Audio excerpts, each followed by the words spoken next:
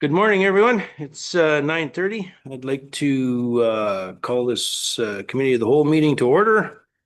I'll start out with the land acknowledgement. We acknowledge Athabasca County is located on First Nations Treaty 6 and Treaty 8 traditional territory.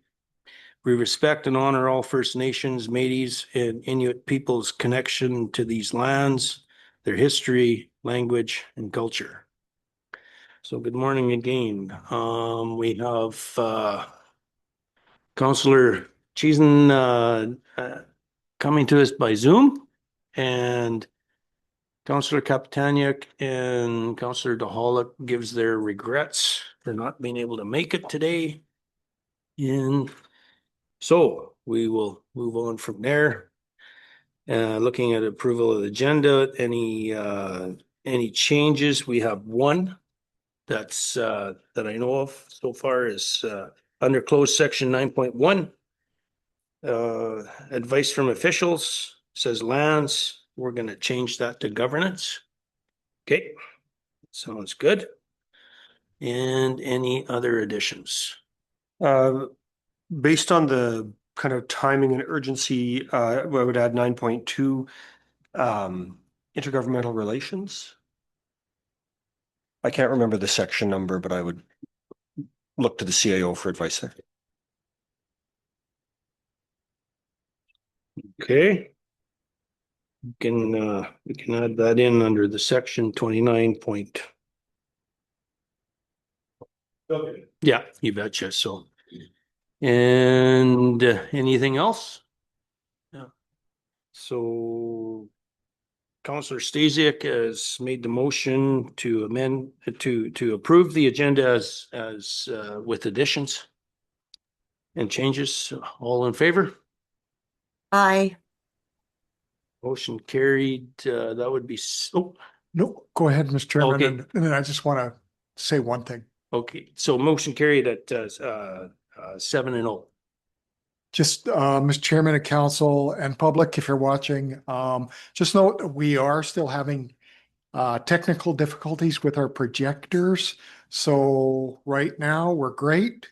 At any time it may time out and then we're back to the drawing board and we may lose Councillor Chazan.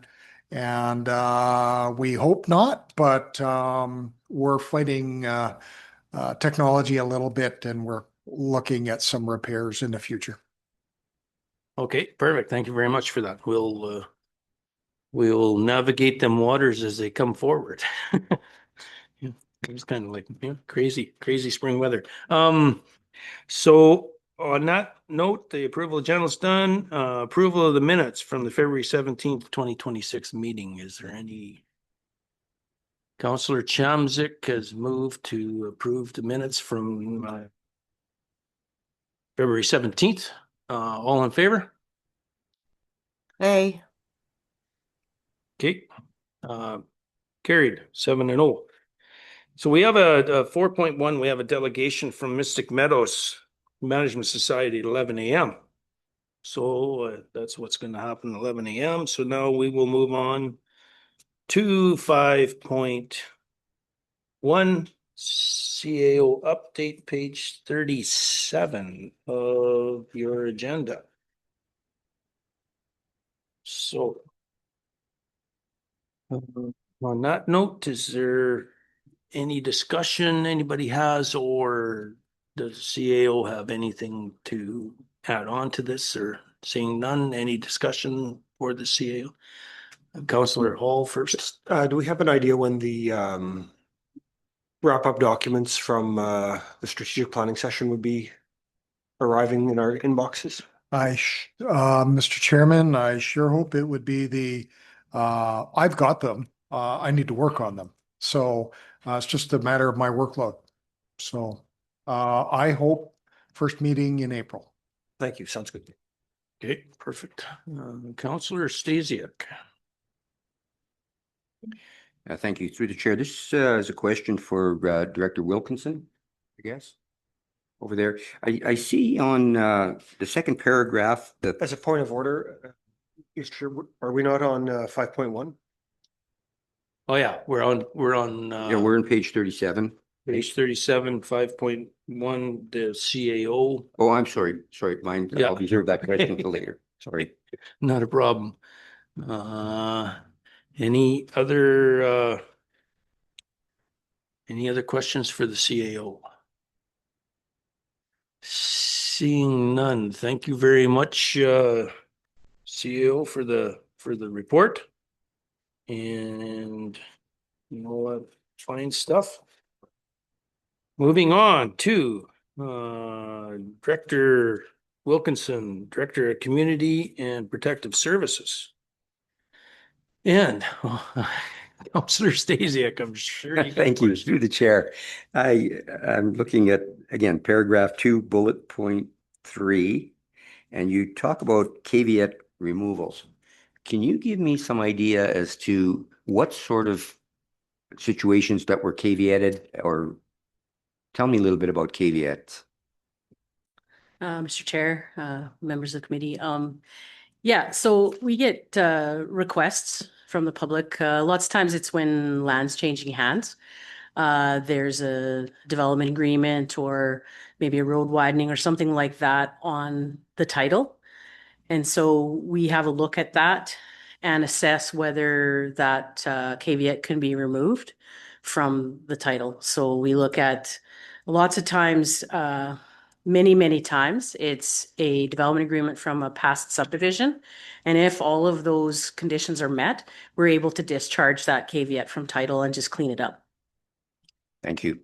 Through the chair, one more time, can I ask for another question, possibly not pertinent to this question here, but I just need some clarification. Is that appropriate? Or I'll just go with it, and if it's not, then correct me as you please. I was reading through a previous agenda where somebody had applied for a yard separation. It was an 80-acre split, and I think it was Division 8. Doesn't matter. But anyway, some of the conditions were that a building be removed, water line be removed, road be upgraded, and so on.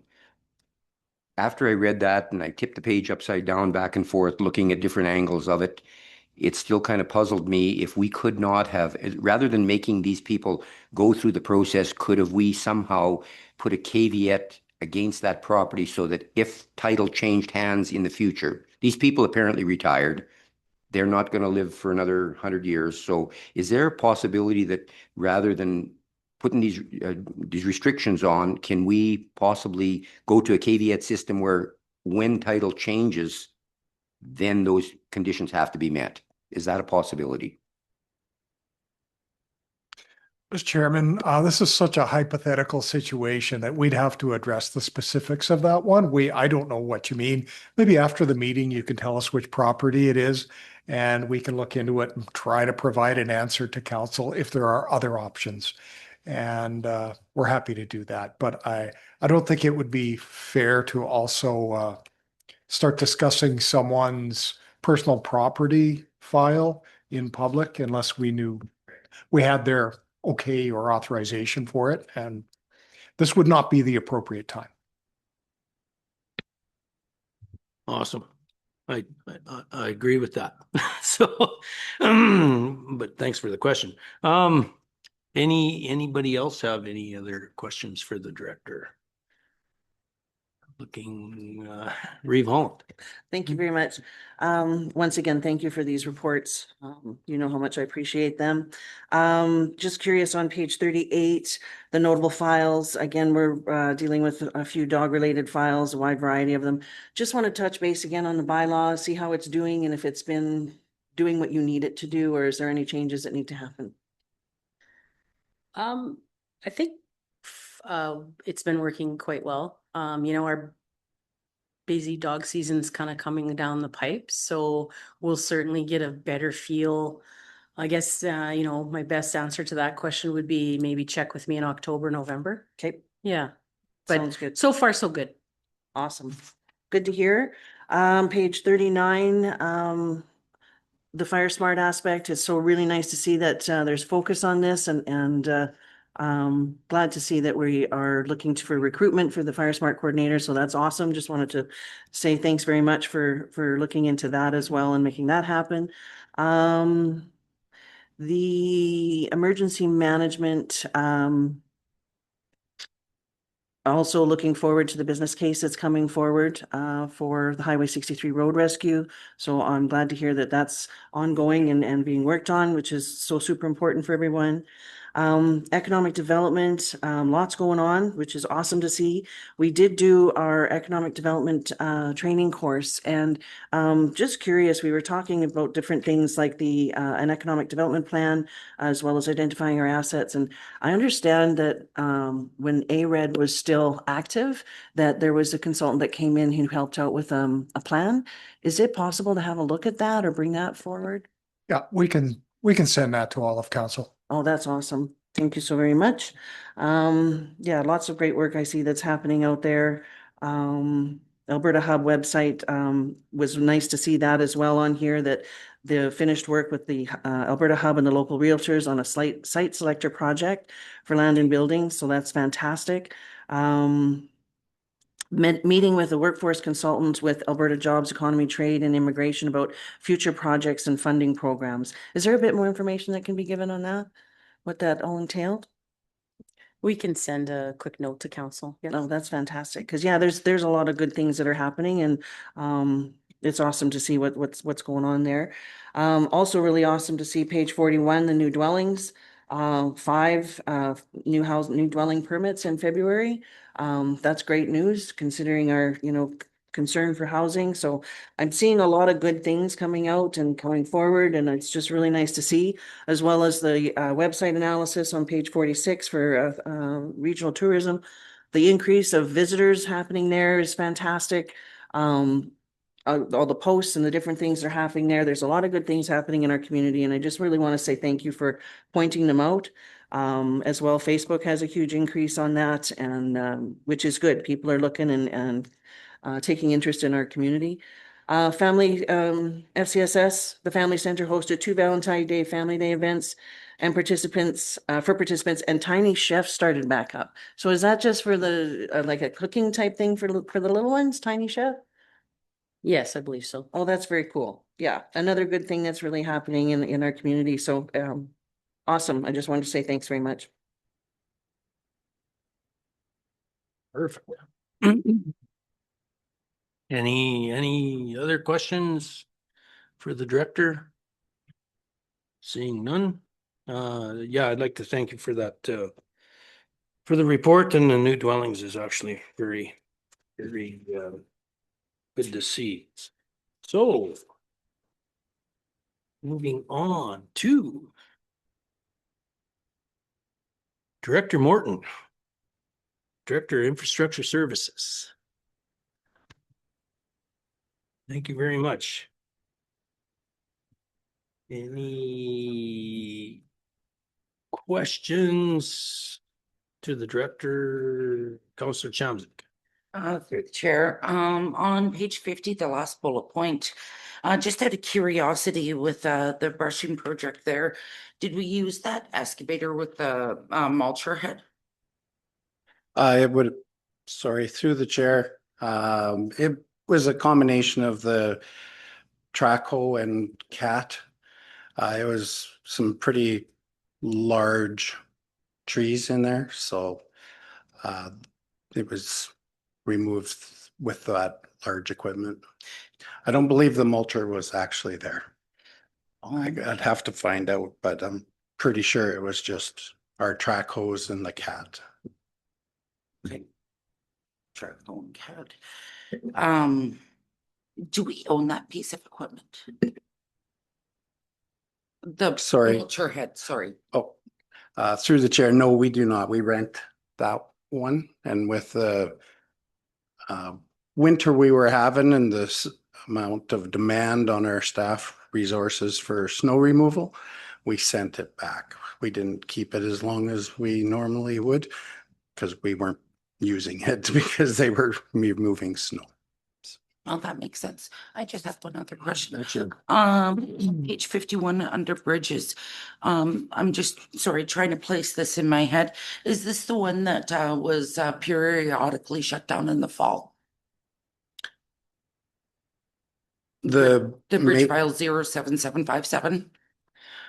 Sorry, I don't know exactly which one that is. It's the one where we couldn't do the jacking up until the ice was thick enough. Oh, But the exact location, I'd have to get back to you on that. sure.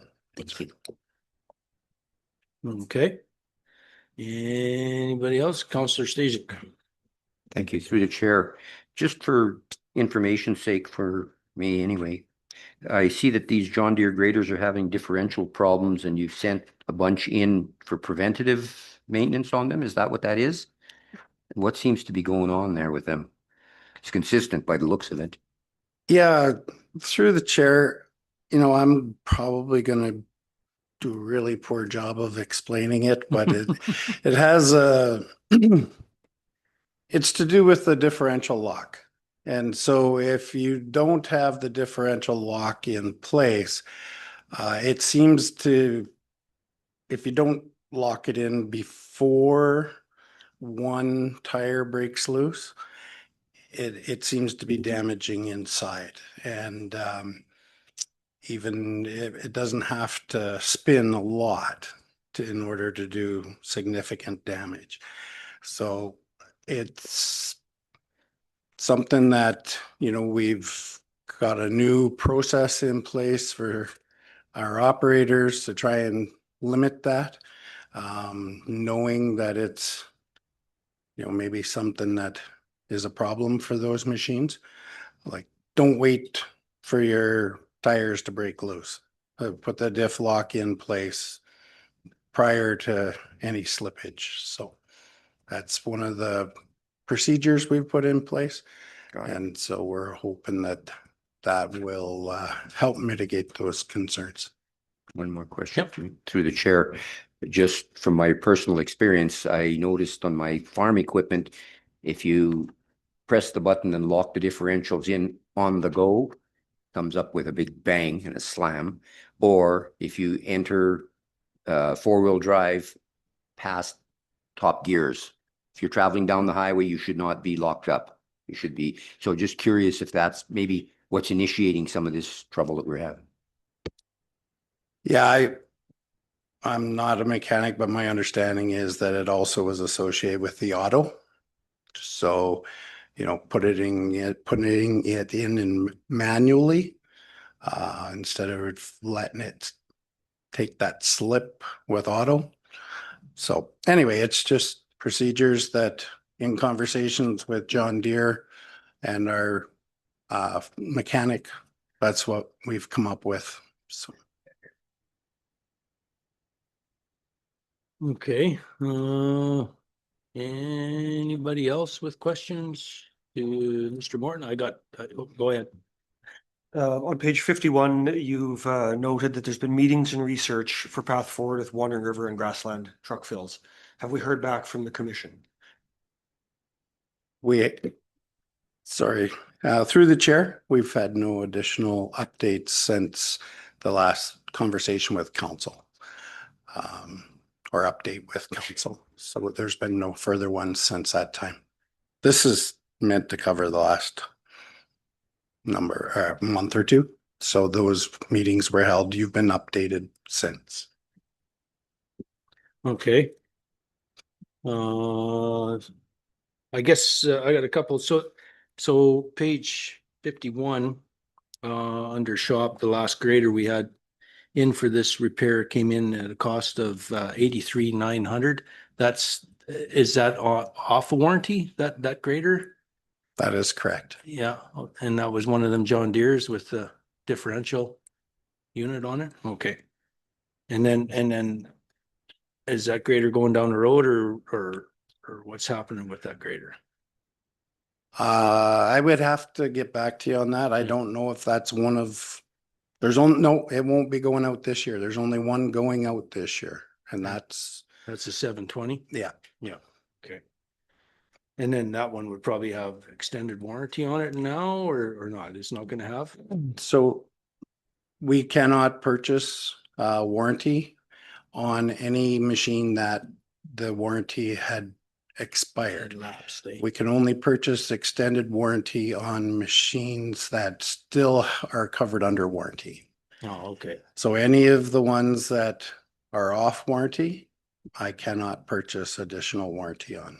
So we're gonna have probably 3 graders then off warranty. Correct. Yeah. And then the other 2 that are coming up that are going to be close, we're going to purchase the additional warranty on.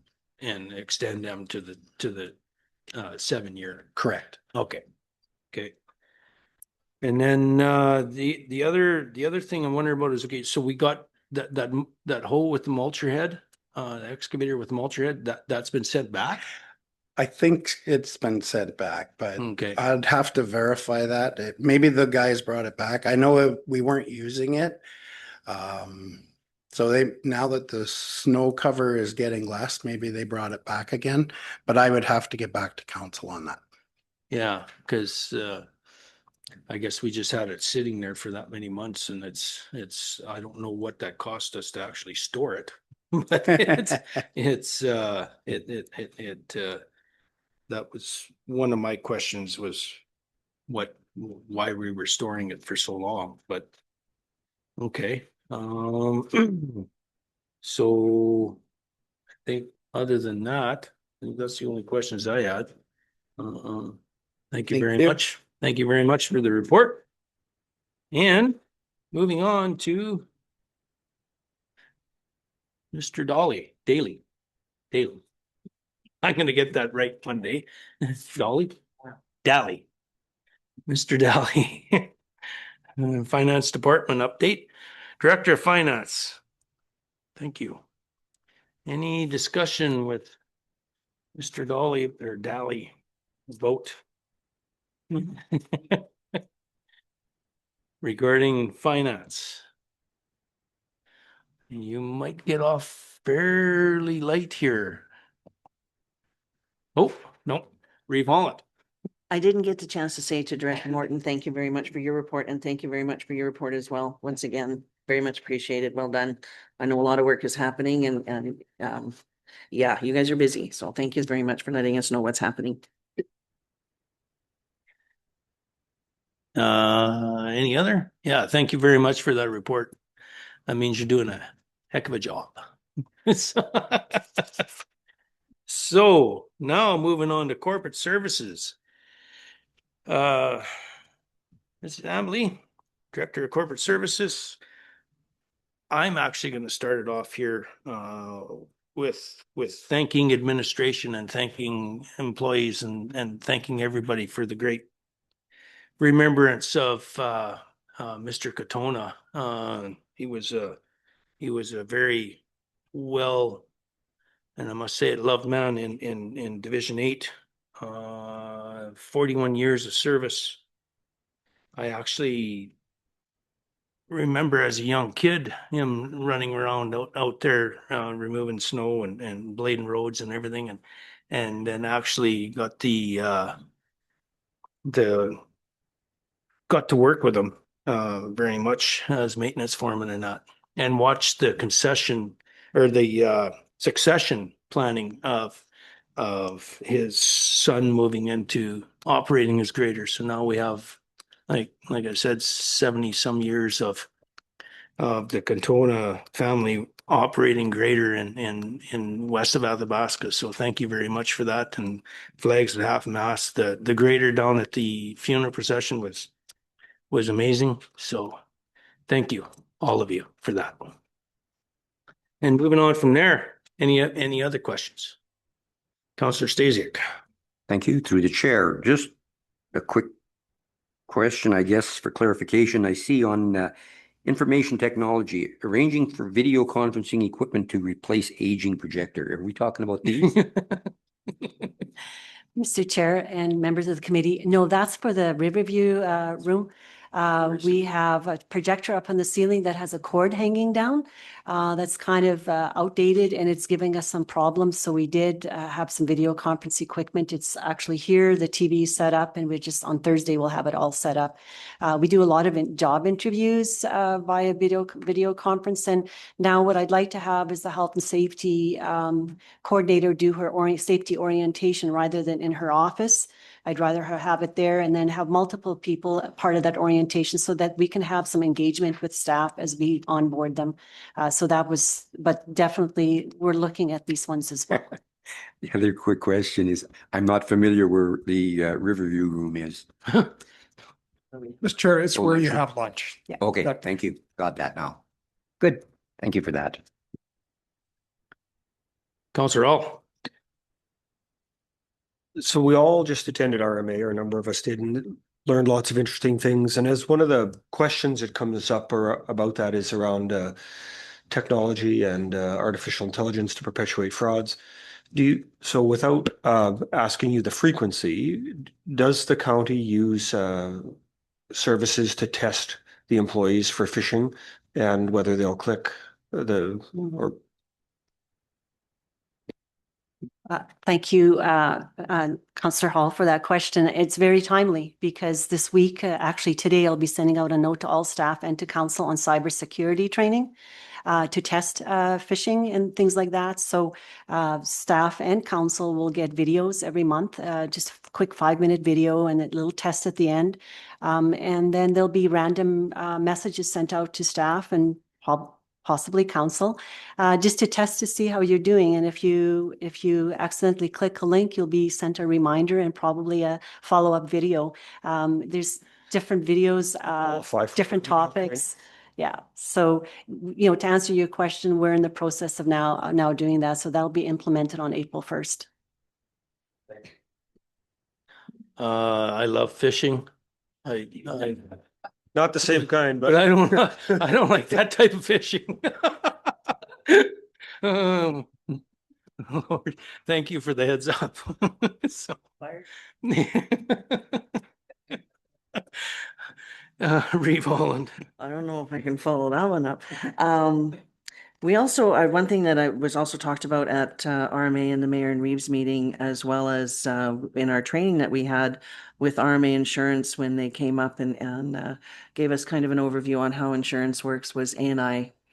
And just, it still scares me a little bit, the information that we're receiving with regards to that. And I'm just wondering if that's an area that's going to be reviewed. The benefits, the pros, the cons, and the risks of having A&I instead of doing maybe possibly, they mentioned grants might be a better way to go rather than having an additional named insured. Mr. Chairman, council has not given us direction to spend a bunch of time working on that. Okay. Yeah, just something I know that we probably should have a conversation about at some point so that everybody understands the risks involved. And yeah, it was good information that was provided. The other thing on page 61, the external grants, great news to see that another grant has been approved and for the incident command trailer for protective services. So I think that's absolutely amazing and nice to see that more good things are happening for fire services. So thank you for that. And thank you very much for another great report. Yes. Any other questions for the director? Seeing none, thank you very much for the report. And all that stuff. Thank you, everybody, for your reports and that. I think that ends that portion of it. 5.2 is done. 5.3, councillor updates. So we can start with Councillor Chamzik. Not a lot really happening. The Athabasca County Fire Services Gala was very well done. Very proud that our administration was able to put together such a beautiful event. Awesome job. We have done strat planning and of course RMA in the meantime. Weather has been funny, up and down with temperatures, keeping a Public Works hard-working crews busy, I'm sure. Last Friday, we had the Grassland Egg Fair. It was really well attended. And upcoming in the community, Friday is Soup for Seniors and Grassland Egg Society. The last one will be in April 17th. There is also an upcoming garage rummage sale in Grassland on the 18th and 19th of April, 10 a.m. to 4 p.m. And also May 23rd, Grassland Volunteer Fire Department is having a show and shine and also celebrating their 50th year of service. And that's all I really have. Perfect. I'm gonna jump towards Councillor Cheeson. Good morning. Not much happening in my world, but with the cold weather, some of my meetings for the last month have been canceled. So the Boyle library meeting, I haven't had the chance to do much with that committee. Cold weather had canceled the last meeting, so the only thing I really have to report on is the Regional Healthcare Attraction and Retention Committee. Just letting you know that we do have a new doctor coming in. He's from Whitecourt.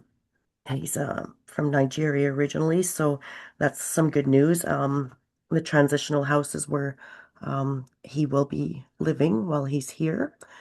So that's good, some good news there. We also have some success panels that the committee had presented, and they had some really good feedback on that. And they're going to hold some regular learn lunch with the students in the high school to try to promote the positions, doctors, nurses, that type of stuff. So they're doing a lot of good stuff. I would like to be involved in that, so I'm reaching out to Councillor Kitely. She's doing some stuff here in Boyle area, so to help her out with that.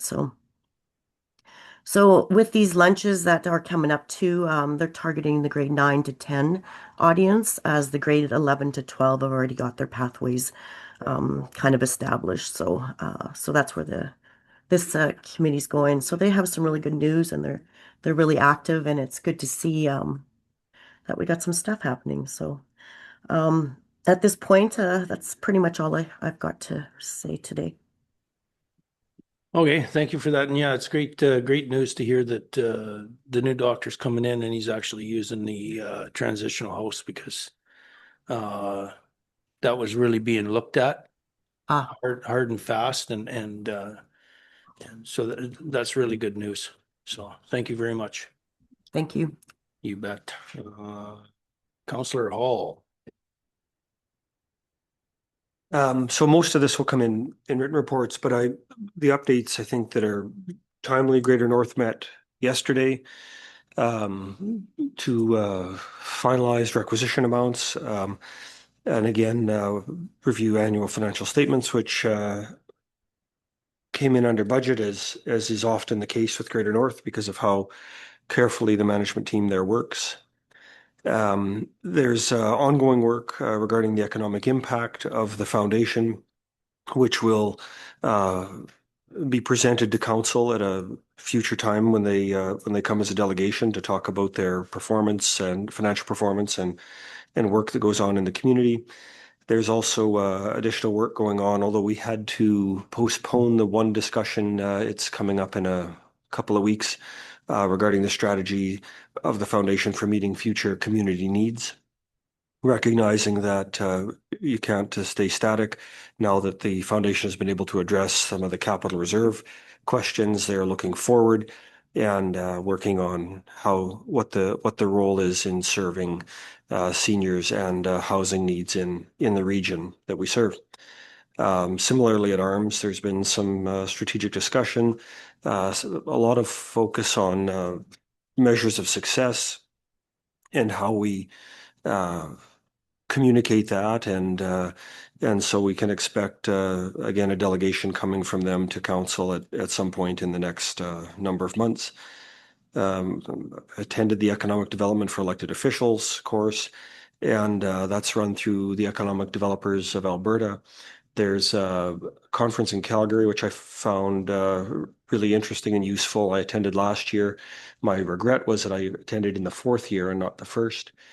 So I'm tentatively scheduled to go again this year, although to be blunt, after the last council meeting, I'm giving serious consideration to whether I do that based on what happened 2 Thursdays ago.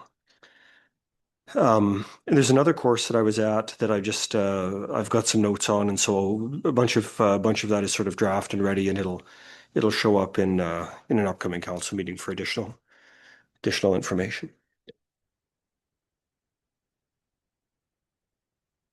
Okay.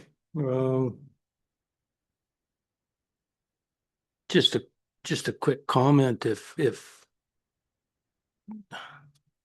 no, I'll leave it alone. Councillor. So this month's been very busy, I'm sure, for all of us with RMA and everything. We started out with our strat planning and met together and had some very valuable conversation. We also met with Lac La Biche County, which was very productive. I really look forward to continuing that relationship with their council. That was a very, very positive thing that happened there. I attended RMA. I took the council's role in strategic planning through the elected officials education program. And then there was also a drop-in seminars, and I took the AI one. Learned a little bit there. It was a little hard. I got a little late, so I was in the standing room and it was really noisy next door. They were having a party or something, but did pick up on a lot of valuable information there as well. It was really cool to make connections with meeting first-term counselors that are sort of drinking out of a fire hose as I am, and connecting that way, and also getting just advice from other long-term counselors and meeting with other counties and stuff to learn how to better serve my community. Had our FCSS meeting yesterday. And then this weekend, I'm possibly going to need a clone because there's so much going on in our community. We've got the Collington Flea Market happening on the 28th. We also have the Richmond Park Easter egg potluck / hayride / Easter egg hunt happening on Saturday. And Pucks for Paws is happening at the multiplex Friday till Sunday. That's all.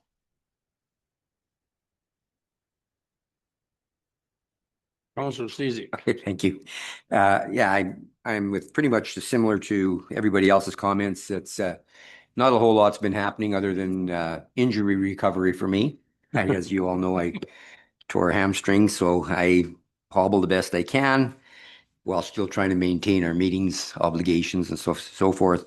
I'd like to also comment on the Plamondon meeting. I was very impressed with that meeting. I can't honestly say that I've had much to do with that end of the county, the municipality, and learned a lot. It was updated by their staff as well as ours as to what's been going on over the last few years. And at the end of all of that, Councillor DeHollick took me on a road tour and showed me this elusive Plamondon connector, which I'd never been on before. And he also took me on a tour of Wandering River. I've driven past there many times, but can't say I honestly stopped in town for any reason. So it gave me a broader view of what's going on over there. I went to StratPlan. I enjoyed that. I thought that I've never done that before, and some of the information that came out there was, I would say, candid. I enjoyed that part where although it was structured, there was room for just open conversation, and that I thought was pretty impressive. And about the last thing is I'm out and about driving my municipal roads, comforting some of the ratepayers who are concerned about ruts, as everybody's division has. And in my next life, I guess what I'll try and do is stop the snow and stop the rain and schedule at a different time for our benefit. And that's about all I have. Thank you. Right on. Thank you. Revon. Thanks so very much. Just kind of a little bit of a repeat here. February 27th, of course, was the annual Fire Services Gala. It was amazing. It was well attended, well received. It was so well done and extremely appreciated. Everybody really was thankful that we were able to do this event. It was an honor to give remarks as well as to help with the awards, and so great to see the recognition of our fire services personnel by the county, with MLA Van Dyken in attendance as well as Fire Commissioner Rowe. It was very amazing. I look forward to the next gala. This is, I think, just going to be even better. And of course, we cannot thank our volunteers and first responders enough for what they do for our region. So I'm so glad to have been part of that evening. March 5th and 6th, of course, was our strat planning session. I'm also looking forward to seeing the results of the brainstorming from those couple of days. That was rapid fire, and I think it was very well done. And the draft document will be coming as mentioned, and of course, big thanks to our facilitator, Gordon McIntosh, for all his help for that very important task. March 10th, again, we did that. Everybody has mentioned, I too agree, the council meeting with Lac La Biche County that was facilitated by ISP. Awesome. Many thanks to ISP for their work in helping us to identify those opportunities and the benefits that both of our municipalities can take part in. So, and also thanks to Lac La Biche for hosting. Holy man, did they put out a spread? So yeah, it'll be a hard act to follow for sure. I can definitely see a lot of good positives coming from that meeting, and look forward to growing our partnership further and connecting with them again soon. March 11th, the next day, we did our active training through EDA for elected officials. That was also another really good course with a lot of great information that was being provided there. I think it'll be extremely beneficial and highly recommend for all of elected officials to take part in that. As economic development, we know is extremely important for our region. So I think a lot of good things came from that as well. Then we move on into the March 16th, 18th, the RMA, the spring convention, again, jam-packed. Once again, it was go, go, go, 6:30 a.m. right through to late hours each evening. We did receive great information. We had great conversations. Great questions were asked of the premier and the ministers in attendance. I've not completed my Mayor and Reeves report, but that's coming, so I hope to have that done by week's end. There was a lot of good information again, and just trying to keep up with it all was still processing. AI was, of course, one of the biggest and hottest topics that people are learning about, so that's a really good thing as well. I'm still catching up with emails and messages from being away there. There's, of course, no shortages of concerns regarding the road conditions and washouts, but many thanks to our Public Works for doing everything that they can to mitigate those issues. Mother Nature is not exactly playing nice, so there's not much we can do when she's running the ship there.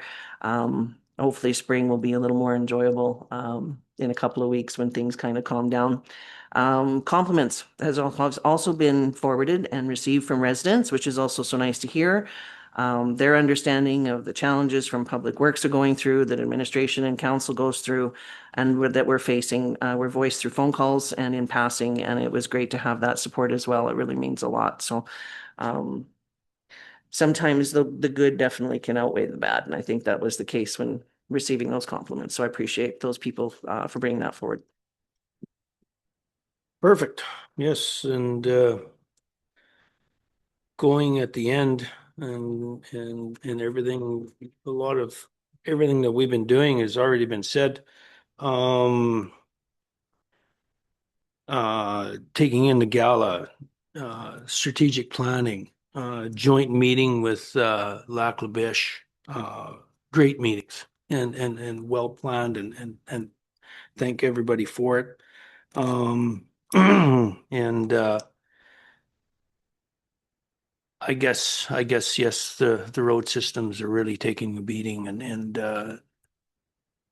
it comes on every few years, or not every few years, every so often Mother Nature will hand you quite a spring, and with that rain, what the rain did is actually suck the frost out of the top surface of the road, and that's why we're getting so much rutting. Driveways became a nightmare. Everybody tries to save their gravel on their driveway by leaving snow on, and that rain totally messed that up, as my wife found out as she was stuck in the center of it, and that so yes, everybody's been going through a heck, and driving down the roads, when you see half tons and 3/4 tons actually rutting your roadway up that you don't normally see on normal springs, it's an understanding of what's going on out there. And it's going to be a tough road with the spring thaw. Public Works is going to be going through hell in a handbasket, if I must say, steaming culverts, and once this water does start to run, it's going to be look out. But yeah, they've got it handled. and they do a great job. So yeah, and other than that, meetings and that there's been a few of them and no, it's been a great month and I'm looking forward to the next one once it does start to warm up. So I think we will have snow in May here in my yard. I'm sure of it. So there is so much of it.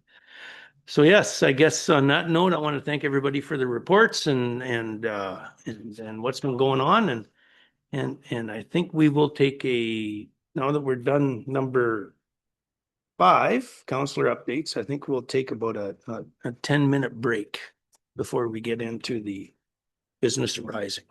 Okay, thank you very much.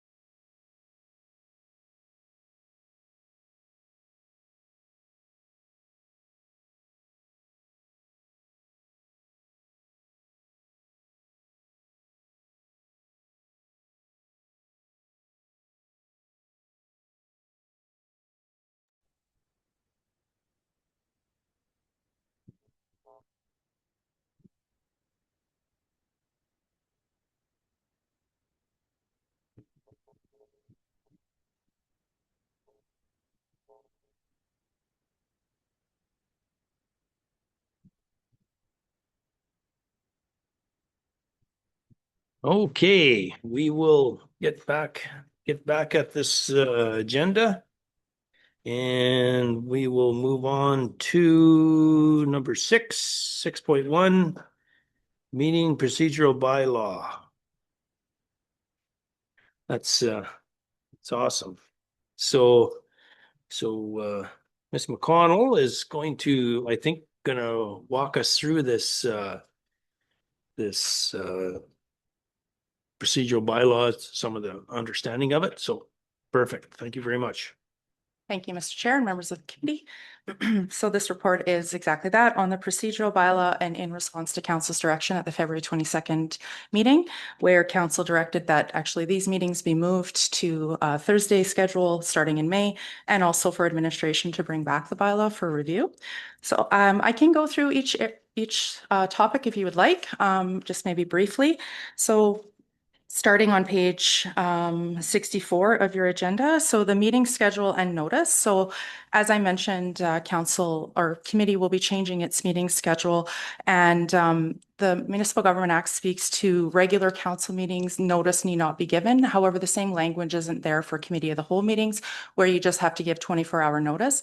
Granted, you guys have a set schedule, so that's helpful, but the point, or like the topic that I thought was important, is that the Municipal Government Act speaks to methods of giving notice. So in the event you have to change a meeting, reschedule it, cancel it, you have to have a prescribed method. And the procedural bylaw, that I couldn't see a method in there. So we are recommending that you establish a method, which would really be via email to council and on the website for the public. So that's the first topic. The second is the requirement to vote. So section 4.5 of the procedural bylaw states, and in part, that all members present shall vote on every question unless the councillor is required to abstain. However, the act also includes some discretion on whether or not they choose to abstain. So discretion is generally tied to whether or not the member of council attended only part of a procedure or of a public hearing.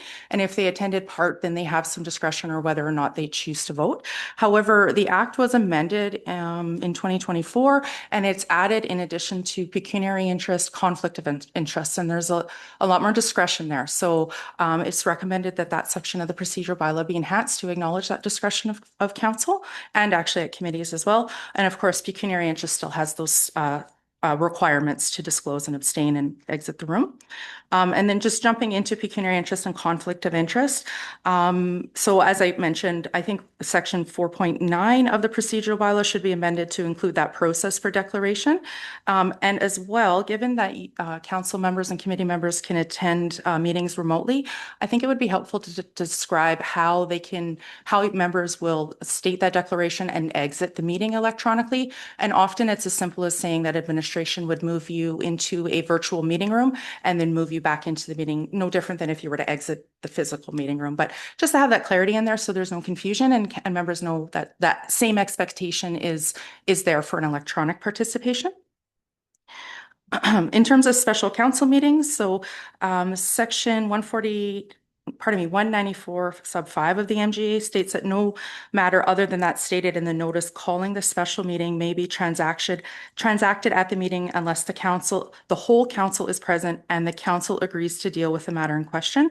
I just highlight this because the language in the procedural bylaw is slightly different. It says that unanimous consent is required for additional business to be transacted. It's very common for municipalities to have that language in their procedural bylaw, and council can absolutely continue with that. I just wanted to flag it as it's just slightly different language between the MGA and what's in the procedural bylaw. In terms of committee of the whole, there's an opportunity perhaps to enhance the I guess mandate of the committee of the whole in the procedural bylaw. Right now it's speaks to, oh shoot, I don't probably need to go through it, but I think what could be added is that, talking about strategic goals, guidance on policies and bylaws, provides feedback on governance related projects, receiving delegations and reviews any matter that warrants direction from the committee. Currently, it states that the committee is limited to recommendations to council and to another committee. So there might be some merit there to give some direction, authorized direction back to administration for more research and evaluation and check-in and that kind of stuff.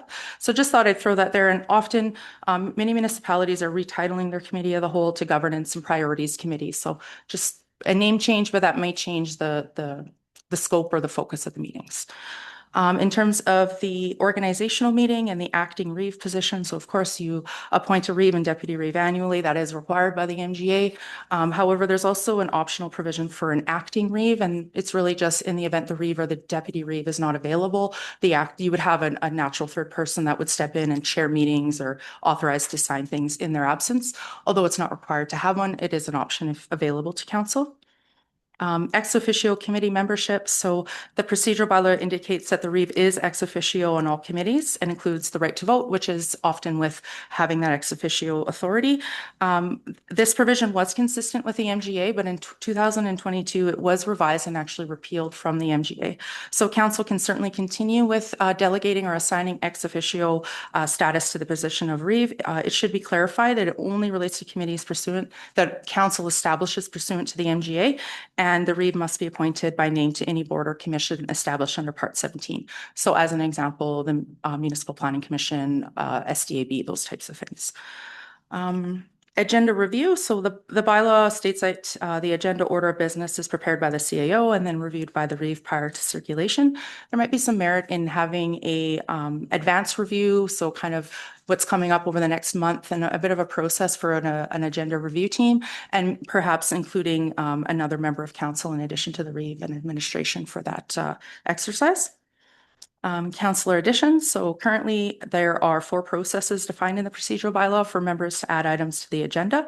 So there's urgent additions, submission of a report in an RFD format, proposing a motion for administration to add an item to an upcoming agenda, and then to present a notice of motion. So the notice of motion process is by far the most common tool that's adopted by municipalities, very consistent across other procedural bylaws.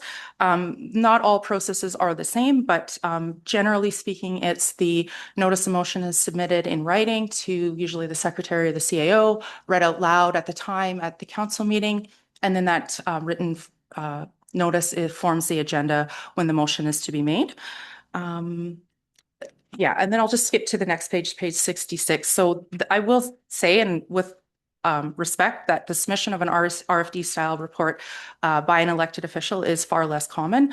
And those types of reports are typically viewed as administrative processes because it has an operational, financial, and legislative analysis.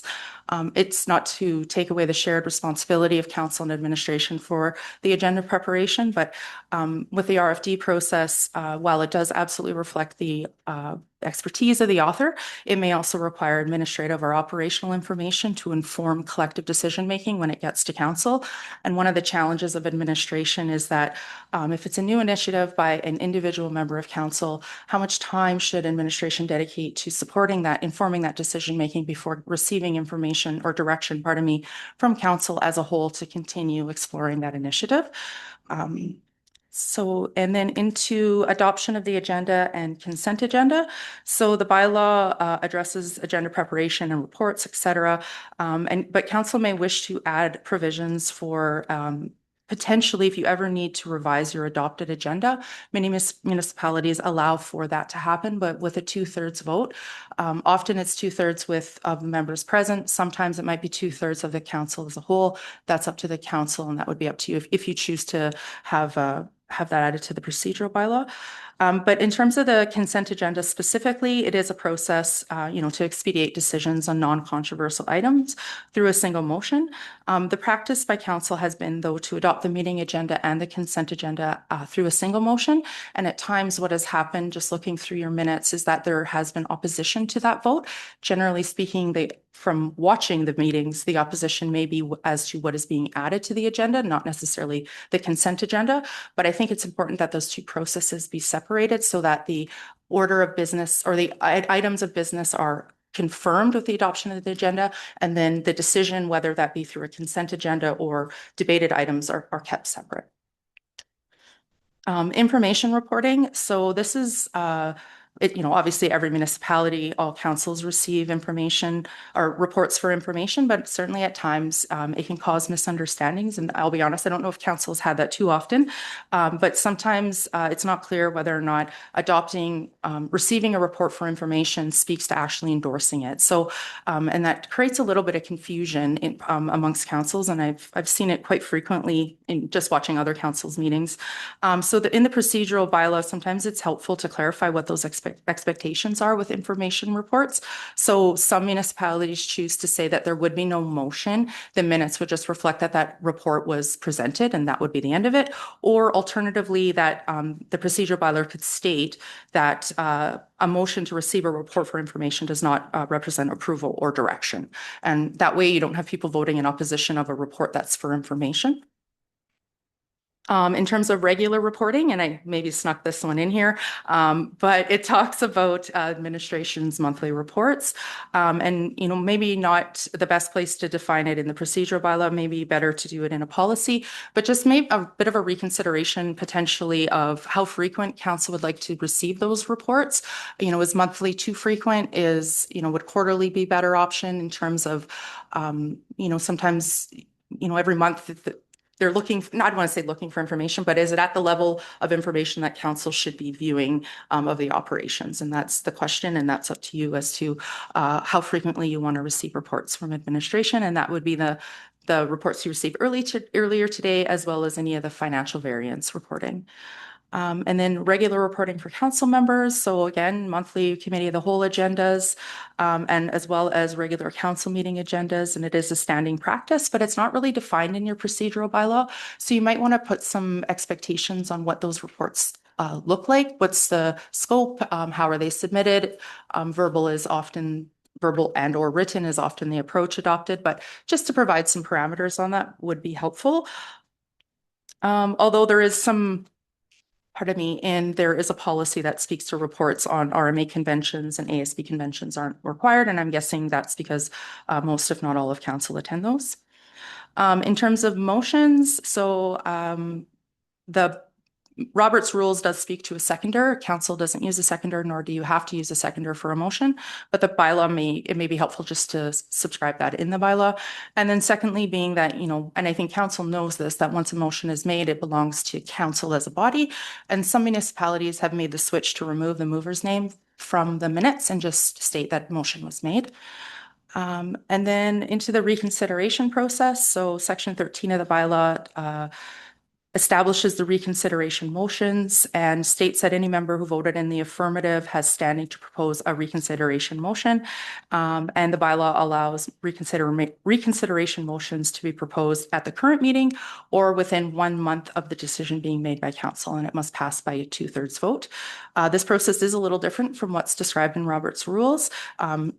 Council can have a different process than what's in Robert's rules, but I just wanted to mention that Robert's rules does state that a member who voted in the prevailing side that has the standing to propose the reconsideration motion, and it's a simple majority vote. That doesn't, the type of vote or the threshold of vote is the same for the initial motion, but it's the reconsideration that is a majority. And in most municipalities, it is common, not all, but common for reconsideration motions to be limited to the same meeting. Some do allow for it to extend into the next meeting. But we did provide for council an article titled Changing Course, and it provides some additional tools that you may wish to consider within your bylaw. And then the last item is on electronic participation and electronic meetings. So some municipalities, hybrid meetings are commonplace. Some municipalities do prescribe that quorum needs to be present in the meeting room in case technology fails, although that's not required. Some do require that the chair be present in the meeting room. Again, not necessary, but just kind of pointing it out there in case there ever is a technology issue, the meetings can continue. And then just the other point on electronic meetings is councils always really had hybrid meetings, but you can have meetings held entirely by electronic means. And that does require that all participants, including the public, can hear and communicate communicate with each other. So there would just be an opportunity there to kind of provide those provisions. I would suggest you would only really ever need them in an emergency situation, because administration would always be in the room regardless, but it isn't something to bring up in the event it is ever needed. So with that, thank you for your time and happy to answer any questions and of course take direction. Awesome. Holy man. That is a lot of information, but that's what we're here for. So thank you very much, Councillor Stasiak. Thank you, through the chair. Just a point of clarification here. Sorry. Oh, I'm sorry. It's page 65. Ex officio committee members. Does that give the Reeve in this particular case an extra vote, or does it replace one of the committee member votes?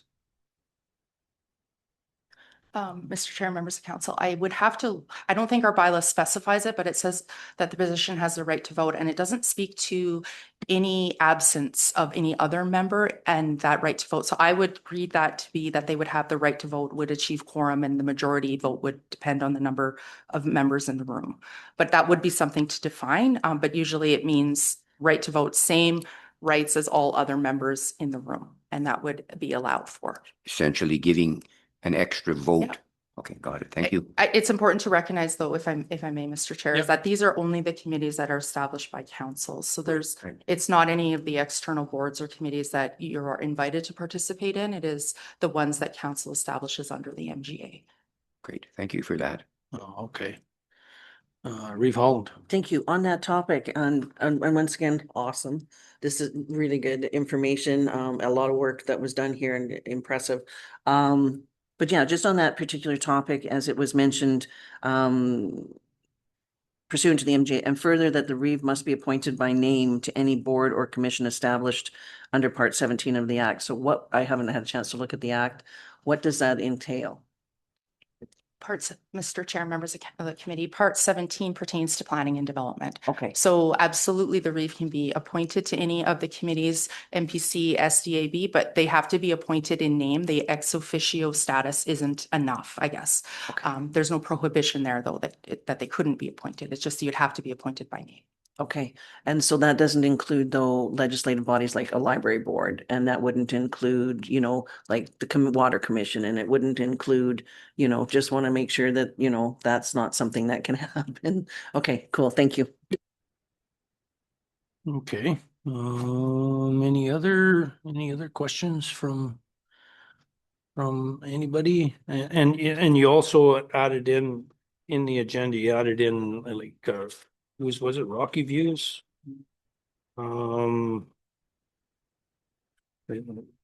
Robert's rules, all that information and that. So is, I guess from here, where do we want to go? Do we want to come back with some ideas, or how do we where do we go from here?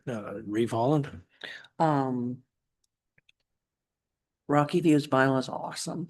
It is so detailed and it leaves very little gray, which is so incredibly important in my wheelhouse. Leaving out the gray is fantastic. For going forward, through the administrative report, there are very many items here that I'm wondering if we just can't get one by one to say, okay, does council agree?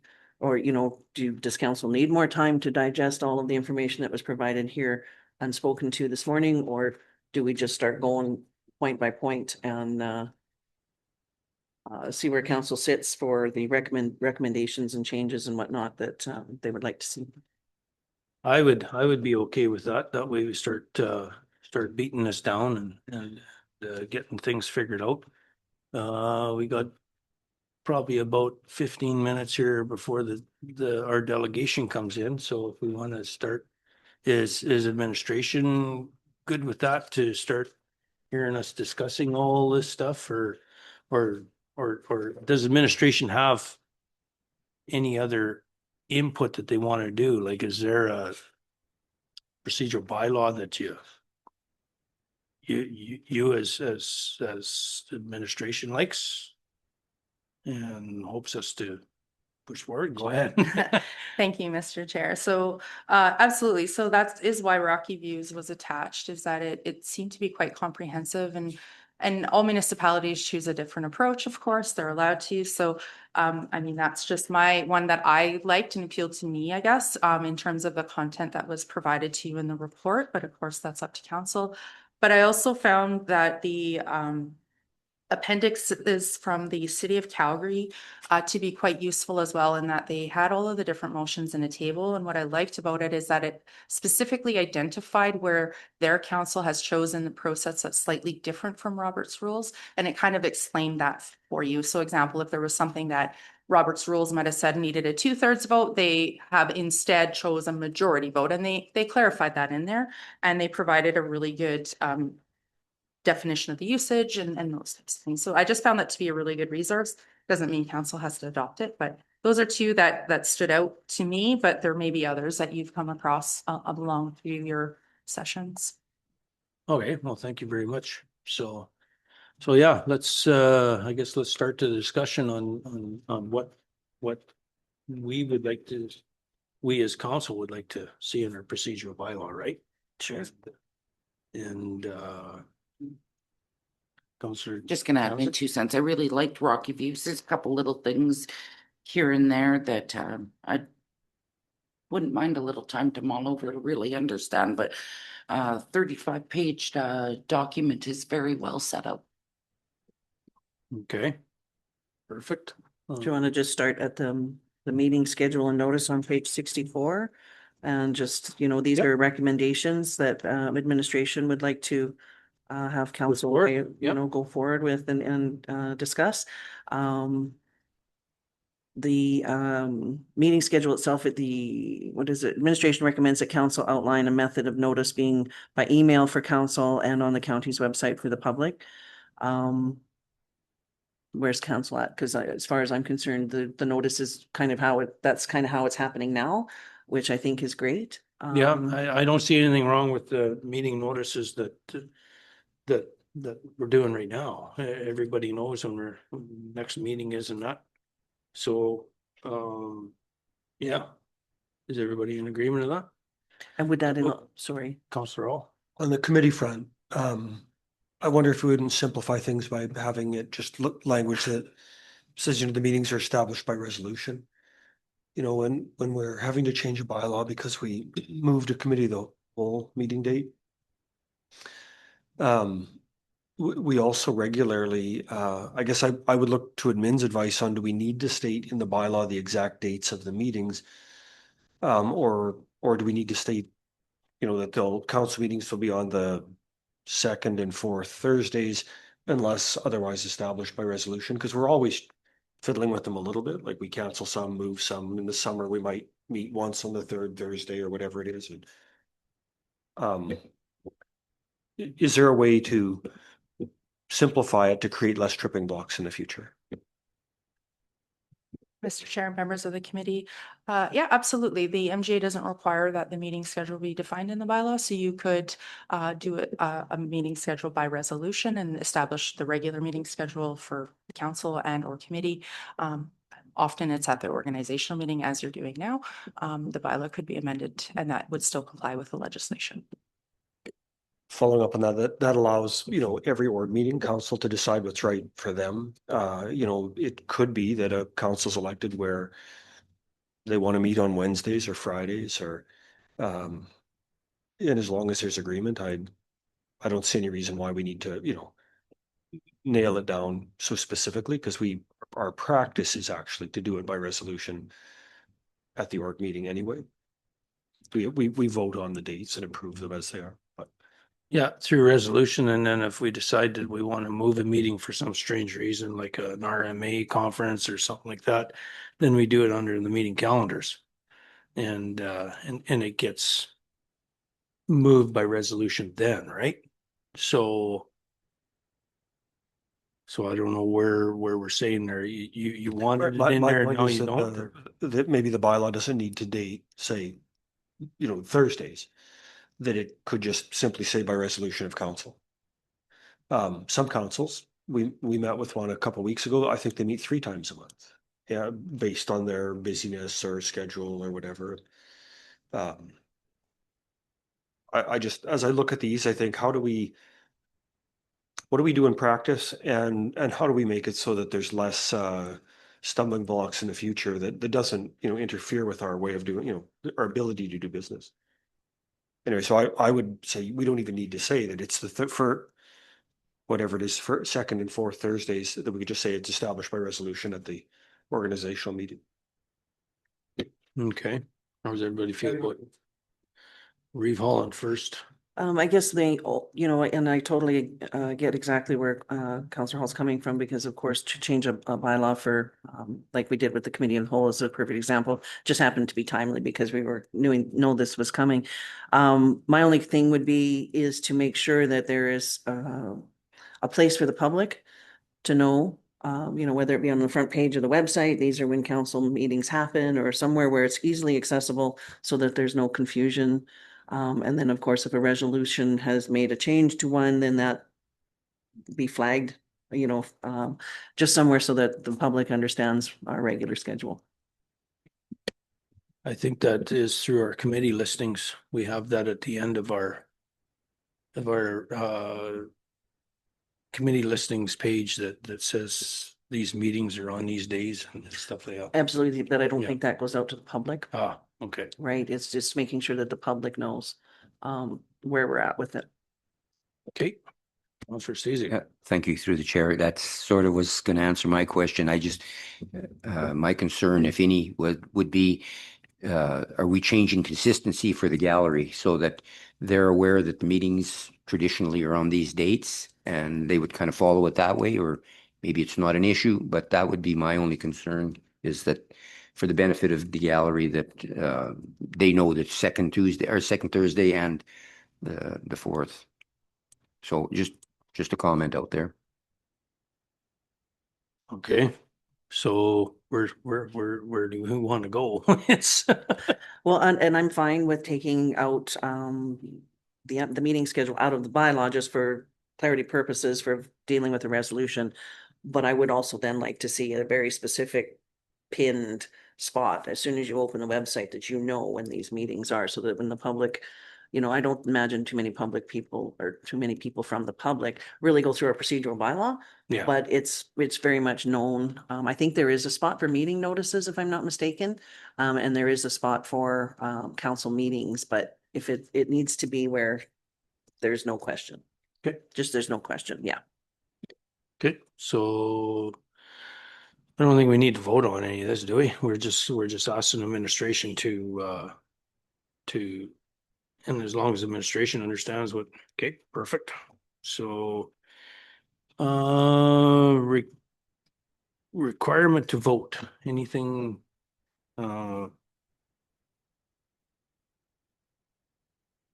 Would I there like- be any objection to just asking admin to clean up that section to comply with the act? Yep. And if not, Yep. you can truck along.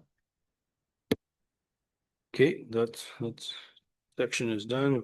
Procuring interest, conflict of interest, I think that's same sort of deal, clean it up, okay. Could I suggest, though, that we provide some definitions in there that, like, it'd be nice to have what is a conflict? And I don't know to the extent that's possible, because even when I look at the other bylaws and the act, it's still sort of like grabbing steam, but a reference to conflict is as defined in the act or something, because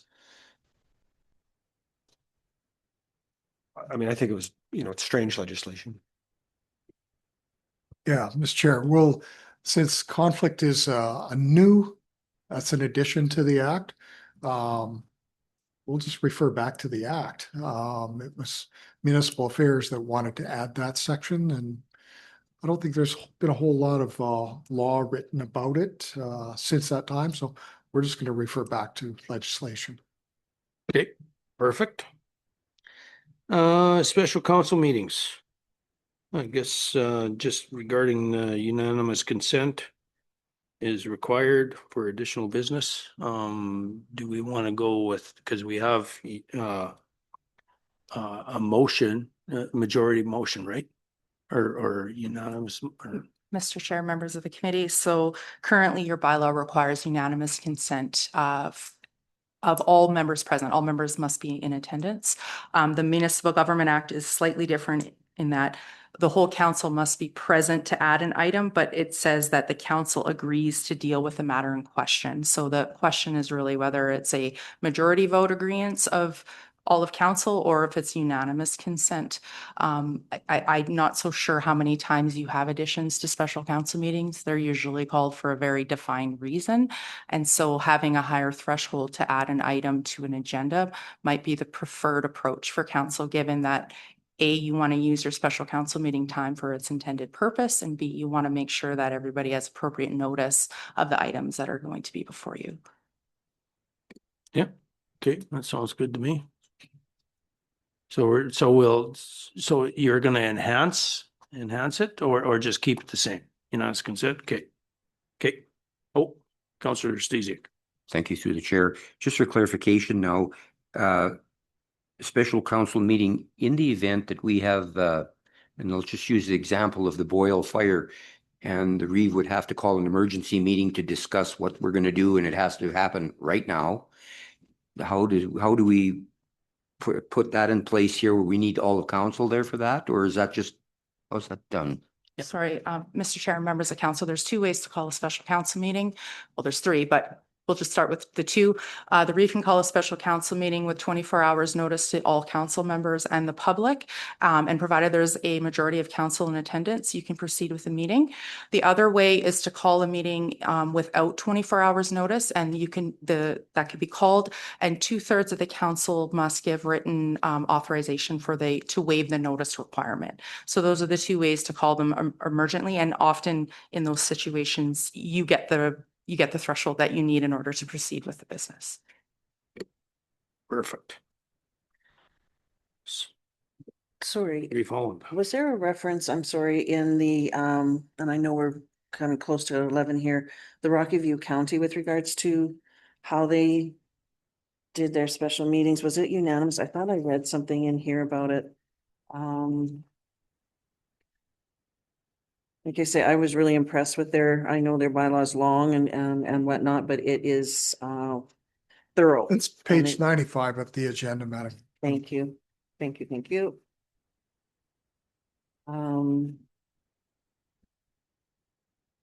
Page 95. So special council meetings may be called by the Reeve, and then special county meetings may be called by the chair in accordance with the committee's terms of reference, or by the chair in accordance with section 194. The terms of reference do not provide for a process. So in that section, it doesn't mention unanimous consent. It doesn't mention, so help me understand. Mr. Chairman, it references section 194 of the act. Okay, All those things show up in section 194. and so really We we talked should, about the 2/3 Okay. requirement for less than 24 hours. So that section is pretty comprehensive. okay, You're really not required to go beyond what the MGA says. In fact, Right. you should probably stay consistent with what the MGA says. thank you. That was the wording I was looking for. And so the unanimous consent thing, I think, really ties hands, right? And I agree. I think we should be as consistent with the MGA as possible instead of. Yeah, Yeah. so that's where I'm at. I'm not necessarily all about leaving ours as unanimous consent. I'd rather follow the MGA. Okay, how does everybody feel about that, following the MGA? Yeah, It makes sense to me. okay, I'm going to speak against that from the perspective that if we have a special meeting and you call a special meeting, the notice is so short in 24 hours that if you don't know at the beginning of 24 hours that you want to add item B to the, you're putting it on for item A. If you don't know that you also want to have B on, it really makes me wonder, like, chances are good you know everything you're going to want on that particular meeting. And I'm uncomfortable with the idea that you can have a special meeting, which because of the notice period, it's conceivable not all of council could or would attend. That something can get added as a surprise at the meeting that anybody who's not attending didn't have notice of. So it creates a situation where you can have a surprise addition that a person who might have been absent for part of this, for the special meeting, would have rearranged their life to be there had they known that item would be on. Like because sometimes we have special meetings and we've historically had them where it's a matter of sort of a procedural adopting something or kind of a routine. You know, we used one time, we had a committee of the whole meeting. We got to kind of the end of the budget. We used the process to have 2/3 of council sign off on a no notice period, but we we approved the budget. It was fairly straightforward.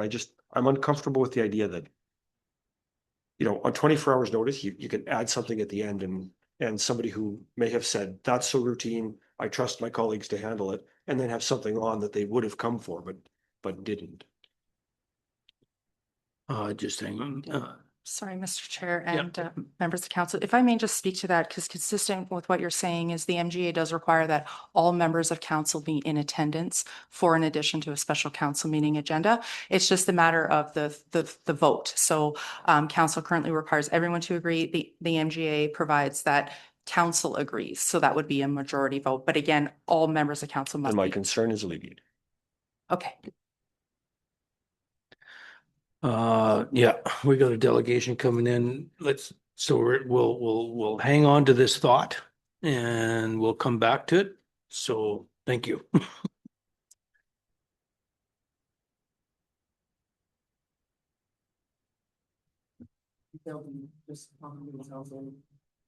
Page 7.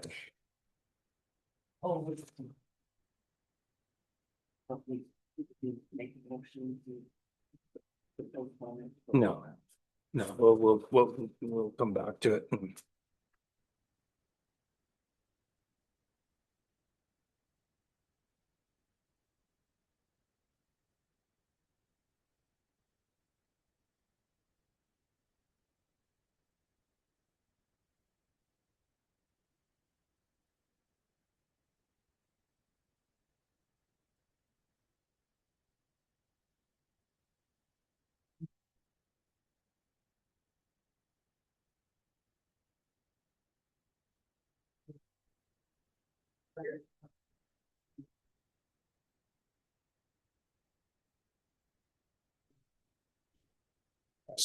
Till it turns red.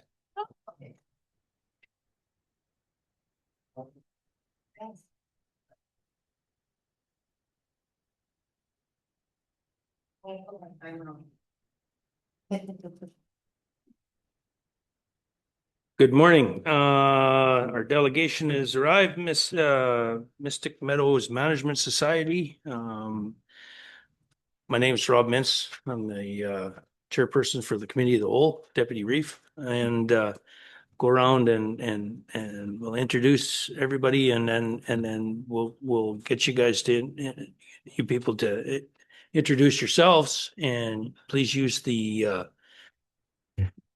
mics and that. And yeah, we're going to be down to about a 15-minute presentation. We're fairly busy today, so thank you very much. I'll start on my right. Good morning and welcome. Thank you for being here. I'm Tracy Holland, Division 5 Counselor, as well as Reeve of the County. Thank you for coming today. My name is Ken Stasiuk. I am Division 1 Counselor, your area, down in Rochester. Good morning. I'm Cody Callahoo, Division 9, so north of the river area. Welcome. Good morning, Brian Hall. I was elected in Division 4. Welcome, Kelly Chamzik, Division 7, Grassland, Atmore, Prospeda areas. Councillor Cheeson. Good morning, Lucille Chisholm, Division 3, so Caslin, Boyle, Elscott area. Good morning. And good morning again, Rob Mintz, Division 8, Baptiste Lake, Island Lake area. We have with us Mr. Jordan Schinkelberg, the communications coordinator, Miss Leah Blair, recording secretary, and CAO, Mr. Beck. And please take it away. Hi, I'm Maddie Dickner. I'm president for Mystic Meadows. I'm Corey Allison, treasurer for Mystic Meadow and year-round user of the property. So I'm just going to start my timer. So our first agenda item is a memorandum of agreement that we have had with the county for many years. The 11 years that I've been president plus prior to that. We'd like to renew it. It expires in 2026, so December of 2026. So again, we'd like to renew for a 5-year period. Okay, so that one there, that'll be going through administration. That doesn't come through council, right? Okay, So- Okay, so I will contact Bob. you betcha. Okay. Thanks. The next one is our golf cart usage. We sent a letter through Bob last year to the county requesting that we get permission to use golf carts in Mystic Meadows. We currently have 9 owners of golf carts. The council did address that issue on August 19th of 2025, and it was my understanding that it was dropped because of administration issues. I listened to your meeting through via streamed. And I just want to address it again, bring it forward again, because the reasons we like the golf carts in Mystic Meadows, we're a small community with 3 loops.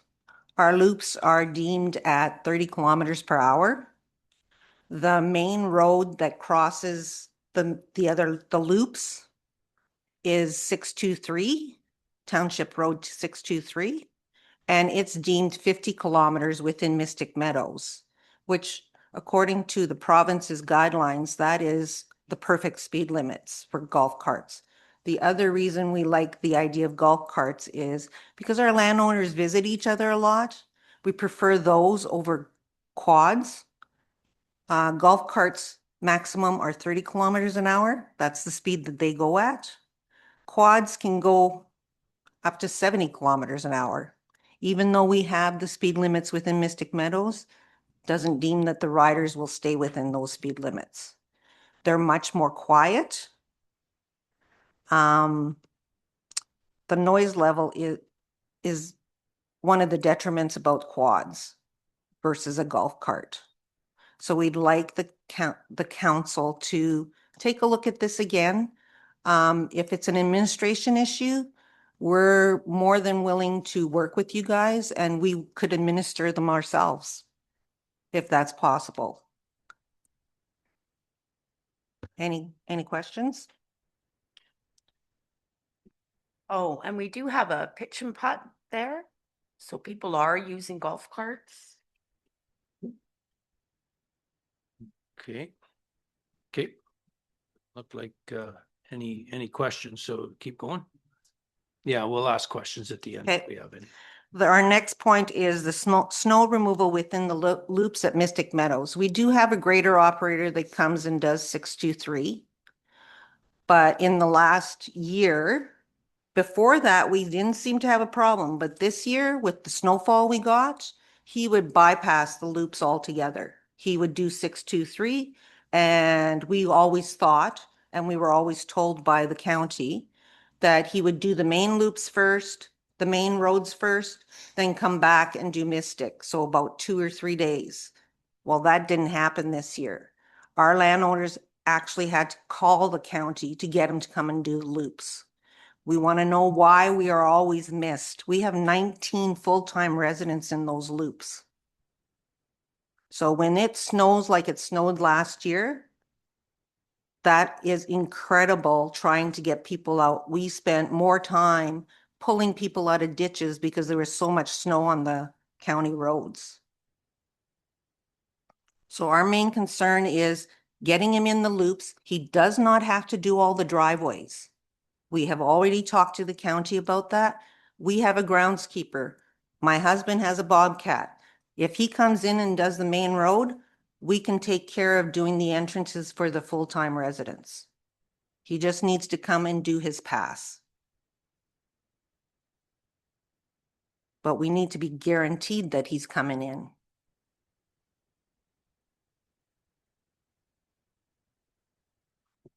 Go ahead. Reba. Sorry, just so that I understand, and I don't want to forget, are the loops on private land or are they county roads? They're county roads. Okay, thank you.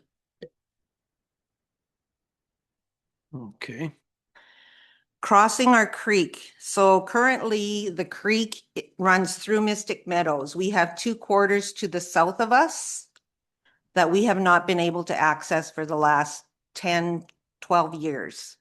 We used to have a berm that came across that creek, but because of the beavers, there's a big culvert on that berm. They have plugged that culvert. We have tried to blast those dams away privately. We've used many machines to try and get it out of there, but they continuously come and clog the culvert. So it's creating the water to rise, and it's washed out 50 feet of the berm. So now we have no access to those 2 quarters unless we go all the way around Mystic Meadow and talk to our private landowners beside us to access those 2 quarters. So we need to access those 2 quarters for trails, for quad trails, for walking trails, just to enjoy our 2 quarters of our land. There's a 50-foot span. So basically what we're asking council is, do you have any ideas on how we can cross this 50-foot span? We have racked our brains, the board, landowners, trying to figure out how to cross this 50-foot span down by the creek. I don't know if council can do anything about it because I think it's on our private land. Go ahead, Councillor Johnson. My suggestion would be reach out to our agricultural fieldman and see if he would be able to assist you in any way possible. To environment? Agricultural fieldman Thanks. with the county. Because we have approached Alberta Environment to make sure that we weren't going to do any damage to the environment. They have told us as long as we do not put dirt in there, as long as we do not fill that pond with dirt, we're okay. But we will reach out to Alberta Agricultural. Yeah. Okay. Thank you. That is working on private land though, and we don't usually work on private land. So that berm was probably, because I remember discussing this before, that berm was probably an old beaver dam that was in there, and the culvert was placed in there so the water could still flow, and the beavers are plugging that off. There's what we call through Athabasca County, through Alice committee, through agriculture, is a control structure called a beaver stop, which is a pipe placed in there that keeps control of the water flow. And beavers don't plug that off. So that's something that you'll probably be asked to look at. Reeve Holland. Thank you. So I'm just going to ask a question of Chairman's, can they reach out to Alice for a project, or is that something in their wheelhouse? Probably not through Alice. Well, you could reach out to Alice because Athabasca Watershed Council works in there too. And this is based on the watershed. So they might be able to help you in that end also through the Athabasca Watershed Council. So, and I have some numbers in that. We have numbers here in Athabasca County that can be given to you. Okay. And our 5th point is the water transfer station for for Rochester Caslin. You've got the report from I can't remember who it's from. I just want to make sure the council does not forget about it. The majority of the landowners in Mystic Meadows some of them are on wells, some of them are potable water, and we usually go to Collington or DAP to get our water. So we are spending an hour, most residents, or they're having their water brought in. Water transfer station would be a great thing for Rochester and for Caslin. I do have a question for you guys, is what is the difference between the water station and a reservoir? The what you're looking at is the Water for Life grant that we went out to do a feasibility study of bringing water that way, taking water to Caslan, places like that. Water for Life grant it's from the point of origin, which is wherever the water treatment plant is, to an actual reservoir. And it's not into a community like Rochester itself. It's just to a reservoir, and that's where people fill up with their bulk water. And so that's what that study was done there. And if I remember right, it's possibly around 37.8 million to bring water down to the Rochester area. So that's where that is kind of sitting, and I'll guarantee you that it will not be forgotten due to the fact of your counselor sitting here. So, but I'll let them talk. Thank you. Go ahead, Councillor Stasiak. Yeah, I've been thinking about this a lot. There's been a lot of discussion about water coming into Rochester, but in the meantime, I'm trying to analyze the cost effectiveness of what it would cost to provide water for how many people. And then that brings to mind the possibility of hauling it there, piping it there. I don't know how else you can get it there, but we have to be sure to represent all of the county that it becomes feasible and not extremely cost ineffective to get water. So not telling you that we're not going to do this, but we have to be very cautious and we have to study this very thoroughly because it's everybody's taxpayers' dollars that are going towards this project. And hopefully in the future, like we've got a grant going on right now, we aren't even sure when our next turn would be to get another grant. So I can assure you that as long as I'm on council, we aren't going to forget about it. I just can't assure you of a date that we will do something or be able to do something. If that helps you.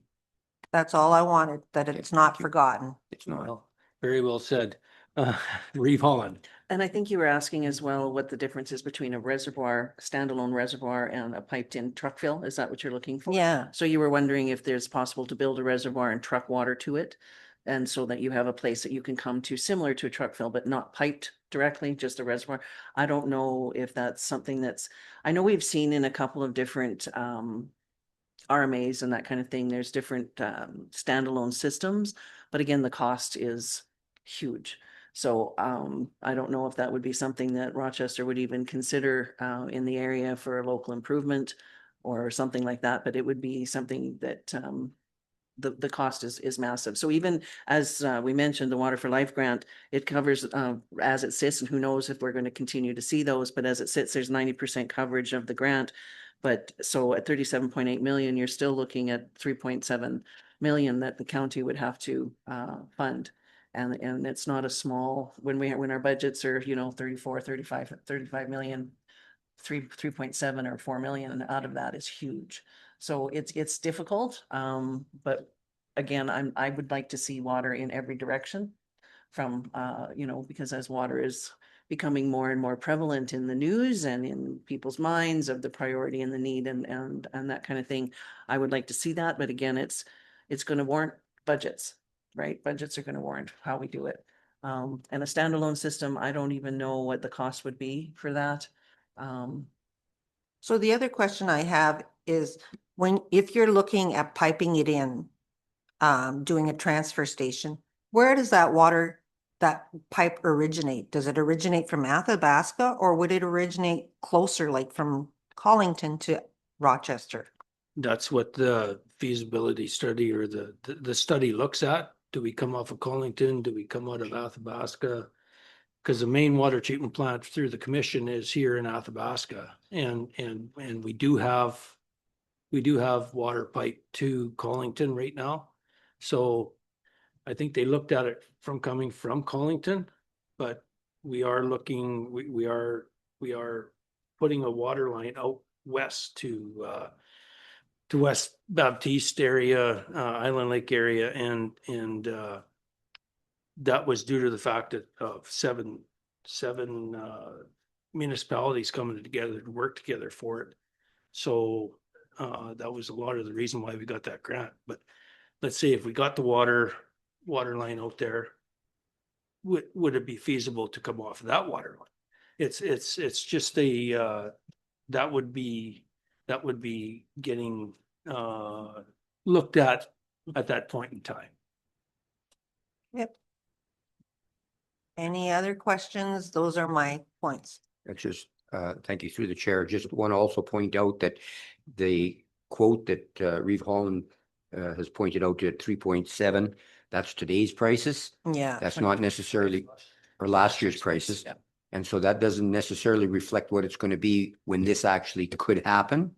Plus, also keep in mind that there is a maintenance cost on a reservoir itself. It just doesn't stand by itself without dollars thrown at it to keep it up and running. So just please understand that this is big dollars we're talking here. And, you know, I'm all in for getting water there, but I have to also be conscious of what it's going to cost everybody in the county in general. Now, I also do have another question, if I may. Thank you. You're talking about this pond. Is that a pond or is that an expanded part of the creek itself? It's part of the creek. Okay, The pond that the beavers have created just gets larger and larger because of the dams. Right. Okay. So what my concern is here is that would that fall under the jurisdiction of the provincial government because it is a creek or perhaps even fisheries and oceans? So when we talked also a little bit about this pond leveling apparatus that through Alice that would go underneath this thing, you would still have to put dirt over top of it. So in response to your inquiry through Alberta Environment, where they say you cannot put dirt, I'm not sure how a pond leveler would possibly help you if you have to put dirt over it. So my understanding about piping, would it not go into the culvert that's currently there and clearing that culvert? I'm not sure. It doesn't have to. It can go off to the side. All that it gets set in place for it keeps the level of the pond itself. So whatever level of the pond you want, you set your pond leveler at. So Mr. Chairman, I just point out, we're not the authority for that. That's Alberta Environment. We'd have to defer to whatever the province tells you to do under the Water Act. There's huge fines for doing things against the Water Act. So yeah, we wouldn't counsel anyone to do anything if it's the jurisdiction of the province. yeah. So Okay. So I guess is that all the from That's what- all the points I have. Thank you for listening. Okay. Reeve Holland. Yes, thank you. I just wanted to touch base back on the golf cart. There is a mention in the report that it says Athabasca County is participating in a pilot project. Athabasca County is not participating in a pilot project. That would be the Summer Village of Whispering Hills. Okay, and I know when I went back and reviewed as well the meeting and kind of listened to so I could refresh my memory, and it was very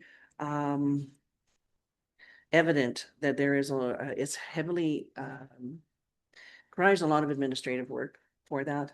And so to be able to add another item on to our administration that is already overloaded is extremely difficult. So I just wanted to touch base that we are waiting to hear back on how other pilot projects have taken place and what's happened with them, how they looked, what are their challenges.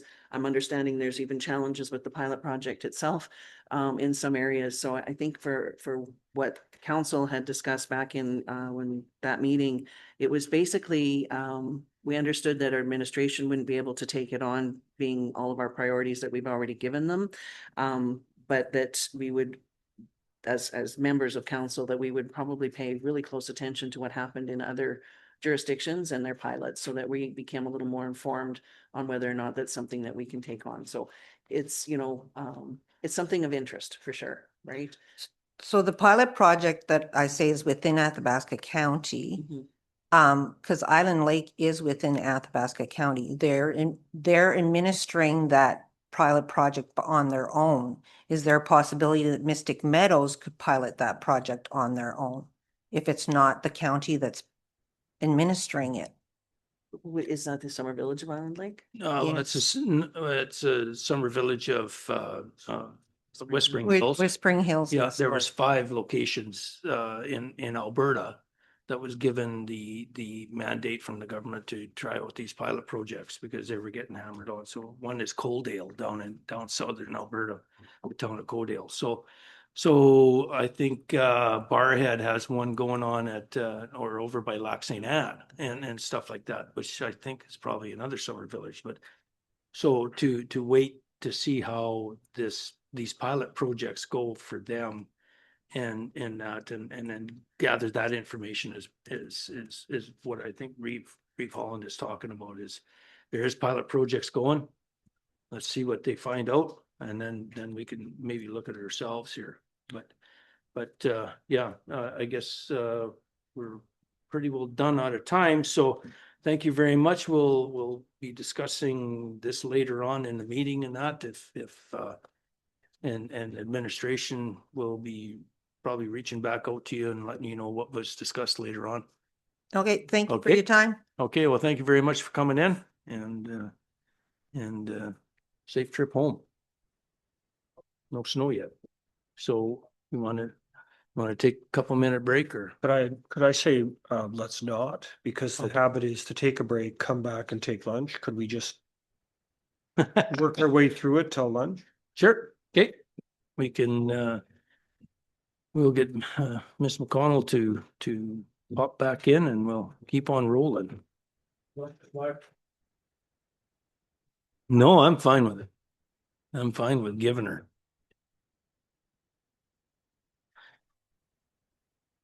So we'll get back to the meeting procedural bylaw and starting at page 63. We went into 65. We were just gonna double check and make sure council was good with going with the MGA, consistent with the MGA for special council meetings. Oh, yeah. I couldn't remember where and that's where we agreed to. Yeah, okay. Yeah. All right, thank you. Okay, so special council meetings are done with. Okay, perfect. Now we'll go to committee of the whole, governance and priorities committee. So I guess, do we want to change it? So we're asking, do we want to change the name? What does everybody think of that? Do you want to go to a governance and priorities committee or? I'll tell you why I would like to change it is because when we talk about our COW meetings, the acronym is just COW, right? People are really, I would like to see a change, but then it would become the GAP committee. So, I'm not sure what's better. Councillor Hall? So I think 2 weeks ago when we met in Edmonton for strategic planning, we came up with some amendments to how we do business. And I think Ms. McConnell has good suggestions and I no objection to doing that. But keeping in mind, we also sort of collectively agreed we would change the function of how those reports come in and try to make it more, honestly, try to make it more effective and more continuous improvement. And so I think, COW was an improvement from maybe what we had. And this to me is another step in the direction of continuous improvement. So considering what I think collectively agreed to at the strategic discussion and these recommendations, it's a good idea. Can you run by what we collectively agreed to? Was it to change motion? I can't remember. Just on how the reports come in so that they're not going to be 400 pages once a month. The facilitator proposed a restructuring of how the directors provide information and what they provide to keep council focused on governance, but also to make sure we were informed, but not necessarily in the weeds all the time, because there's an acknowledgement of the incredible amount of time preparing those reports takes. and to try to get council information, but also free up administrative time to actually, to do their jobs. I'm probably would defer to the CIO for the more specific notes on that, because he was sitting beside the note taker. So we were looking at the reports from the directors is what you're talking about, and not from the committees. So, okay. Yeah. Yeah. Did it all? So if I may, it was mentioned, I think further along, about the reports changing to quarterly. I am wholeheartedly in agreement with that and doing a quarterly schedule. So it's, the directors have that opportunity, one quarter, or how it would work, I guess, one meeting would be one department, the next meeting would be another department, thing scheduling. So everybody is on a quarterly rotation, rather than it be quarterly for everybody at the same time, but rather there be a rotation. So one month is Public Works, the next month would be Corporate Services, the next month, and it's all quarterly after that. I don't know if that's feasible or whatnot, but it just seemed easier for not only the departments to be on a quarterly report, but easier for council not to see quarterly reports from 4 departments all at once, right? It's coming once a month scenario, but I don't know how council would feel about that. I think we discussed that before regarding having quarterly reports exactly the way you're talking about. And I can't remember if administration kind of agreed with that, and then that way not everybody's coming in at the same time. Or, we talk about Public Works at one point. The next meeting we talk about, like you said, talk about finance or corporate services or planning and development, protective, whatever that long jargon is. But yeah, Community and Protective Services. Community and Protective Services, yes. So there's kind of like four entities, and then 5th with the CAO reports that come in. So I would be in agreement with that. And then that way we have one report in front of us instead of a whole bunch we got to read, and unless there's something going on Right. that we absolutely need to know about, I think it'd be a great idea. So Does that work for administration? We would take that under advisement. Okay. right on. Okay. So And then I guess just one quick question as well with the committee of the whole, are we moving into a scenario where we have motions? There are some motions I noticed that could be done here to just get, administration to provide more information and that kind of thing. Are we going to be looking at where we're able to have more authority in the committee, or where is everyone at with that? Because I know sometimes it becomes frustrating that we're not able to deal with the subject right away, that it has to be recommended to council. That seems to be quite a frustration amongst council. Does it become a scenario where we turn it into a special meeting if we need to make decisions? But I know it's something that we've always seemed to have a bit of rough time when it comes, we have to recommend that to council, and then it waits, right? So is there a way that we can make have more authority in this meeting easier? Or because it used to be under Public Works, it used to have county council at the bottom there or something like that, that actually a motion could be made and then it's approved by council and that, but that doesn't happen in this agenda. Yeah, we're not sure about how Public Works Committee was actually how they conducted business in the past. I don't think we'd want to go back there. No. If you want to examine models where you basically have 3 council meetings per month instead of 2, which is what you're talking about, we could certainly do that where you have authority. That would be governance and priorities meeting, would be one where they have it's basically another council meeting. You got to question whether or not a county our size needs 3 full council meetings per month. If we're required to that, I question how we're doing business, but. So the governance and priority committee would be just to look at policies and bylaw, or not really bylaws, but to move things forward as we're doing right now, right?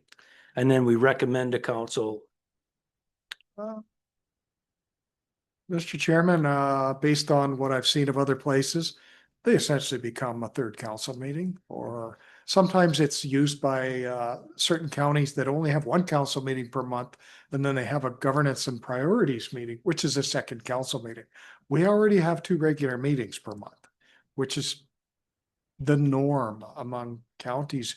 If we're trying to talk about adding a third, again, I question how we're doing business. Okay, okay, just hang on, Councillor Chownsend. I think I'm in opposition of having that authority. I personally like the idea of having, as plans have laid out before, of some sort of strategic direction of planning. You know, we have highly controversial subjects that gives us time to be able to mull over and have a healthy debate without having council rooms. I don't want to be here till 6 p.m. Okay, neither do I. Yeah, I'm gonna sort of echo Councillor Chamzik. I thought I was gonna be devil's advocate here and have a different perspective, so thank you. I don't think we need 3 council meetings either, and I do appreciate these. I think it's also a safe space for, admin to, get us up to speed and whatever, and it gives us time, or especially me, like being a newbie, it gives me that time before the next council meeting to learn and research things that maybe I need a little better understanding on. And I do find that this is a more relaxed space, and I think that we need that more than we need more council meetings. That's just my opinion. Okay, Revolt. So I guess, and I'm in agreement, just was opening this up because it seems to be a bone of contention. So then they mention in your report that says further, the committee may provide direction to administration with instructions for additional review or research. So that is actually a motion that I would like to be able to say that we don't have to recommend, because as it currently says in our bylaw, we have to recommend. That would be one of the areas that I would like to be able to at least give direction to administration without having to recommend it to council to give direction. If we could make that. Mr. Chair, members of the committee, that's exactly it, is to have more of that, I guess, defined mandate or scope of the committee, and that it is understood that administration can take direction from this committee. Not to that you would be finalizing anything, that would still be up to council, but it's about, if we're bringing a policy to you and you're like, ooh, you know what, I'd like you to send that back and look at it at a different direction. I think that that's an appropriate authority for a committee of the whole to have, because nothing's being finalized, but it is making sure the alignment with your strategic priorities is continually there with new initiatives and policies, things like that. Perfect. Okay, no, that works for me. No, do we want to, while we're talking about, do we want to change the name? Or just leave it committee of the whole? I think that's the biggest question here right now. I think it's like you mentioned in your report that it's generally called Governance and Priorities Committee, and if we need an acronym, GAP is better than CAL. Okay, Just my personal opinion. okay, that works for me. Also, everybody else looking, yeah. Okay, perfect. Organizational meetings, acting reeve. Do we want somebody named as an acting reeve in case the reeve and the deputy reeve can't make it? Do we want to go there? Sorry, if I may, I don't Yep. want to interject, but I did review Rocky Views just in between.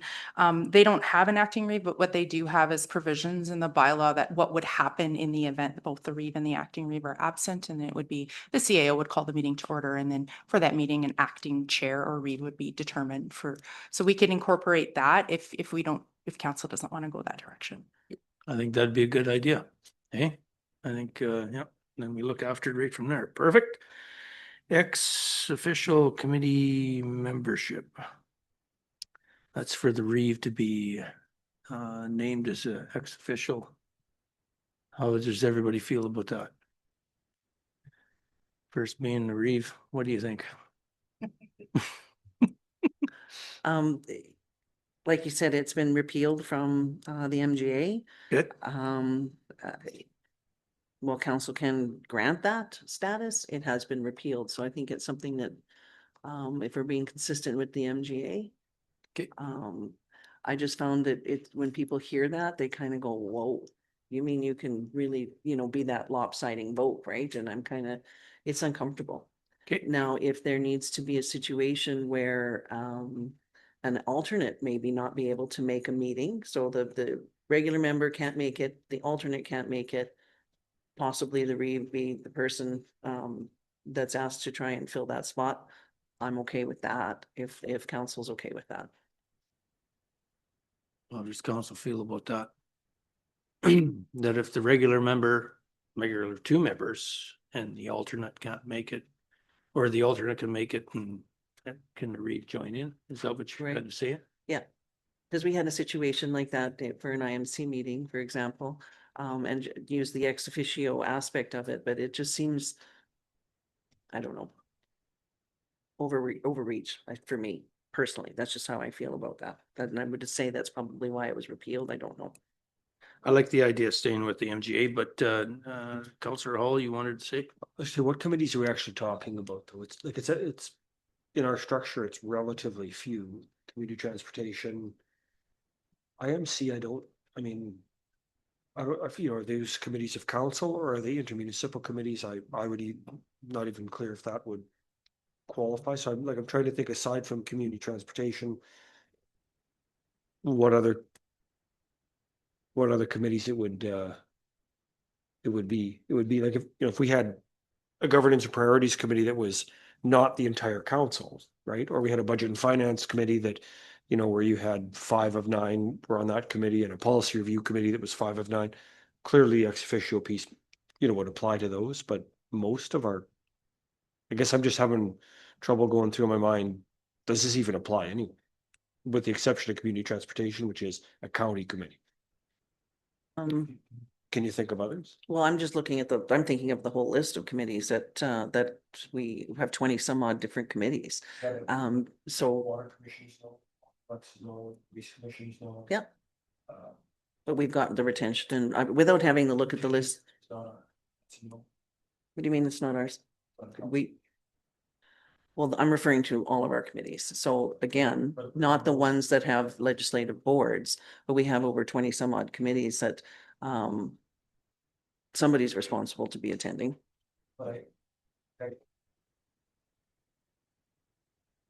Sorry, it's the committees of council, and which means it's a committee that's established by this council. So like retention, that's a no because it's not established here. We're invited to participate by the town.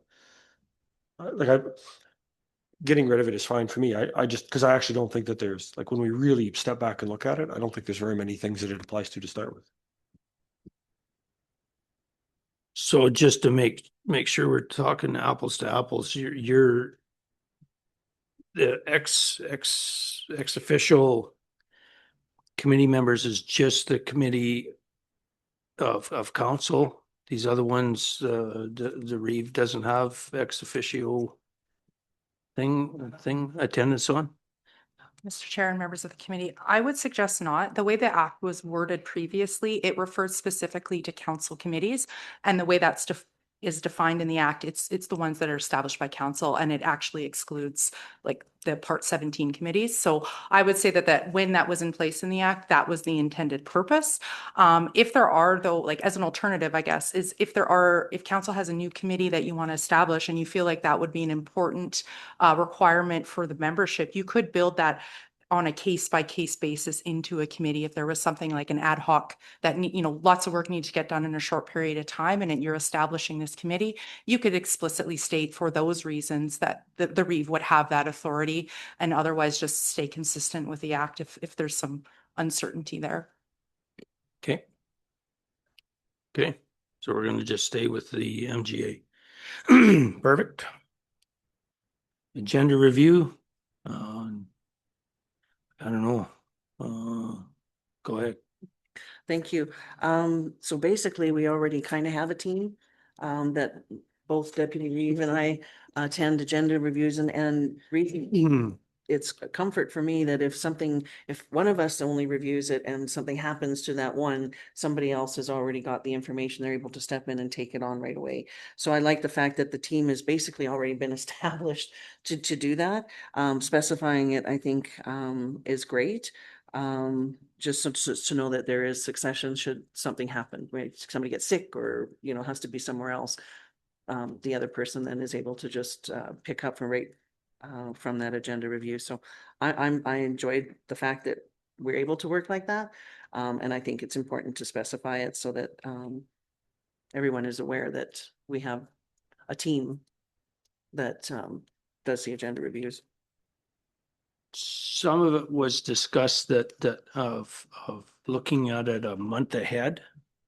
You were discussing that kind of thing where an agenda review committee would be looking at an agenda like 2 months from now or a month from now or something like that. Mr. Chair and members of the committee. So I think just if I may, the bylaw currently just states the reeve. So absolutely that can be enhanced that the deputy reeve would be part of that process. And it would just be, I guess it would be give that authority to help plan agenda items, additions that might be coming forward. And it kind of works, doesn't just put administration in the seat to say like yes or no. It really gives that team the looking ahead, like as an example, we know a delegation has come in, a request. What is the best time to bring them forward? Maybe it's not the most immediate meeting. Maybe it would be better to look at it for the next meeting or the month, thereafter, and just kind of build that in there. I don't know that the agenda process would allow currently for looking at a month and ahead. I don't know that there's continual update of that, but at least it gives that opportunity to plan coordinating items together, and it's not just limited necessarily to the current agenda at hand.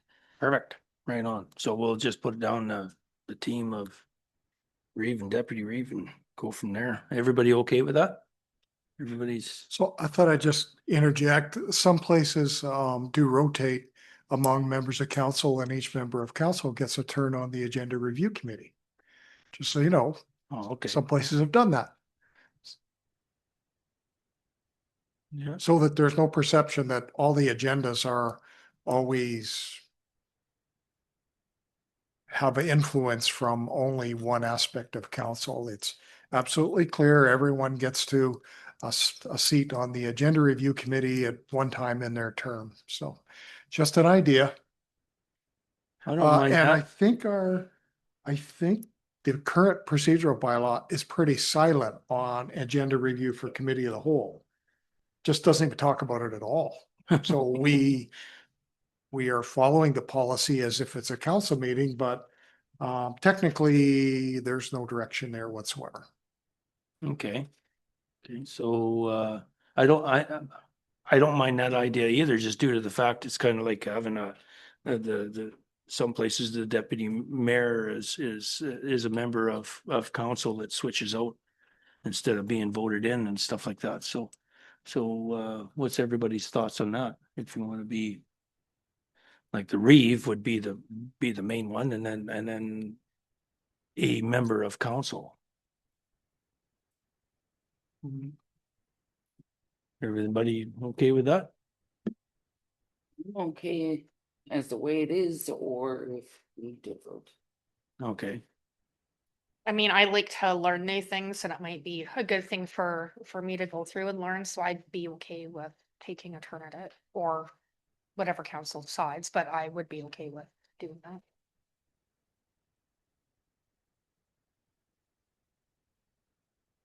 Thank you. Actually, I believe the county of Thorhill, they rotate their deputy reeve every 8 months. Yeah. And so would this be a deputy reeve position or just a member? No. No, that would be a separate matter. Oh, We're yeah. just No, talking. no, but I'm just saying, the person on the review board, normally, in our case here, is the reeve as well as the deputy reeve.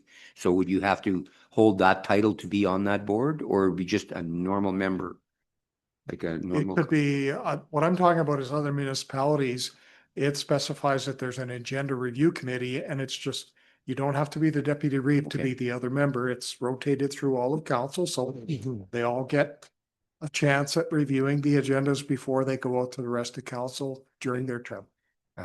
my take on it then, I guess, is I'm more than happy to participate, but I like the way the machine is running right now, and if they're happy, I'm happy.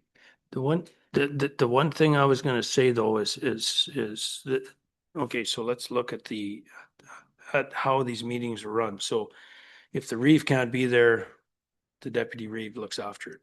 If the deputy reeve can't be there for the new governance and priorities committee, the reeve looks after it.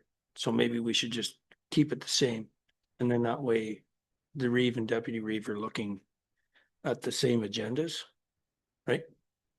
Totally, I get it, and I think if both of us can't be there, both the deputy reeve and the reeve can't be there, then by resolution, then somebody else can be added as the acting. So we have an acting chair or an acting reeve, or, you know, as we discussed earlier, would we not be able to add that same by resolution to say, hey, you know, maybe you can't be there, so maybe we can appoint someone else.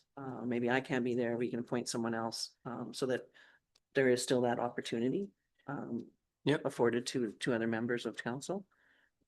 It's not really a whole big thing because it's an agenda that's owned by administration, really. We don't have influence on making Changing. you know, changing it by any means. It's just discussion to really understand in case there's questions that come forward that we're able to answer.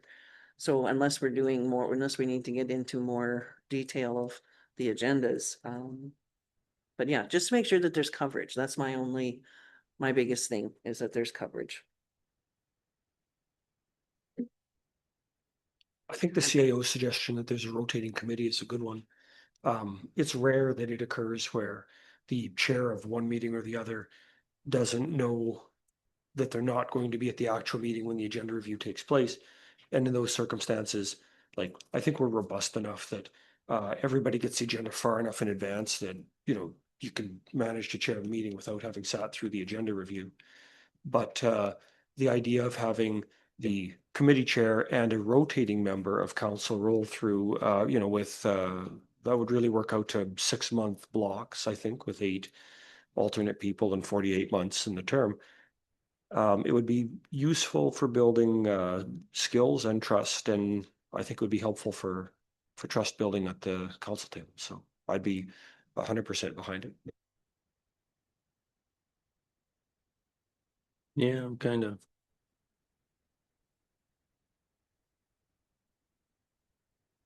Just going back real quick to, before I forget about it, I know it mentioned in the Rocky View County that the procedures for meetings, like in the procedural bylaw, all the procedures of the bylaw was for every meeting of council. So I would hope we would adopt that as well for the committee of the whole, just because it was mentioned. But yeah, with regards to, if, you know, if council wants to come and do agenda reviews, you know, it's going to be one of those situations that the only thing that I worry about is that for something that may take 3/4 of an hour, you're asking someone from Wandering River to come in. So there's the distances become the issue. So I would almost put it forward to who would volunteer to want to do it, rather than making a mandate that each division has to do it, because some people might not want to make that trip. Just thoughts. You make a good point, and you know, some of us have meetings on Fridays and everything else too that wouldn't be able to attend anyways. Mr. Chairman, there's no reason these meetings couldn't be online. Very true. I mean, we're allowed to have council meetings virtually, so to review an agenda should be absolutely doable virtually. Yep. Absolutely. Councillor Calhoun. Like I said, I'm sort of being Switzerland here and I'm fine either way, but I'm leaning towards, I would like to try, and if, like Councillor Hall said, it is gonna maybe do some trust building and stuff around this table, then let's look at the positives and aim for that, right? Okay, so look at having what Councillor Hall said, having the chairperson of the meeting, which is usually the reeve, and somebody else, or the deputy reeve being chairperson of the governance and priorities committee meeting, and a we could. And I guess for other reasons, I'm like, I like the Zoom option. Some people might be, you know, it might be easier for them because of distance, whatever. And then I don't know, then if we let someone opt out, if they're not interested, like Reeve Holland suggested, like if, yeah, maybe we need to have more conversation around adaptability, I guess is the word I'm looking for. Okay, And well, I'm trying really hard not to go back to the trust building concerns.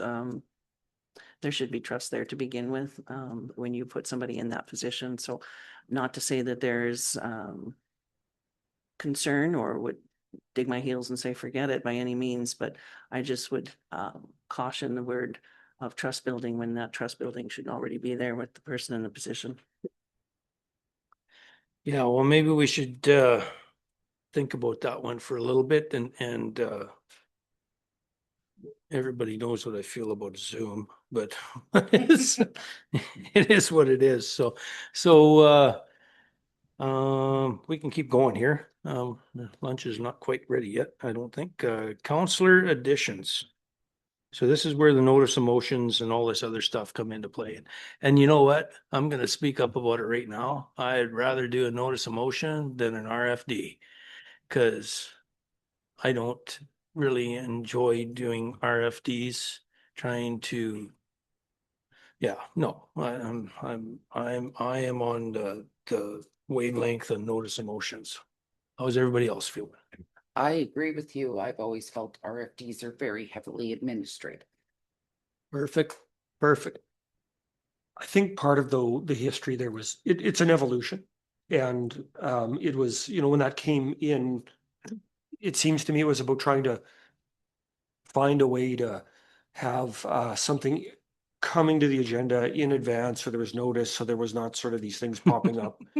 And so I don't think what's happening is really what we probably collectively intended when it started. Because I think the ideal circumstance, whatever you want to call it, it's an announcement that something's coming, but it's also seeking council support to have admin do an admin report. So if there's something particularly on the mind of, one of us at the table, to be able to say, colleagues, will you, can I have your support to ask admin to prepare an admin report to talk to us about this particular subject and a decision that might be required from it, rather than, as the note says, these reflect the expertise of the author. I mean, from various individuals over time, we've seen them, and they just, by the nature of them, tend to lean toward the preferred outcome of the author. And I think we will end up with better decisions if we say, I think there's a problem.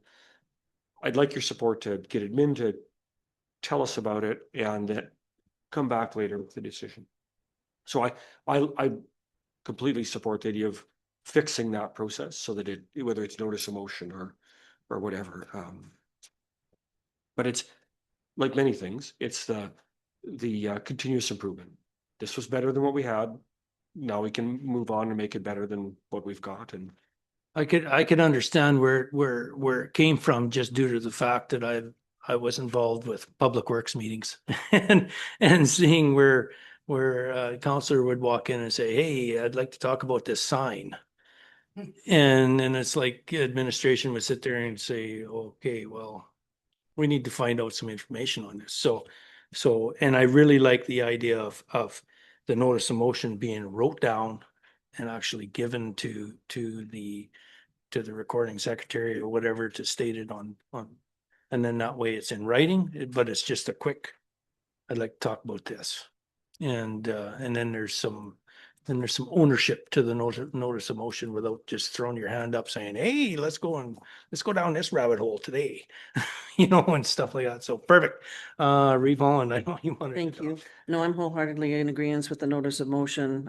It's been a pull here, rip it out here. Why didn't you put one in? Why did you put one in? And it's just been, we're just trying to move business forward. So my only concern would be absence of a form and absence of understanding how notice of motion works. Also some clear direction on how the notice of motion works, as well as a form that everybody's filling out the same format of what that looks like. I've seen some municipalities who do very formal notice of motions where whereas is used and all the, jargon similar to the RMA resolutions that we've God. seen.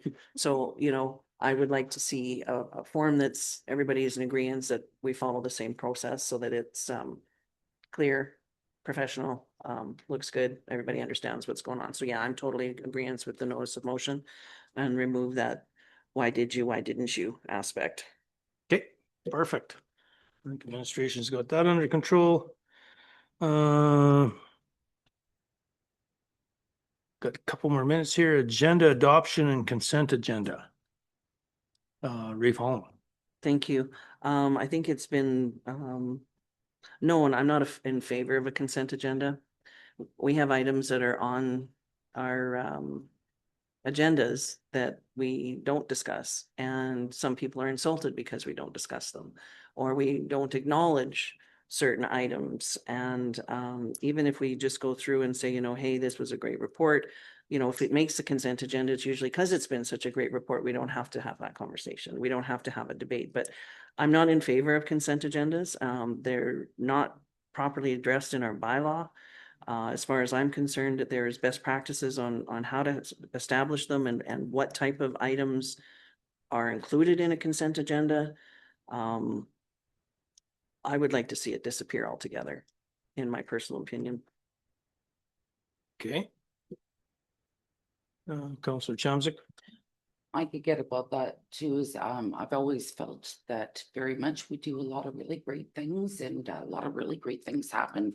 And oftentimes I feel that they're unseen. Councillor Stasiak.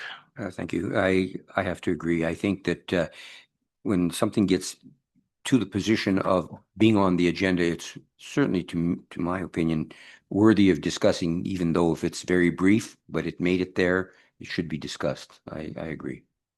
Okay. Councillor Hall. I think that's a mistake. The consent idea is that non-controversial things that are simple, like the accepting of reports or tabling, like some items. The problem that we had is we want to spend our time when we're together, which is limited to twice per month, focused on the things that matter and engaging in robust discussions about things where there actually is debate. And, putting on the agenda a motion to accept that the CIO gave away $10 worth of hats to a community barbecue, to me, that's the perfect item to go on a consent agenda. We don't need to talk about it. Instead, because it invariably slows down the meeting and progress on items, so that when you do have something that maybe warrants a little bit more discussion, we actually have time in the day and time in the agenda to do it. So I think used properly, the consent agenda can make our meetings more effective, where we can get better work done and have more time for things that really matter, rather than wasting time talking about things that there's no debate on. Holland. Thank you. If it's not necessary to debate it, it shouldn't be on the agenda. And so the other point that I'd like to bring forward are from residents. I've had several residents over the years mention to me, why didn't you even discuss that? That was on the agenda. Why wasn't that mentioned? Had I known, if you mentioned it, I would have known about it. It's not that our residents are going to spend the same amount of time that we do reading agendas to know what's going on. And so to be able to, quite often I'm hearing that people will, as they're vacuuming, they've got their earbuds in and they're listening to the live stream. They're not reading an agenda package. So for me, I don't think it's a mistake at all. I think it gives us the opportunity to give our residents who we work for what they deserve, the information that they deserve to hear. I tend to agree that a lot of our agendas and our meeting is for the residents. That's who we are essentially here by. And, for the little examples of, the $10, $100, whatever it is for that community, somebody has taken the time to write the county for that. They probably are more invested into the county. And you know what? That little bit of exposure also isn't a bad highlight as well. I'm just going to say, though, it's factually not true that if something doesn't need a debate, it shouldn't be on the agenda. There are things that we're required to approve or do or acknowledge that are just not controversial. So they're still necessary to occur, but they're not necessarily necessary to have a 15-minute discussion over. And, our job for the residents is to make good decisions, not to perform for the live stream. So council obviously will make the choice on where we want to go, but I think that we need to, make a decision about if we want to have good debates about things that matter, or there are some routine things that are accepting of correspondence and other things that are very, very relevant to have on the agenda. Councillor Chomsik. In the experience of the administration in the room, have you guys seen a lot of consent agendas through different municipalities? Is that more of the practice of the norm? Mr. Chair, members of the committee, yes, consent agenda is very common. Of course, there are some that don't have consent agenda. There are generally two ways that it is achieved. One is the way council currently operates, in that you go through and identify the items for debate, and then you adopt those other ones. The other way is that a consent agenda is somewhat pre-populated, and items through the agenda review are identified for consent agenda, acknowledging though at any time that any member who identifies an item that's been set as a consent agenda could pull it off and debate it. So those are the kind of the two ways in which consent agendas are used. And yes, they are very common. Okay. So, Councillor Stasic? Thank you. I've just noticed that we spent 10 minutes discussing this, and if an item was that simple, we would have done 5 of them by now. So I think they're important. To me, they are. Sometimes it seems not that important, but they made it to the agenda, and I think deserve at least a few words about it. Move on, accept them, move on. We could have done 5 of them at least in the time we spent. I am though. Thank you. Can we order suppers then? We have to start ordering dinner as well. What's that? We may need to start ordering dinner as well as lunch. Well, the only thing is to me, what I'm hearing right now is it sounds like there's a few people that want to try to get away from the consent agenda for a while and just see how it works. We could do it that way and say, okay, let's revert back to looking at the agenda as a whole and going from there. But Melanie. If I may, just one more thing. What a lot of other municipalities do is they establish what's appropriate and what's not appropriate for the consent agenda. Not everybody does, but often within their procedural bylaw, they'll say these are the narrow list of items that are appropriate. And so maybe if council's not certain how you want to proceed today, we could do more research specifically on the topic, and then you can decide going forward.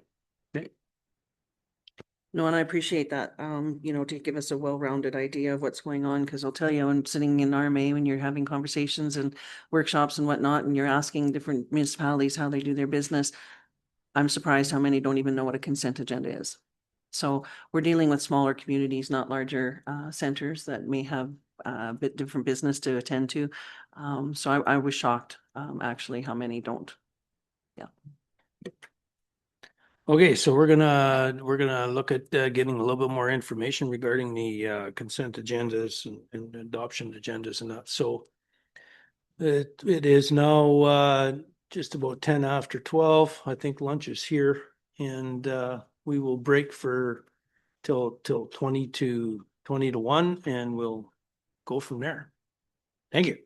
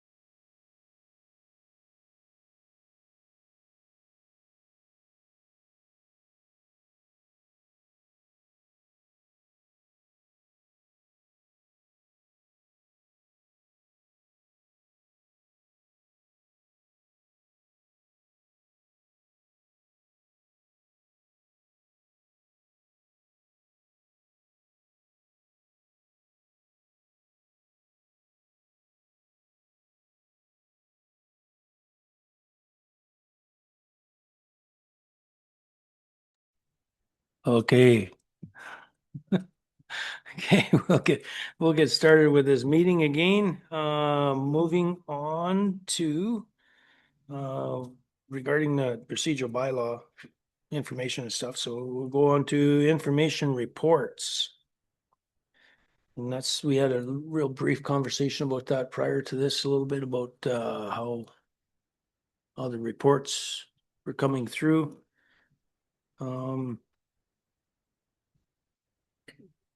Go ahead. Sorry, can I just back up a little bit? Whether we had that conversation as well in our strategic plan regarding agendas and adding an addendum to the agenda that housed our committee reports and council information so that it was a standalone space where if we choose not to print that information, we would just like print it of the main agenda, but not the addendum. I thought it was a great compromise. Yeah, to put it online. You mean like to put it on in the agenda, but on off to the side. Yes, as an Yeah. addendum, so it's I don't know if it can be adopted as a whole, but just so that it would be an easy method of saying, hey, you know what? We want to print our agendas, but we don't necessarily want to print this portion of the agenda, if that makes sense. It just came back into my mind, so I thought I'd mention it now while we just had the agenda adoption and consent agenda discussion. The one we're looking at right now, though, is whether we accept things for information or not. When I went through the meetings, EOE, effective meetings or whatever it is, the course there, they said you don't have to make a motion to accept information. Right. And I thought that was actually you acknowledge that the information you got was great and all that other stuff, but you don't need a motion that says, does everybody accept this for information? So. Right. So if there's no action, we don't need a motion. Right. Yeah. Right. And go ahead. So if I may, that was one of the two kind of options, either explicitly state motions for information are not necessarily approval, or just to have that the procedural bylaw would say that information reports are reflected in the minutes of having been presented, and then there's no action. If there's no direction needed from council, then it would just be reflected that you received it and kind of moving on to the next items. And I think that's a good idea. Myself, I think that's a very good idea. And that gets away with making another motion. Sure. Everybody else good with that? Okay. Regular reporting administration. We discussed that where we all wanted to go quarterly or go one entity, like one director report at each meeting. On a rotating schedule. On a but as rotating CAO schedule? mentioned, he said they would take that into advice. Oh, okay, Yeah. good, okay. Do we need to talk about that anymore? Are we liking quarterly reports? I guess that's just needs to be established, how administration wants to present them. Oh, like, how do you mean quarterly reports? Like, So instead of having them, like we had recommended or we discussed, I shouldn't say recommended, we had discussed maybe Public Works comes one time, corporate comes Yep. the next month. But as CAO said, he would take that into advisement. I totally am wholeheartedly in agreement to doing a quarterly report schedule. Definitely. How it's laid out would be up to what administration is comfortable with. okay. Yeah, no, I'm good with that too. Everybody else good with it? Okay. Regular reporting council members. It's not defined in the procedural bylaw now, right? So how do we want to define it? Is that through what you were talking about?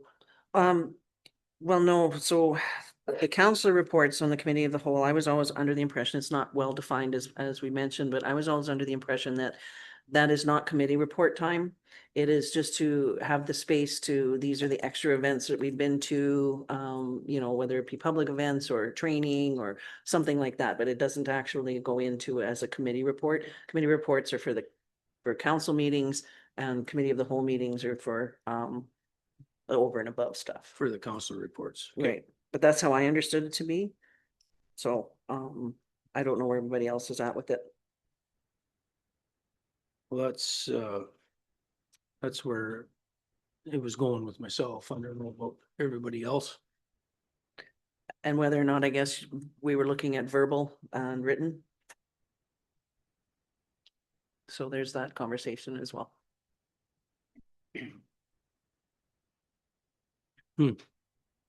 I think the norm is written, if I'm not mistaken, or is that? Okay. Oh, Lucille's waving at you. Oh, Lucille. Hi. Hey, through the Deputy Reeve. With our reports, I don't know, I find them redundant that we have them in the committee of the whole and then we have them in our council meeting. And I really don't know what the difference is. So maybe this is the time that you could help and educate me. Well, go ahead. Yeah, it was our understanding when this committee of the whole was established, that the committee of the whole was the space for anything that we do outside of committees. So, you know, if we've attended different events and we've done training or we've done something that's over and above our regular committee work, that's what you would report on during that time. So today, for example, my report focused on training course, the RMA, those types of things.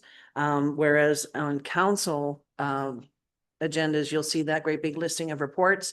That's where our, pardon me, listing of all of the different committees that we have. That's where our reports for committees would go. Pardon me. So that's how I understood it to be, but you're right, it's not well defined. And is it necessary to have it in the committee of the whole? I think it was just to keep our public aware of all of those different things that we do outside of committees. That's how I understand it. Go ahead, Councillor Cheatham. But what's really happening is some of us just repeat it twice. So the majority, I would think, you know, I hear the same report from a lot of us at this meeting and then the kind of the same update at a council meeting. So I don't know. You know, we talk about our meetings being so long. Maybe we should just have one. I'm just making a suggestion. I mean, Okay. How does, go ahead. And I agree. You know, like you say, it's, is it necessary? I think it is for me, it's important to let our public know what we're doing, in all aspects. I think that, we do a verbal one mainly in the committee of the whole, but we should be, in my personal opinion, doing written ones for our committees. And those ones I find, are important because we've been, appointed to those particular items, our committees or boards or whichever it is, whereas the events that we're attending aren't necessarily appointed to go, but it's how council feels about it. I'll go either way. I think written reports are important to be in agendas.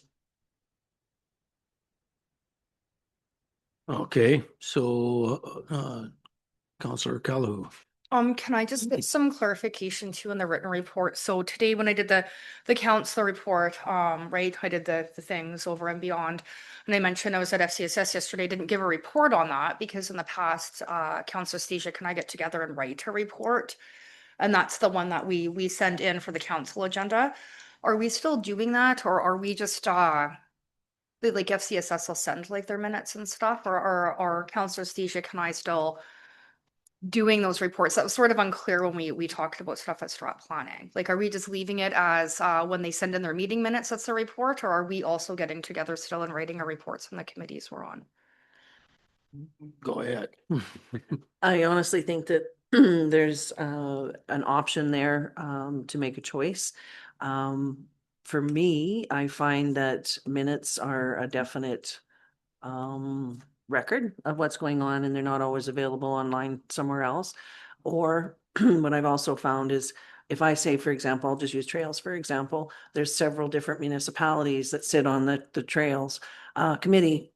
And if you go through and look at a report from each one of the members, you will see that someone's perspective may be a lot different than what yours was. And so you kind of sit back and go, So in those situations, I think it's important that the minutes are there so that there isn't one perspective that's maybe not the same as another perspective. But when it's your standalone committees, it is your perspective alone that you're bringing to the table. So I think it's an option on what works best. Thank you for that clarification.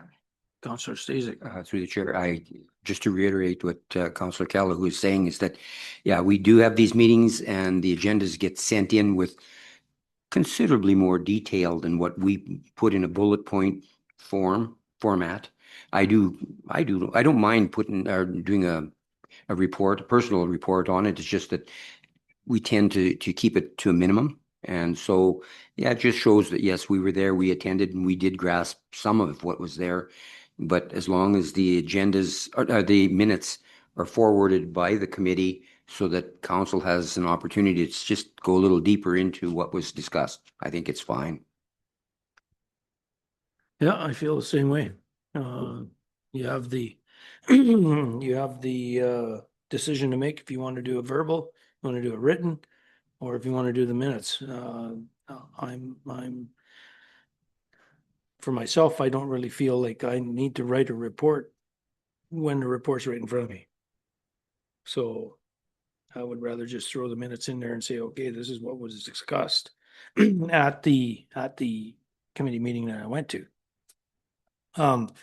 The verbal reports that we do at the committee of the whole is just to usually is just to give you a rundown, give the ratepayers and other councillors a rundown administration of what you see as what you've been doing and what's been happening and going on.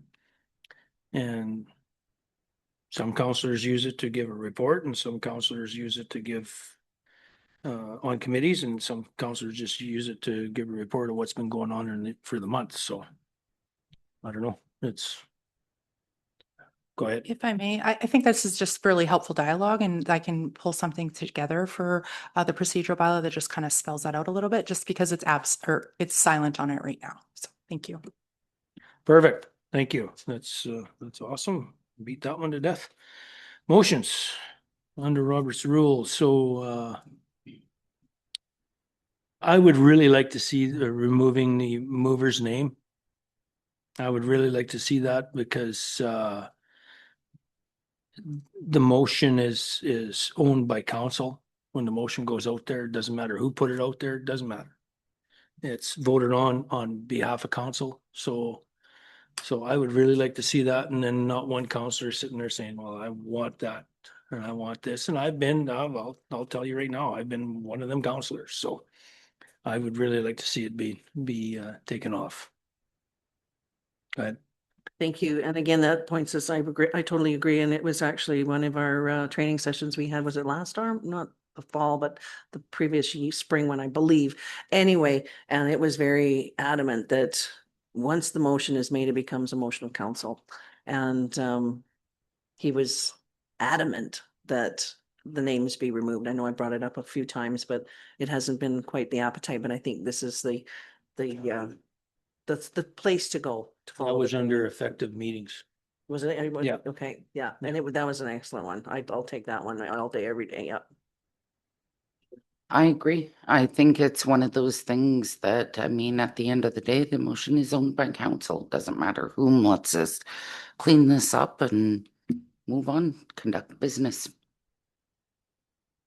Okay, anybody else? Not a problem. Okay.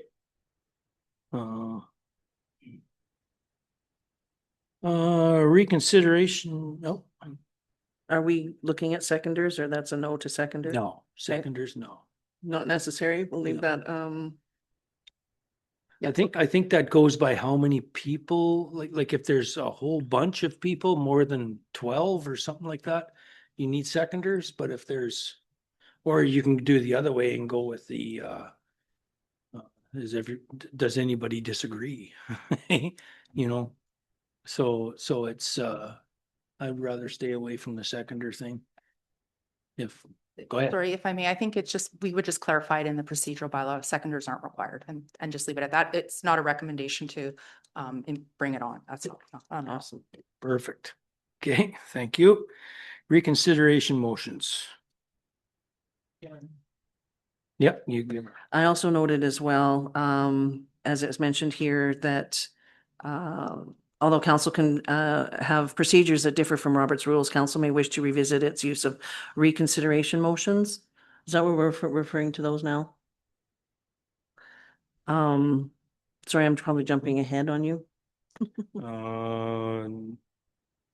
No, I just said reconsideration motion. Okay, sorry, I was off in a whole different frame of mind.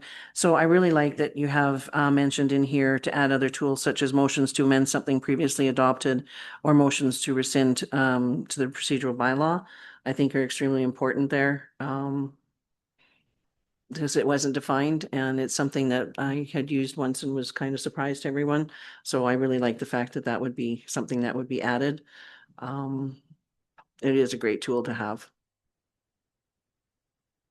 And then I think you also mentioned in here, any member who voted in the affirmative has a standing to propose reconsideration motion. I like the fact that the prevailing vote is there for sure, rather than in the affirmative.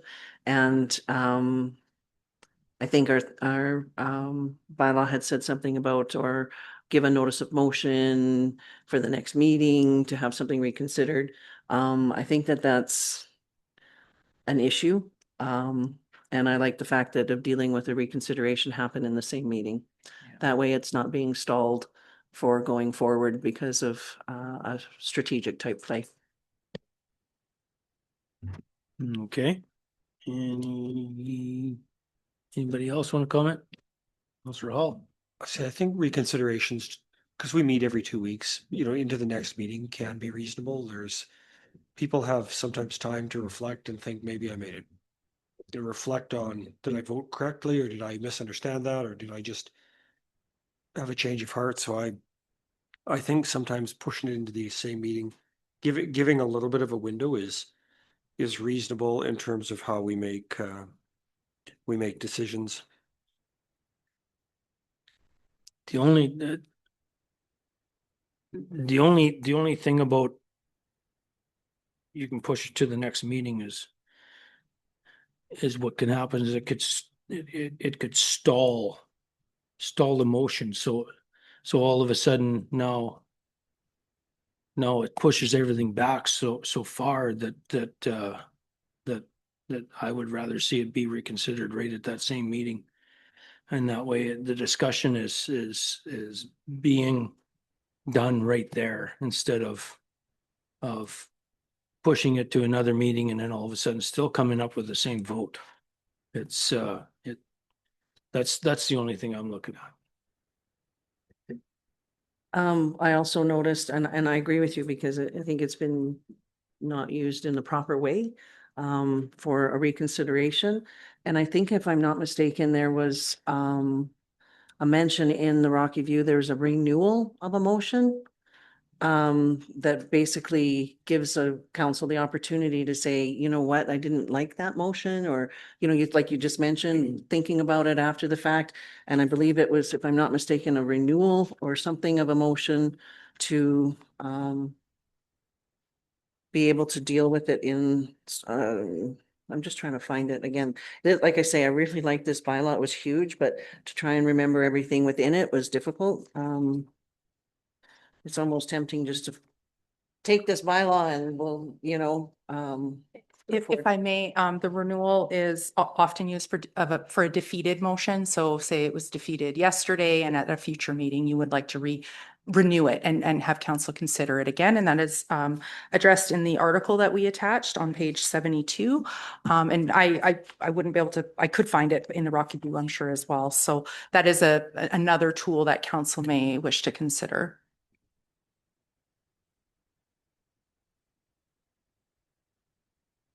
Yeah, I never thought of that.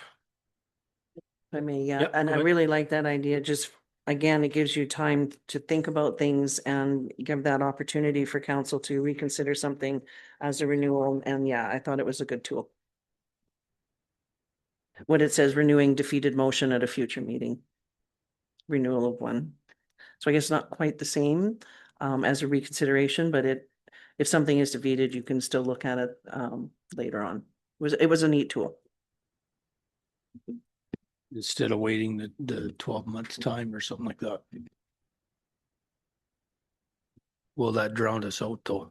Well, the time of council shouldn't be wasted by going over and over a motion that you didn't prevail on. So there's got to be some boundaries around it, like whether it's, you know, a super majority or because otherwise, you know, somebody doesn't get their way and they just, at least now they have to wait to the next calendar year to fix it, or to, you know, to try again. Like at some point we have to kind of figure out the decision of council is their decision, and the ability to do the reconsideration kind of opens that door too, to say, I'd like us to reconsider for this reason and then renew it. So the path to get there, I think, I'm open to figuring out a good way to do it, but I think we want to have some guardrails on it so that, you know, we're not talking about paving a particular road every meeting, right?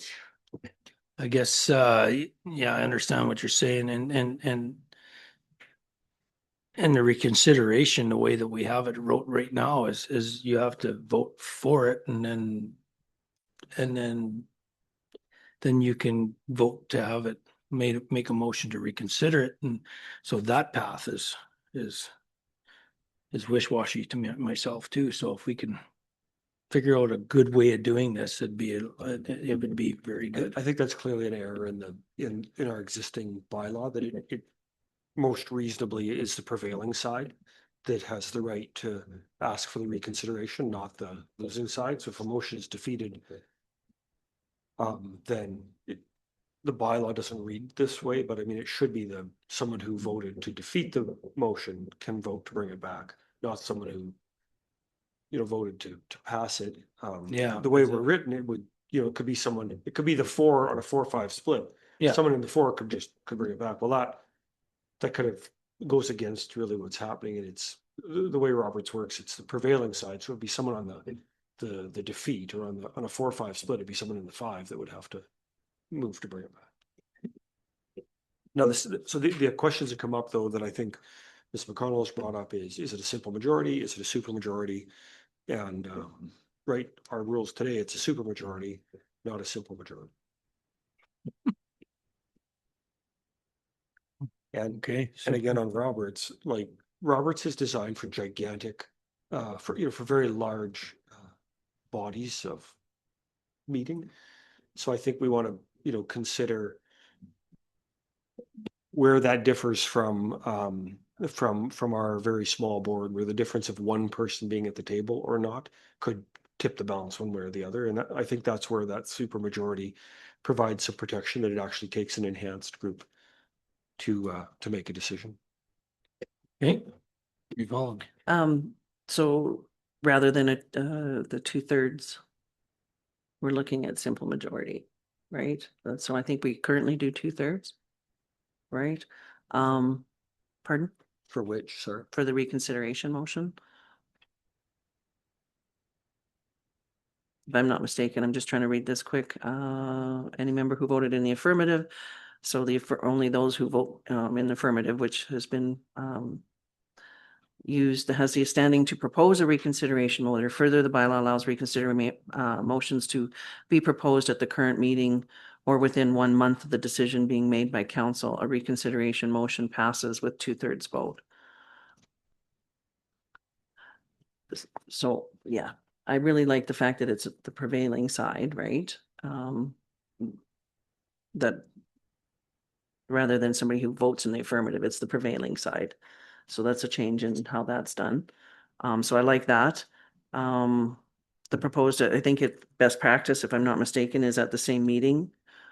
Is that best practice for reconsiderations? It's kind of how I was reading it in a few other areas as well. Move to Mr. Chair, reconsider. Members of the committee, I would say it's probably more common to be within that same meeting. And then if something were to change between meeting 1 to meeting 2, it's the other tools that would kick in, right? Right. Now you can say, oh, you know what, maybe we need to amend this, or maybe we need to rescind it entirely. Right. So it's not to suggest that the decision couldn't be looked at again. It's just looked at in a different way. Exactly. Yeah. Absolutely. So I think that's the way I would like to go with it. And just so that you like I understand it, the renewing a defeated motion at a future meeting or renewal, that's in Robert's Rules of Order. So if we don't mention that tool in our procedural bylaw, we can revert to it at any time. So just so people understand, right? Like if we don't follow, if it's not in our bylaw, and we don't mention it, we can revert to it. So I like the idea of it. To have as a tool. Would I like to see it abused? No, I would hope that, these tools are being used for the good, not for a strategic or a political play. Okay, I think, so do you have enough information to? Mr. Chair, I think so. Yeah, we can bring some changes back, and Yeah. council will of course have an opportunity to look at it again. What? Oh, this would be a good one. Electronic participation in electronic meetings. And electronic meetings. The Zoom lover that I am. Yeah, where are we going with this? Is we have electronic meetings. So now when you're Zooming, I think you should Zoom, you should be seen. While you're Zooming. Go ahead, Councillor Challenger. I think it's absolutely, yes, I do agree with being seen. I understand in a regular county council meeting, sometimes there's issues with bandwidth and so on and so forth. And I can recognize that. But when it comes to our enclosed meetings, I mean, we had pretty clear defined rules with being seen and those things. And it is, in my opinion, of the council's responsibility to make sure that you're in those secure locations that are able to uphold our, yeah. Reeve Holm. Thank you. Rocky View's electronic participation in meetings on page 99 of the agenda, or page 12 there, gave a little more control on how those meetings are handled. So it does mention that the chair has the authority to end a member's electronic participation in a meeting if in their determination it is disruptive to the meeting or the location of the member is not secure or appropriate. So we've had issues in the past of driving, for example, which is just not safe, and it's just not a good thing to do. So in those situations, I really like how Rocky View has presented their electronic meetings. They don't mention the amount of meetings in here at all, but it does say right off the hop, members are expected to participate in meetings in person unless there is a clear need to participate electronically. Members may participate in an in-person meeting electronically in accordance with this bylaw. So I really liked how they laid it out. I really liked their whole bylaw, really. There's a few things that I would toss, but yeah. I don't know. Where are you going with it? Like, Councillor Calhoun. Yeah, no, I really like there's two, and I was just gonna say, yeah, I think visibility, like being able to see the person, because you do have the option, you can blur your background if you don't want your colleagues and your ratepayers seeing the dirty dishes behind you in the sink or whatever. And I know when we had the special meeting, I did have to let you guys know I had to shut my camera off every time I hit my mic because for whatever reason it was just booting me out. But I gave you the heads up, and when I wasn't speaking, I was still visible. So there's ways to work around things and just let your colleagues know, I guess, if you're having, because technology is not always our friend, right? So. Councillor Stasiak. Yeah, I'm just looking at the 6 times per year, and then also thinking about this Rocky View thing.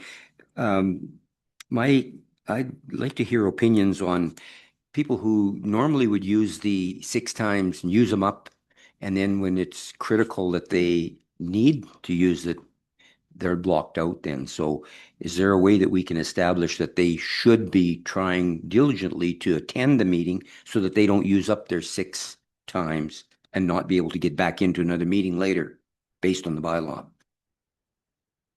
This is like using sick days. If I may, I think that you can obtain permission to go past your 6 Correct. by resolution of council. I don't know if we necessarily need to have the number in there. We don't have what's gonna happen if you go past your 6 and, resolution, this is, no, you can't, you know what I mean? I think we need to get rid of the verbiage there of the numbers. Because we have no recourse anyway of what would happen if they, you know what I'm saying? I think that it's, counselors have been elected by their people and of the community, and they expect a certain standard of how a counselor should come to the table and participate and do those types of things. So I think that's important to, like I say, I really liked Rocky Views. As you mentioned in your administrative report as well, some municipalities require quorum to be present in person for hybrid meetings to ensure the meeting may continue if technology fails. I think that's important as well. We're seeing it now where technology is, struggling a little bit with it. And if everybody was on Zoom, we had 3 people in the room, we got to end. Right? So I really like the fact that it has to be a quorum in the room. I really like that as well. But yeah, we, I don't know where the enclosed session portion is another concern that we've all had a conversation about as well. Do we eliminate enclosed on Zoom? But it again, so for example, someone's at home, they're ill, they don't want to bring, that singles them out from not being able to participate. So it's, I think if everybody's under the understanding that it's either the chair who makes the decision or a resolution of council to say, hey, you know what, I don't believe you're in an appropriate or secure spot. You need to come off the Zoom. I think that's important as well.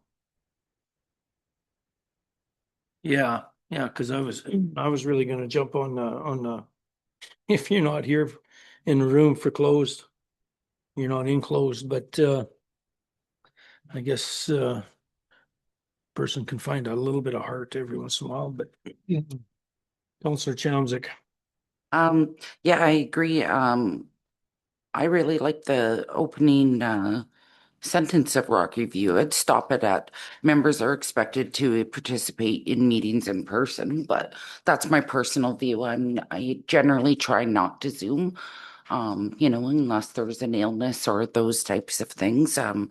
And I do like everything in this, especially if you're not in the chair having that ability, if you're not in a secure location. I think it's well done, and not having the number in there too, I think is also a benefit. And I mean, like I said, I would stop that sentence part way in the beginning. Okay, so Councillor Hall. So does it seem like everybody would be happy to substitute the language in the Rocky View bylaw for what we've got? I'd like to substitute our whole, I'd like to just copy that bylaw and tweak that one. And I know, there was discussion about the closed session and should you be, are you able to participate in the whole meeting, except closed if you're not in person? And I oscillate on that. I mean, I know there've been, some potential problems in the past. To me, the decision going forward though is about, are we trying to solve a problem? Like, the default should be, yeah, we should let everybody in to do their job. Unless there's a problem that becomes apparent that we need to solve. Like someone's continually, zooming in from somewhere inappropriate or something like that. So I would propose the default should be on the more generous side versus the less generous side on that front until we recognize there's a problem we're trying to solve. Because for the second term councillors, you'll recognize we amended this bylaw around the closed session because we actually, like, around backgrounds, because we had a problem that we had to solve with the blurry backgrounds and, not knowing what else was going on in that space. So I would say let's back up and say we're good unless there's a problem. Like the blurry backgrounds don't make sense when you're enclosed. I can live with that. but let's not take it away until until we determine that there's a problem we actually have to address. And the other thought that comes up to me on this is, of course, this means that you cannot participate via phone, which participate via telephone, like a conference call. Because you can't see anybody on conference call. But I agree there. But when it becomes a problem, we need to, as council, we need to be able to take care of it, because we can't have someone, especially in closed session items in Zoom, got to be able to take care of it right away, because the envelope gets pushed and it gets pushed. And that drives me insane. So I'm in agreement of it, but don't push the envelope. And like I say, there's provision in a bylaw that you can shut that down, right? I think that that's important to be able to have that opportunity to shut it down if it's a concern, for sure. Our bylaw is pretty loose. Okay, I think, And I guess, sorry, Chair, the comment that I meant to say at the beginning of that was that as much as I agree that we should try to be here in person as often as possible, I think we also need to remember we're accountable to our residents, and it's more important to me that somebody's an active participant than that they're sitting right there. So, like, if somebody for whatever reason had to participate via Zoom, to me, it's about what you bring to the table, not that you're at the table. If that makes sense. Like, if someone were to sit at our meetings and never say a word, but they're physically present, to me, that has less value than somebody who, for some reason, attended every second meeting via Zoom, but was a regular contributor and added value to the discussion and sort of enhanced the discussion and the decision making. Because again, it's about the outcome, not about the action, if that makes sense for me. no, I agree with you. There, but it's the active participant has got to be more than just entering by Zoom. It's got to be, you got to be, I would rather be face to face with the person and they not say anything than see a person on Zoom that's trying to do something else. It's like, no, that's to me, that's not being active. No, but that's not what I mean by active. I mean, No, but engaging in the that's discussion. that's when you okay.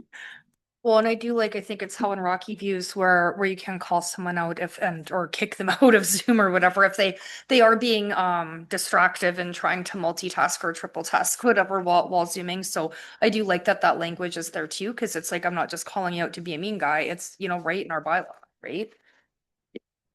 Perfect. Councillor Stacey.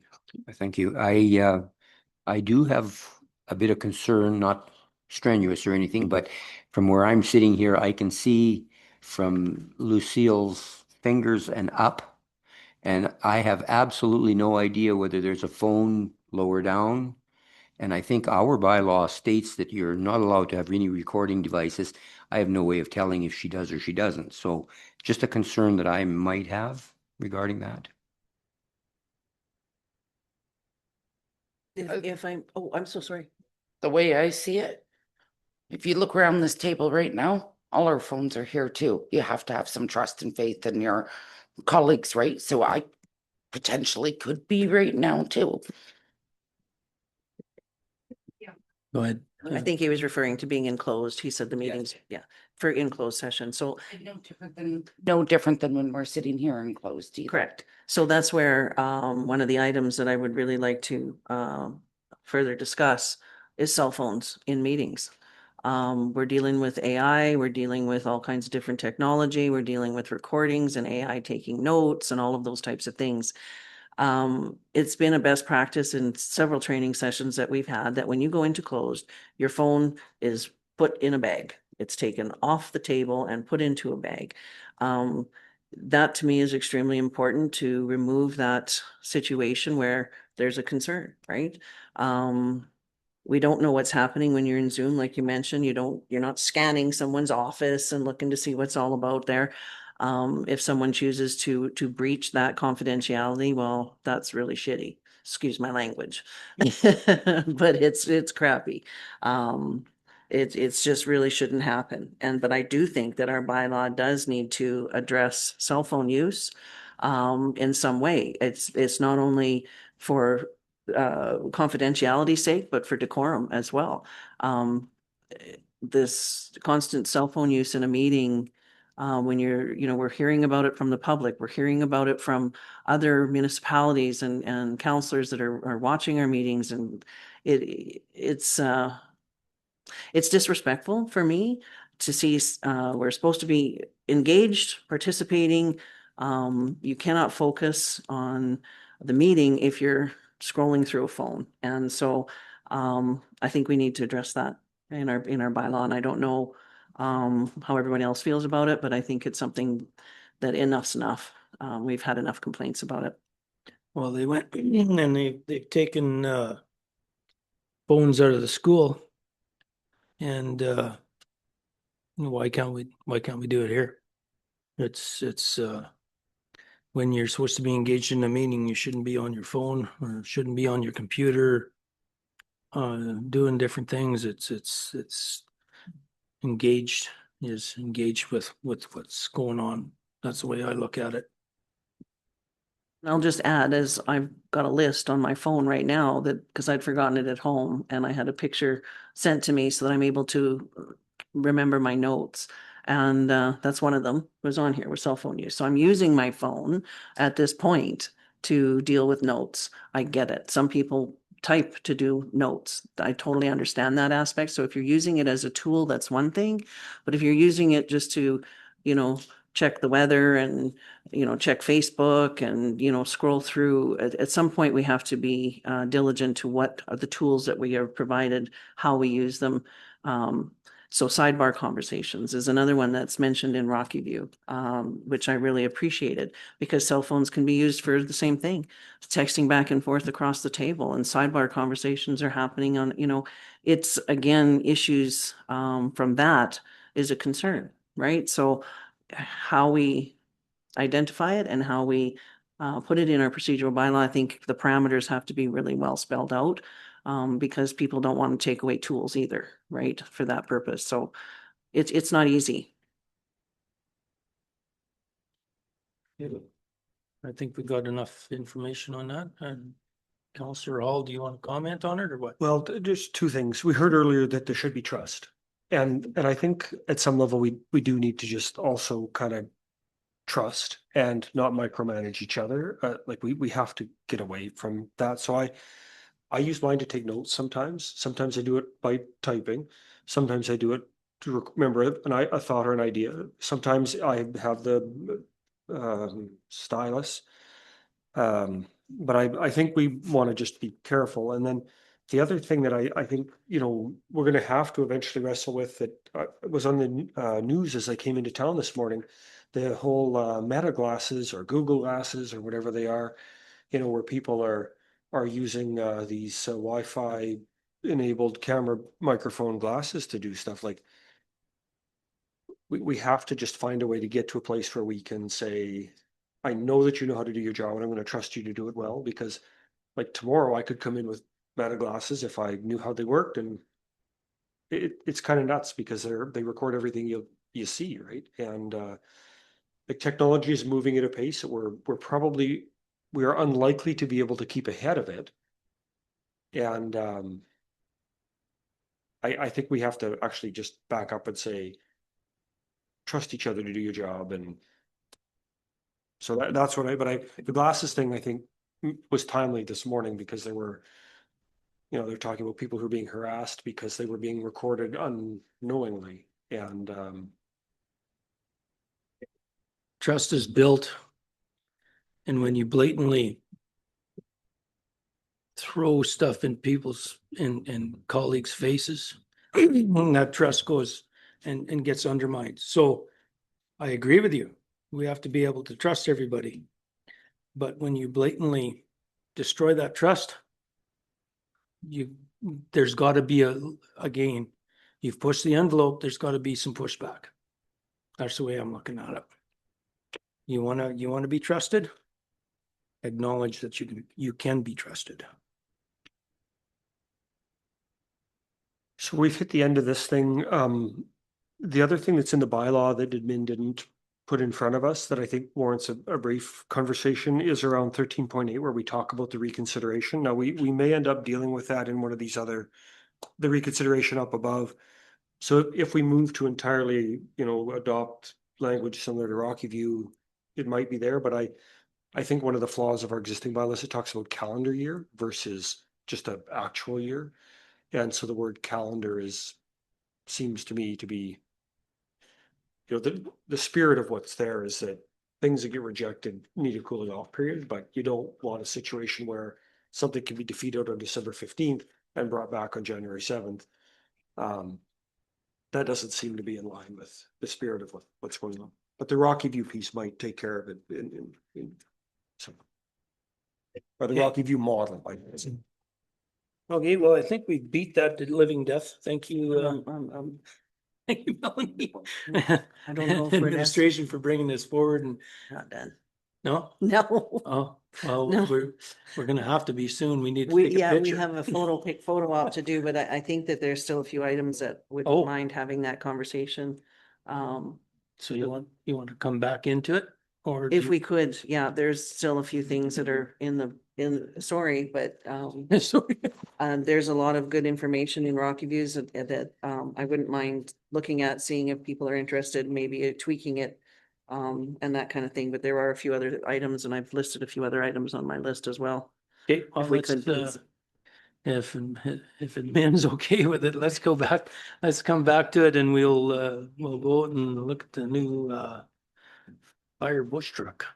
Thank you. Thanks.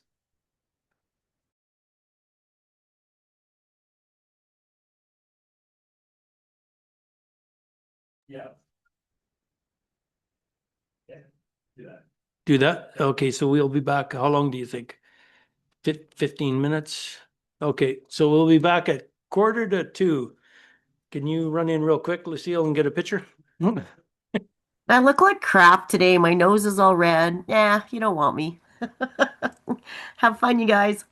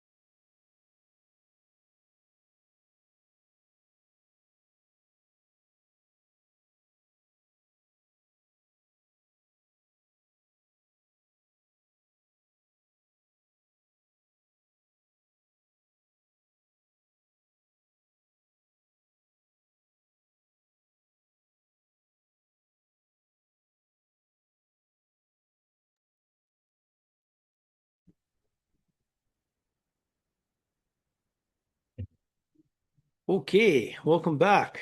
That was a great photo op we just had, so.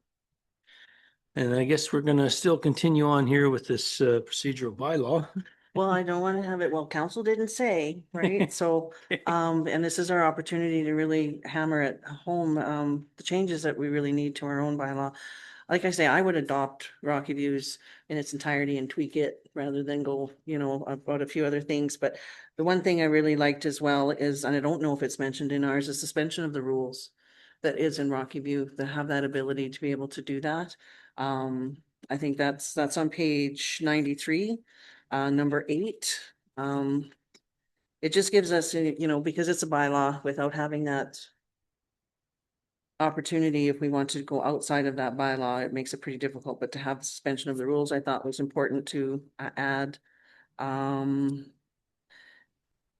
We decided on an acting chair, I think it was, rather than an acting reeve, right? Which I really liked out of Rocky Views. The other thing I liked is on page 97 in its appointments and votes by secret ballot. It really explains that well. So that we don't have any of that confusion and how are we going to do it? It's there for everybody to see. I don't know how council feels about it, but everything's by secret ballot and it's just well defined in this particular bylaw. The other one was recording and live streaming of meetings on page 98, and it says the meeting may continue without a live stream provided that the meeting can still be recorded by other means, and the recording can be made available on their public website after the meeting is adjourned. I don't know what that would mean. Recorded by what other kind? Do we know?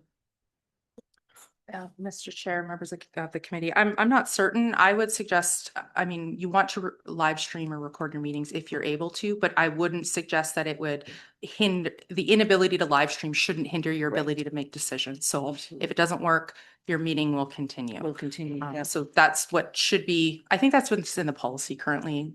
Right, Yeah. absolutely. Yeah, I was just kind of miffed when they said recorded by other means, can still be recorded by other means. Okay, just hang on. Jordan wants to come in here real bad. Through the chair. So we live stream the meetings directly through Zoom, but as a backup, I also record them onto a cloud space. And then afterwards I download those and re-upload them to the YouTube. So it's a separate video. Oh, So if the Zoom is still running, the meeting's still recorded, so we can upload it after the meeting ends. awesome. Okay, so you guys already look after that. So we should probably have that in our bylaw, so that be, right, so that it's understood and out there. For that portion of it, and that was on page 98 and it's 42 sub 1. The other one I liked as well on page 9943, the use of audio video recording devices or photographs by the public or the media during a meeting is prohibited unless authorization is provided by the chair and chief administrative officer. I don't think we have that in ours currently, and I think that's something else that would be important. I don't know how everybody feels about that one. Quiet bunch. I know you just want to move on. But there's a lot of good things in this particular one. The other, just trying to read my notes here, made public in a meeting.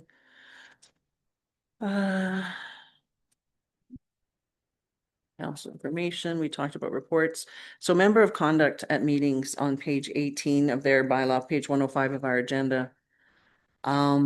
It's very well defined in here. I would like to see more of the, I know we have member conduct in ours, but I really liked the items that they listed here as well. Some of them may be repetitious, but I think there's one thing that needs to be defined, and that is the word decorum and what that decorum means. I think it seems to be open to interpretation, and it shouldn't be.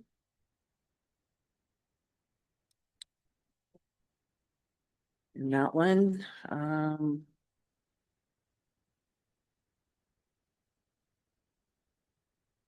they do mention here, and I kind of got a giggle out of it, that councillors sit in numerical order of their electoral division. I thought that was interesting. I thought, okay, that's really getting into the weeds there. This is the other one. So we have in our bylaw mentions the final closing statement. This one, I really like the wording in it on page 109 where it says, it's number 118, sub 1. The chair must allow the mover of a motion to open and close debate on the motion that they have moved. And the order of debate among the members between the opening and closing of the debate on a motion is determined by the chair. I like that idea, the opening and closing rather than a final closing statement. Because this one specifies it's the mover of the motion. They open it, open it, and they can have the opportunity to close it. But there's one item too that I noticed in here that didn't exist, was something called point of information. And a point of information on Robert's rules and whatnot is when somebody is speaking and they're presenting facts or presenting a definition of something and you're a little bit lost, you're able to say point of information and try and get more of an understanding of what it is that they're referring to. I would like to see that added as well. And again, this is just my personal opinion. I'm assuming someone will say yay or nay on that. But yeah, I really like that, open and close. And I think if I quickly go through, motions to adjourn. We currently we can adjourn without a motion. And I hopefully that's defined well in our bylaws, it's either or.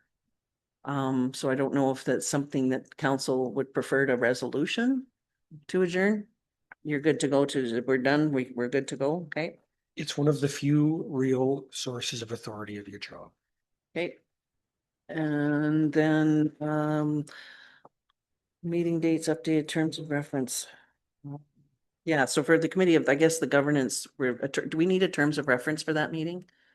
For the governance of the GAP, I'll call it, because I can't remember the name of it. Mr. Chair, members of the committee, yes, you would define that committee. You could either do it in the procedural bylaw or independently. It's probably best in the procedural bylaw because it's a committee of the whole council. And it would talk about the authority and, well, I guess there wouldn't be actual authority, but what the mandate is of that committee, and it would be baked into the procedural bylaw. Okay, so that would be, and do we mention anything about AI type concerns in a procedural bylaw, or is it too early for that? Okay, too early for that. Motion to amend the resolution, yep, enclosed documents. Oh, enclosed documents. That was one of the other things that we had training on, that we get them, of course, right before the meeting. And it doesn't really give us a whole lot of opportunity to understand them, to read them, to brief ourselves and that kind of thing. Is it something, I know it's mentioned before that they should come out ahead of time, but there's always that concern of breach, right? When they do go out ahead of time.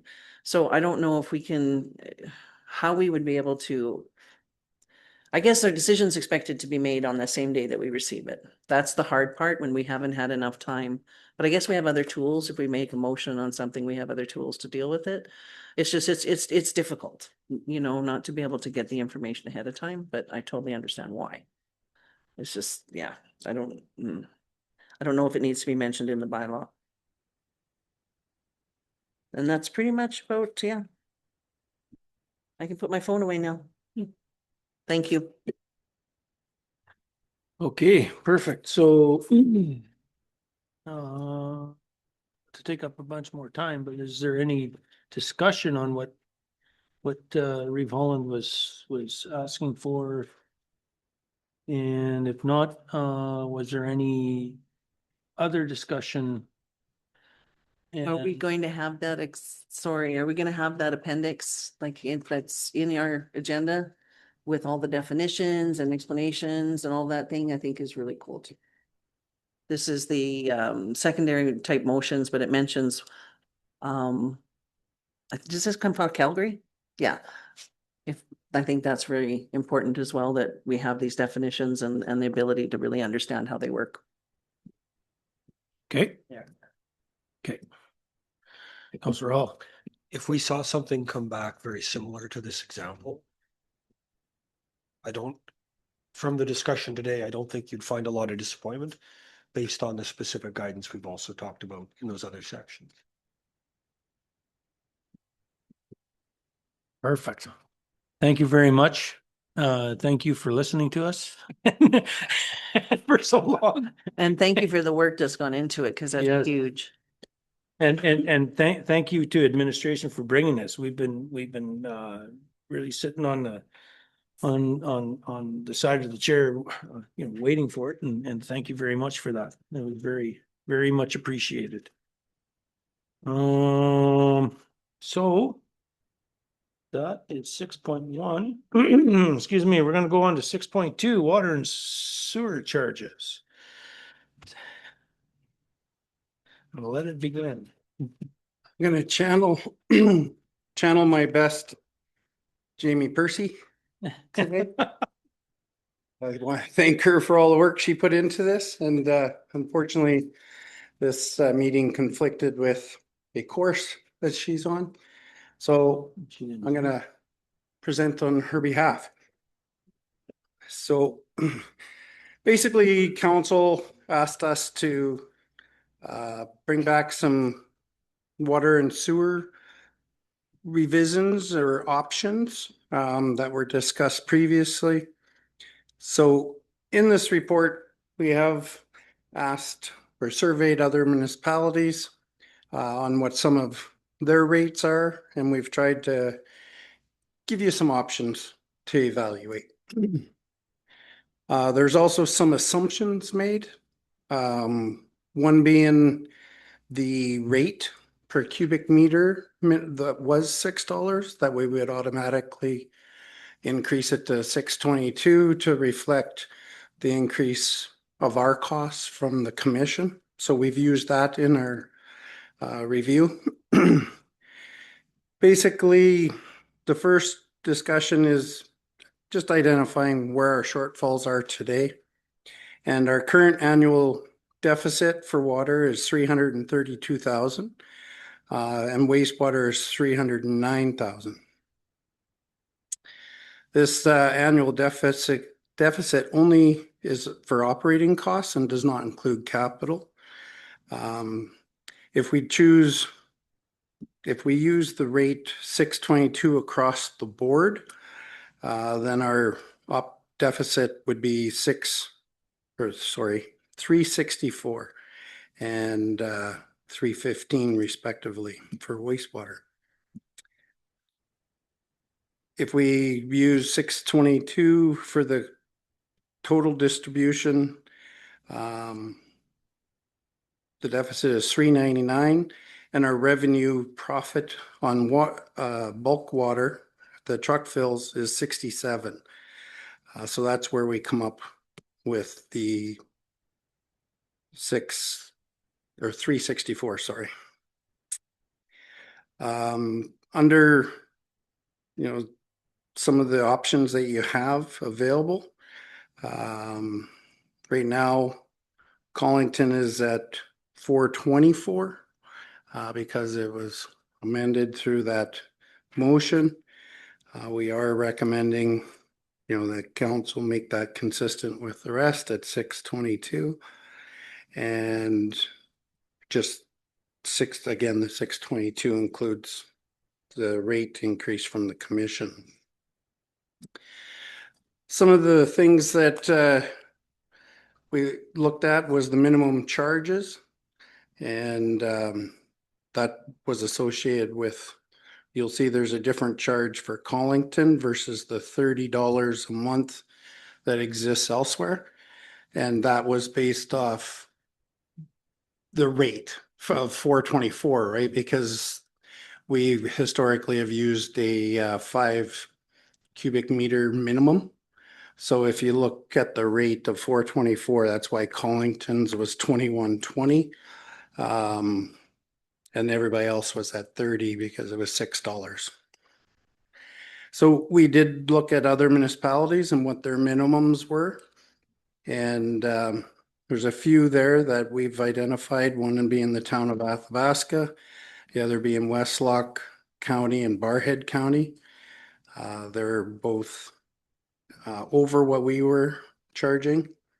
And so we're suggesting that we break our rates out and raise them to $45 a month as a minimum and $55 as a minimum for commercial.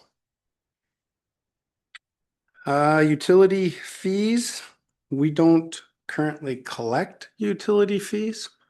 And we're not necessarily suggesting that you should, but we wanted to make you aware that other people do. So it does, you do have some information there that reflects what other municipalities are doing for utility fees. If you want to spend more time on that one, I definitely can to go through it. But we aren't currently collecting a utility fee. The truck fill stations, you know, while overall, you know, our water budget is in a deficit annually, the truck fills make money as previously identified for before. And it's about $67,000 a year.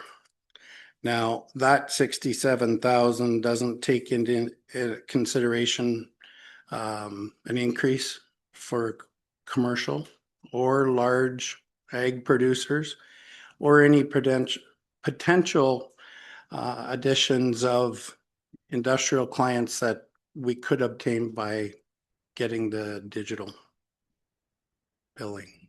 Go ahead.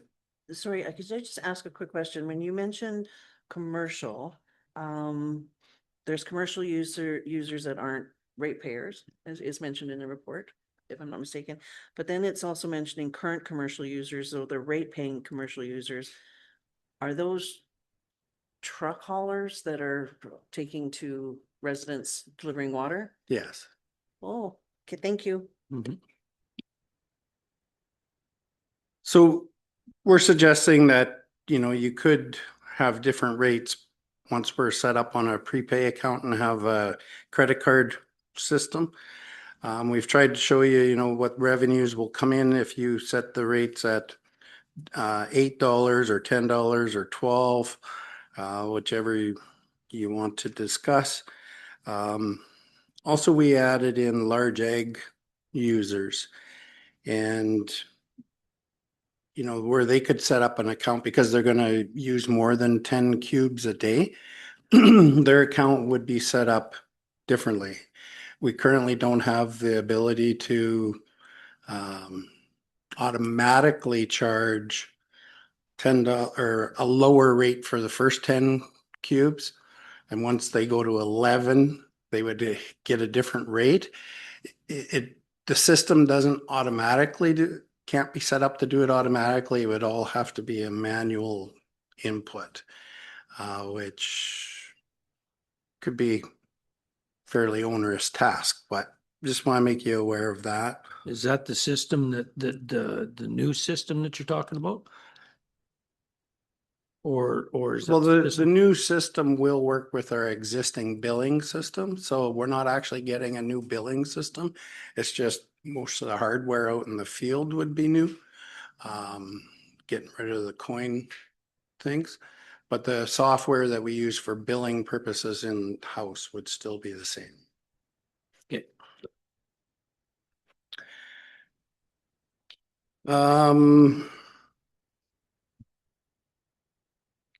I guess we provide some information here on what other truck fills are charging.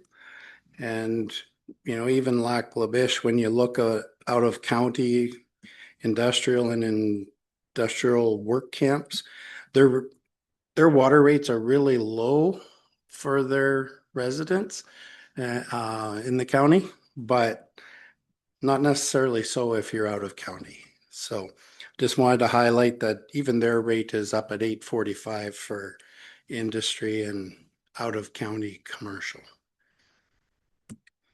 Our sewer rates, you know, historically they've, well, Rochester is not based off percentage because it doesn't have water. But the other ones are based off 35% of the water bill.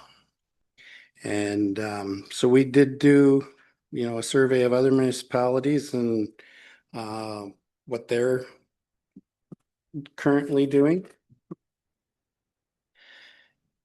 And it seems like a lot of them are sitting at that 40%. So they're using the water rate and 40% of that water bill is what your sewer bill would be. And obviously that wouldn't work for Rochester, so we would recommend, you know, $35 a month for residential and $50 a month for commercial in Rochester. And that would result in, you know, additional 15K if we went to 40% at the 622. Of course, it goes up a little bit if council chose a different number. And then I guess we've just identified some other utility administration fees that exist. And, you know, one of the things when we looked at other municipalities, they charge, most of them are charging a cost of the meter plus 10 to 15%. And so when we're looking at new service connection fees and so on, we're recommending the same as our meters. They kind of vary depending on which meters they are and whether the smart meter is not, between $700 to $2,000 each. So we are recommending that council maybe consider looking at cost plus 10% for those. And then we are also recommending an adjustment, you know, from $50 for most of our fees, data log, disconnection fees and everything, up to 100 instead of being at 50. And the meter proving one, we send those out to be proven. And right now we're charged, our current costs that we're charging is 150, but our actual cost is closer to 250. So we would recommend that council consider that increase as well. I guess the other one would be the lagoon tipping fees. And currently we are charging $650 a year. And it's an honor system, which, you know, they can haul as much as they want for $650. And we're recommending just moving that to $1,000 a year. Going to a per load or per cube or anything would be, it would be very expensive. We'd have to get power to each site. We'd have to have swipe cards. The capital investment would likely outweigh any benefit that you would gain. So we're just recommending that you stay with a flat fee, and that flat fee could be $1,000 a year. That's a brief summary of what the report says. I'd be happy to try and answer any questions you may have. Thank you very much, and thank you to Jamie. Great report. I think that's what council was looking for. And I have a few comments, but I'm looking at other councilors that want to chime in here. Councilor Stasiak, you're up. Thank you. I got a question about the Rochester sewer rate. How was the number 40, I believe it is, 35? How did it come about? The flat fee? Yep. I'm assuming that it was, I don't know how it was originally established, but I would assume that they used the average from other hamlets of, you know, what the typical household uses, and they based it off that. Okay, I'd like to direct your attention to page 142. And under utilities, I'm looking at just the very basic ones: Collington residential water, Grassland residential water, and Wandering River residential water. And you'll see that the average consumption is Collington was 11 cubes, Grassland was 10 cubes, and Wandering River was 11 cubes. Now, going back to page 139, I did some math on that. I used that factor of 10 cubes as an average. And if we use the number of $6.22, which is 40 and the 40% factor. Rochester should be paying $24.88 for the sewage usage as opposed to 35. I find it a little bit prejudiced, perhaps. I think that we talked about consistency before, and I think by moving it to 24.88 would be consistent with what everybody else is paying. Okay. Yeah, what came out to 24.88. And then I also had a bit of concern, and not that it's a big issue, but when the water rates go up that little bit, so does the sewer factor as well. So we're not only putting that up once, but then we're compounding it by going from 35 to 40%. So we're hitting them twice, which isn't necessarily a concern at this point for me. Just needed some explanation as to moving it from 35 to 40 when in fact it goes up automatically by the water rate going up. You know, I guess through the chair, I mean, all the services are subsidized. And you just tell us how far you want to subsidize it. We've tried to identify that all costs are significantly increasing. The cost of our valves have doubled. So all we were doing is trying to give you some information that might assist with reducing the deficit. But we're more than prepared to set the rates at whatever council chooses. So, and I appreciate what you've said, because I agree with you. I would personally encourage council, and hopefully they see it my way as well, is to stay consistent with at least the Rochester sewer rate being at either 24.88 or 25 or something like that, as opposed to 35. Thank you.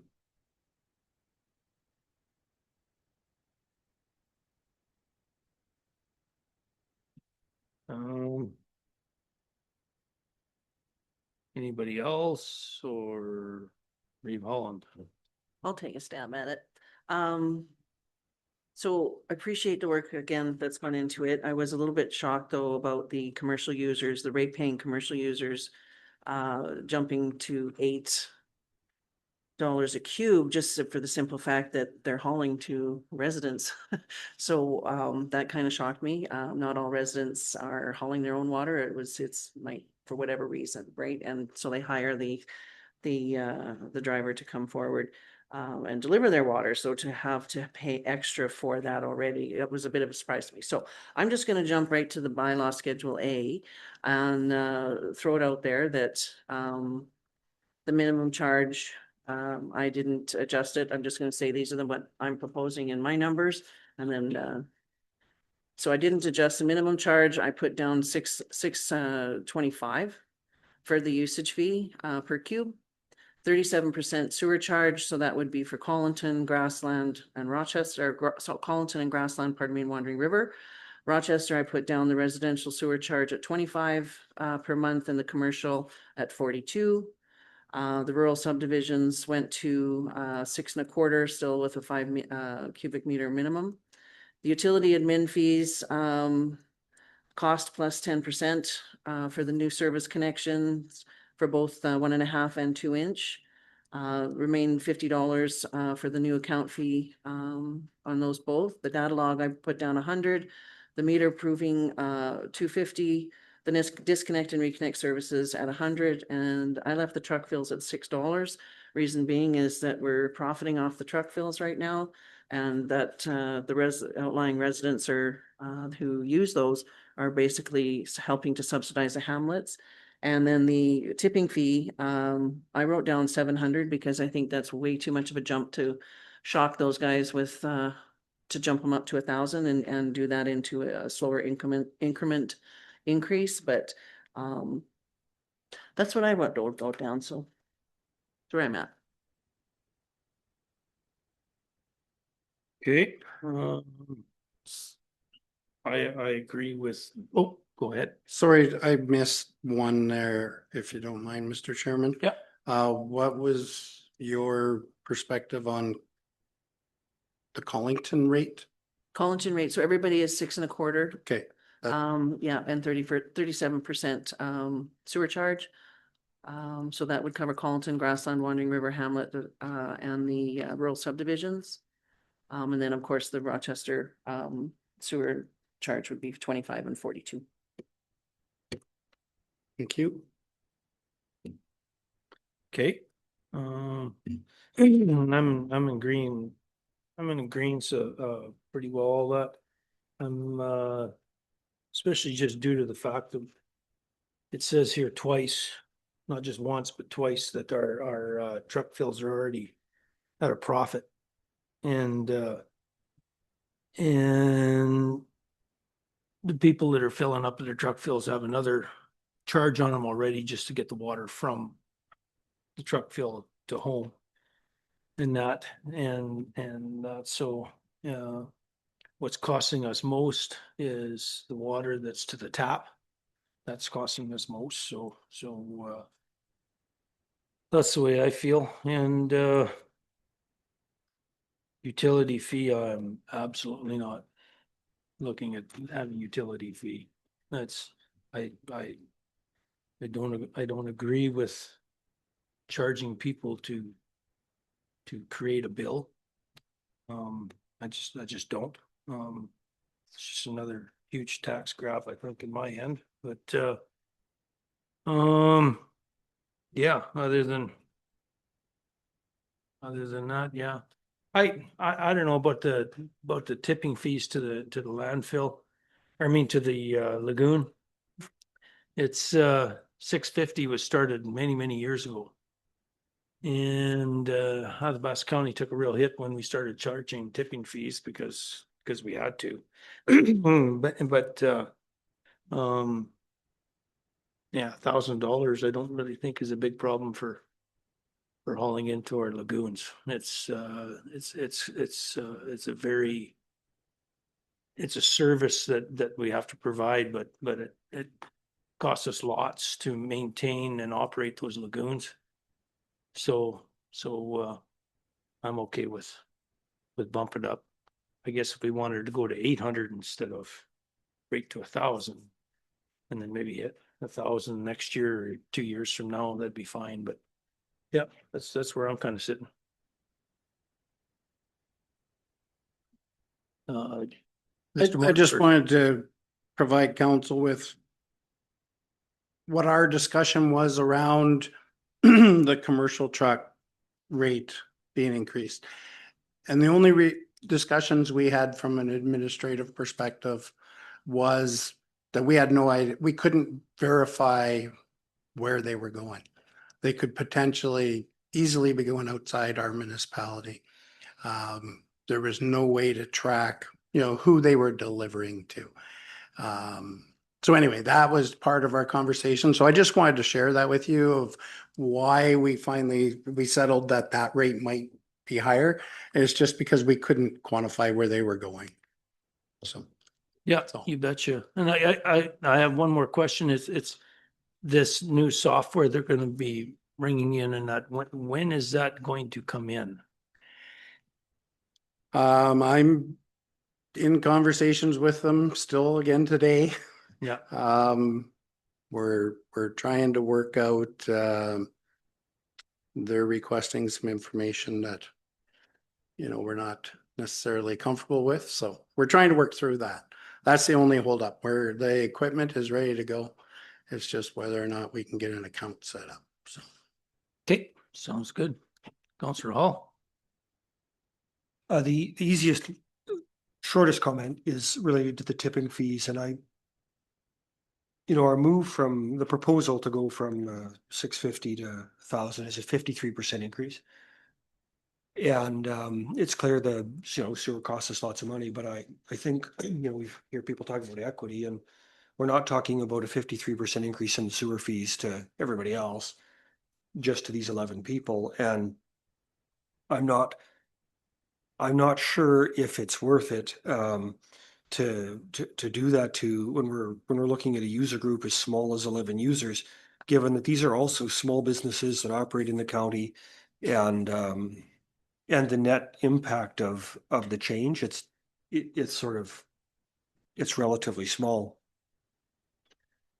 On the water rates, I guess, when I saw this in the agenda, I had hoped that before we jumped to conclusions about what we think we should actually get to, we would spend a minute and talk about what do we want to do with water? And how do we want to use it in terms of its pricing? What are our goals as it relates to residents? So we've admin has brought us back some interesting information. But for me, I wonder and think that we should have a discussion about whether it's possible for us to make domestic water more affordable for the people that live here. We're at $6. Can we figure out the math to make it more affordable for domestic water? And it's clear that water costs us more than we collect. There's a gigantic loss. But also we know that truck fuel users are not restricted to residents. Truck fuel users are not restricted to county taxpayers, and it is not restricted to domestic water. And so I think we can do something good for our residents, yet lean a little heavier on the people who aren't here investing in the system, whether it's the commercial users that are drawing water here and taking it out of county, or to other municipalities or whatever the case may be, because from the budget, we know we subsidize water. I am 100% behind subsidizing domestic water to residents, but I'm not. I think it's a tough thing to explain that we're going to subsidize it to people in other municipalities, and that we're going to subsidize water to commercial ventures that are drawing water out and driving across the county line to somewhere else. So I don't have a number to say we should do this or we should do that. I just I don't believe with our budget, I guess,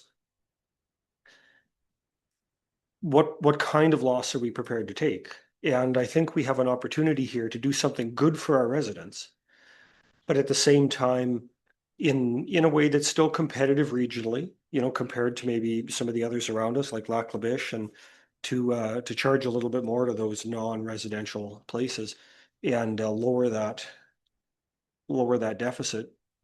Because I think the other thing that plays into what we're talking about when we think about our budget deficit, I mean, probably has missed nobody that there's a war going on across in the Middle East, and that the price of fuel has changed, which absolutely will have impacts on our county budget before the year is over. And so it's almost a guarantee we're not going to be where we thought we were going to be.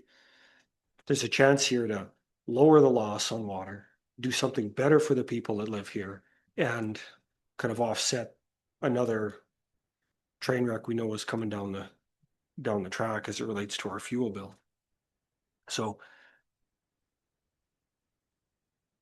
if we want to just jump to a one number thing, I guess I would suggest we actually take a minute and back up and say, can we use water can we make water cheaper for the people that live here? And I think, administration has the math to figure it out. And certainly there are some hurdles to overcome. One of them might be the water haulers that take water to domestic users inside the county, like those who have cisterns and don't haul their own water. But there's a whole bunch of other users that are not those people that are using water and that are effectively being subsidized by Athabasca County taxpayers. And so for me, I don't think that's a good place for us to be. I'm just wondering, where's this water going? That's coming out of our truck fills, going to other users other than Athabasca County residents. I think, Chair, as well as anybody, there are 8 other municipalities inside the boundaries of the county that use water. There are commercial users that take it to industrial plants. There are agricultural uses. Agricultural uses is people living in this county. The other thing is the other municipalities right now that are getting water. There's 6 of them out there right now that are getting water from the town of Athabasca. So us lowering water is not gonna affect them one darn bit until we get a water line out there and get our reservoir put in place. But to say that those people, let's call it spade a spade, the summer villages out west, the summer villages out east are getting county water is, I don't think so. I think they're paying from Boyle and Athabasca that is charging $10 a cube. And they're and a lot of our farming community that is using potable water is our taxpayers. So I don't know. It's I agree. If we could drop the water prices and everything like that, I think it'd be great. But I just don't see where dropping the water prices right now and lifting it for industrial is going to affect us. It's going to just push the industrial that are hauling from our truck fills to haul from these other guys. I don't know. I think leaving it the way it is right now until we can get these entities figured out of who knows. Maybe we won't have truck fills here very much in the near future until we get that figured out. Who knows? And once we get the water line put in out west with the reservoir there, then we can get back to actually discussing that a little bit. But part of the problem is too is we have one hamlet in this county that's not paying the same as the rest of the hamlets in this county, and that's not helping. That is not helping us on this whole thing. So I don't know. That's the way I look at it. Revon. Thank you. I agree with what you're saying. My hesitation when it comes to changing for commercial is how are you deciphering whether they're hauling for industrial or hauling to residents? How do you know? So that's why we chose $8. Right. Because we don't know. You don't right? know. So, so the residents who get their own water, the rate is $6.22 or whatever. $6. If you're looking at commercial haulers, if it's going to a different municipality or summer village or to a rig camp, whatever. Our perspective was we don't know where they're going, so we're going to charge them more. Right. And so basically then all our water haulers who have cisterns, who are residents of the community are the ones who now are at a disadvantage. Not only are we profiting off of our truck fills, now we're going to hammer it to our residents who have cisterns that are within the county that are ratepayers. And now we're going to charge them $8 a cube from the commercial guys. But they're paying 10 today. No. If they're Here, getting it. Grassland and Collinton are $6. Okay, those ones, yeah. But Absolutely. if you're Right. And so, to all of a sudden say, well, no, you know what, you guys, you can have one pay $8 a cube. No, I cannot support that whatsoever. And if we cannot decipher where that water is going, I can't support that either. That makes it very, puts people at a disadvantage that's, I can't support whatsoever. Yeah, no, I struggle with that wholeheartedly, unless we have proof in the pudding to say, we know that water is going to that oil camp. For that matter, that camp could be paying tax in our own community. So I really struggle with changing that out to commercial at this time until, like you mentioned, we figure out what's going on with the water lines, where they're going, how our truck fills are going to be. I can't make a change to $8. I cannot support that at all. I agree with that. Sorry, Rob. Mr. Mintz. I totally agree with that. An average truck holds 15 cubes. I don't know how many customers you could get off that cube, but especially with our summertime influx and all these other little places, not a lot of cubes are going into some of these smaller places that are ratepayers. And to ask the truck drivers to keep a log of that would be absolutely crazy and ridiculous. And I forgot Wandering River truck fill too. We have residents who have cisterns there too.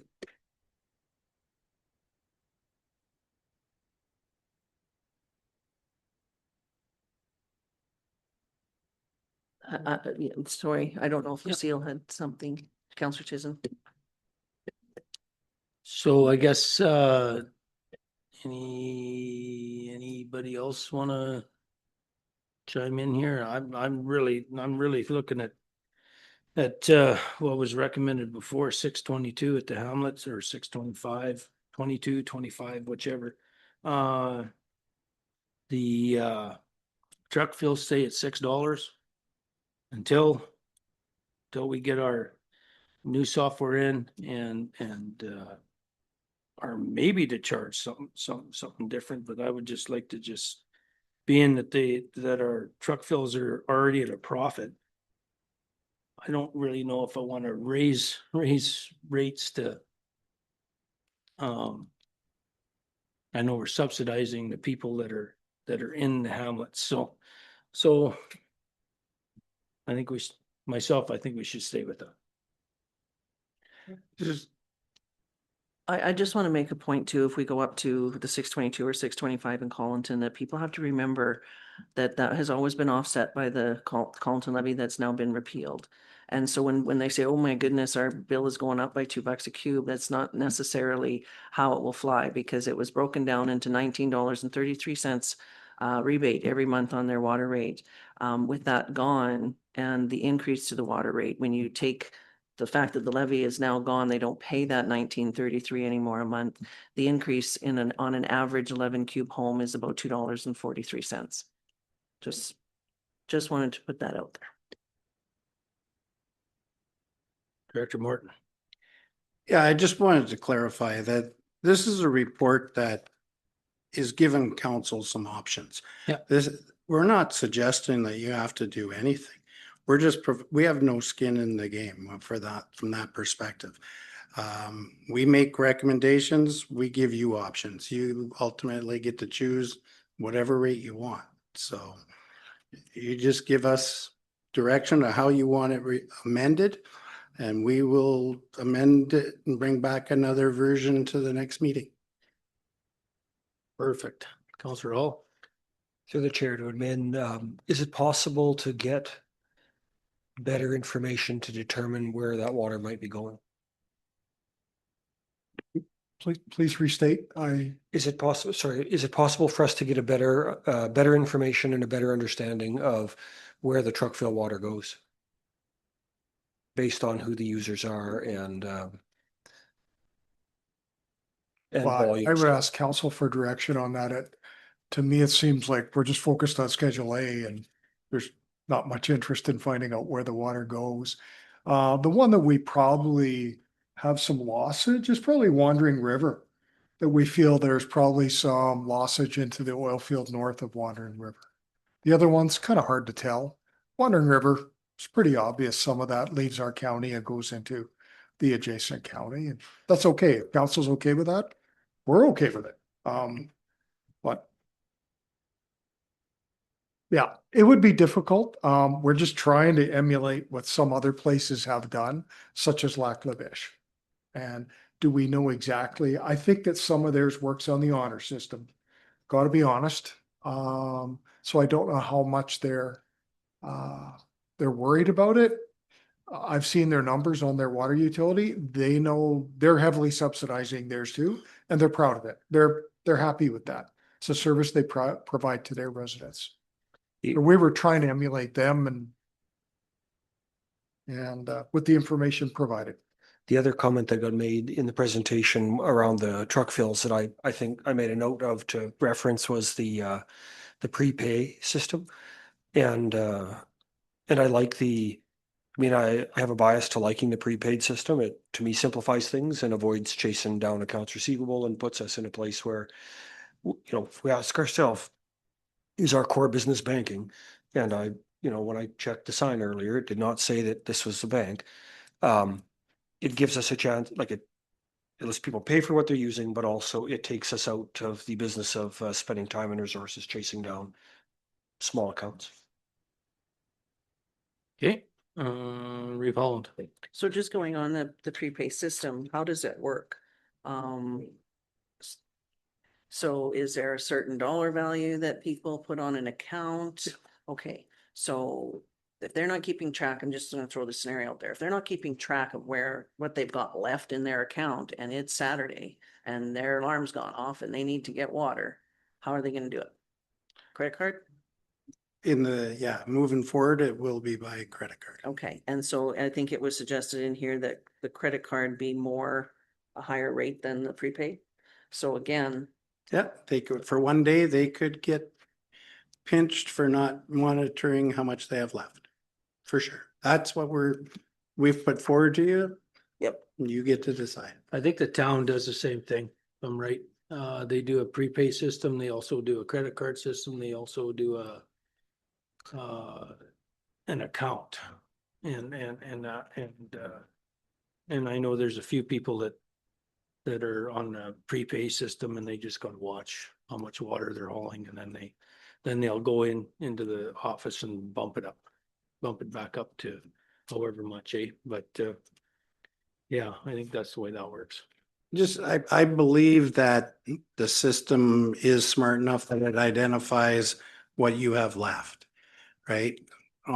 Every time you fill up. So on the readout, I believe it'll tell you how much you have left on your account. So yeah, if you chose to, not update it when you're down to half a cube, you're gonna get pinched that day. So how is everybody sitting here? You want to do a recommend to council that water rates, bulk fill stays at $6 and hamlets go to $6.25? Sewer rates at 37%. Where did that come from, the 37%? Oh, just No, where did did you, we just picked it, or I just didn't follow the logic of how we got to 37? it's called an incremental increase rather than jumping the 5%. I went to a slower move rather than a big move.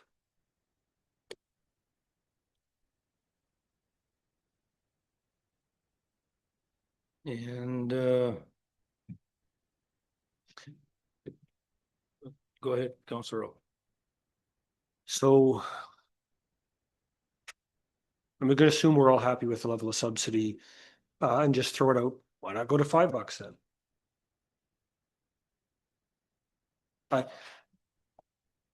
I guess if we're all really happy with this, I just wonder, I don't know. I feel like we have, I'll end up repeating myself. I'll just hang up here.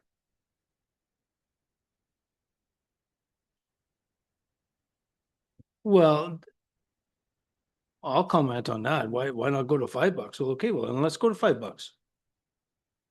Does that make sense? Everybody's used to paying $6.20, and that, why would we drop it? It'd be the same reason 4 years ago when we were told, no, we got to go to 11. That number come out of nowhere, and so I guess put the motion forward to go to $5 then, whatever. We're just trying to make a conscious decision on keeping water rates, subsidizing water rates, keeping it at a reasonable amount, being that everything else in this godforsaken world is going up.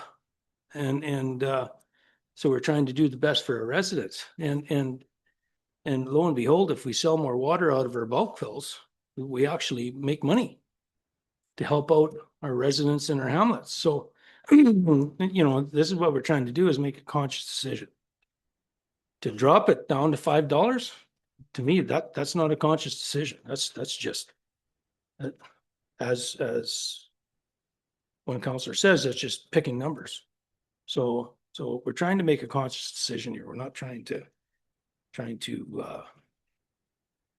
completely knock us off the rails, but if you want $5, put it out there. Councillor Stasic. Thank you. Through the chair, I just did some quick math and that I'm pretty sure that our costs in general have gone up more than 4% or 4% at the least, and that 625 reflects a 4% increase, and I'm okay with that. I think people in general have to understand that we're not buying water or any services at our 2 or 3 year ago prices, and I think yeah, I'd like to keep it down to $5. I'd like to get it for nothing, but that's just not realistic. And we have to maintain this business. And if our costs go up somewheres, everybody has to absorb those costs. Revolt. Thank you. Yeah, there was some method to my madness when I had suggested those numbers. Putting it out there for council to debate a $5 thing is, as I'm just going to call it what it is, unfair to council members, because then it looks to the public like we're denying lowering our rates. So I think that you're right. This is a conscious decision. It's based on a 4% increase that we're seeing, and I think that that's fair, and our residents can understand that and accept that. But to now sit there and say, well, just drop it to 5.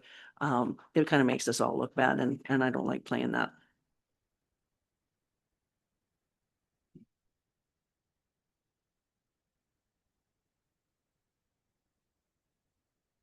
Well,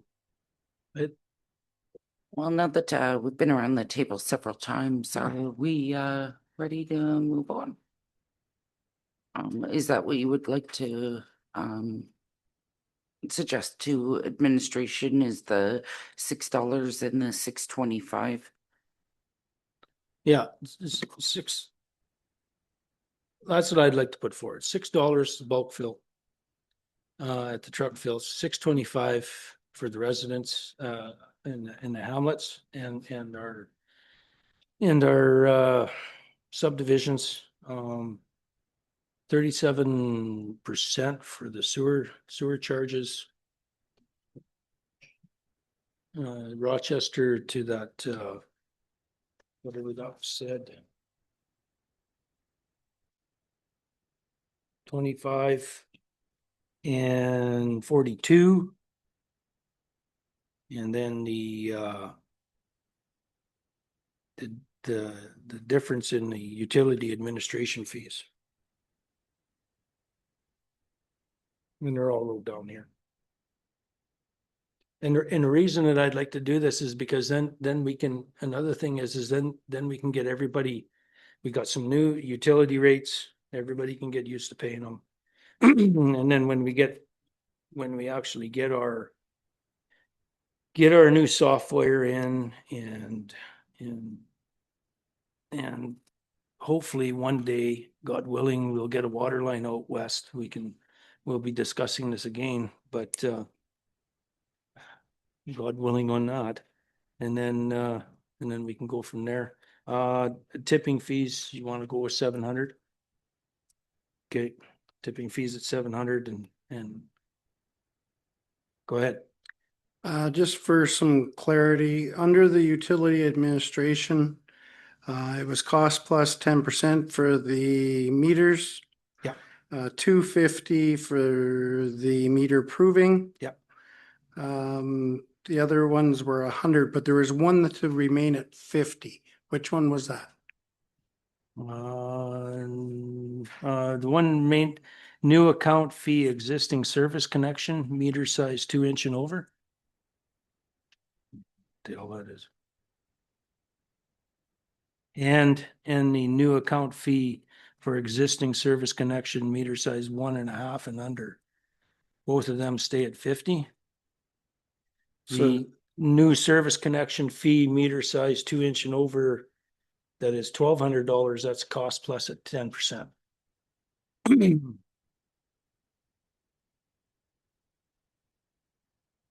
If I may, that was the $50 for the new account for existing service connections. That was what was recommended in the report on page 140.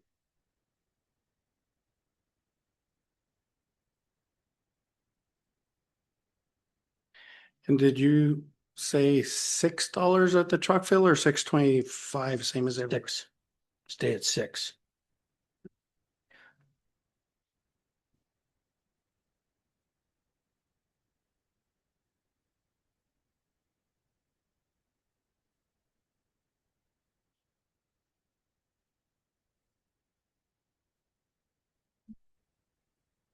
So I would make the, Just when we go ahead with the motion to recommend to county council, being that this is a smaller bylaw, I'm not sure, is it even possible to bring it back on Thursday? For Thursday's meeting and add it to our agenda? I don't know if admin has time for that. Well, it doesn't meet the requirements. It's not urgent. But it doesn't meet the requirements to get added at this point. We talk about not following the bylaw, but the bylaw doesn't. Urgent is, in our bylaw, it's emergent, not urgent. So an item that has come forward or come up.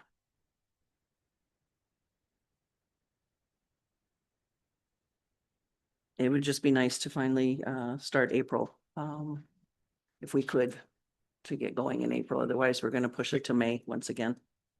So the next meeting being Thursday? It's, I know it's a stretch, but it's just a yay or no, a yay or nay. I don't know if it's possible for administration. Yeah, there's 24 hours. So we should be able to. Yeah.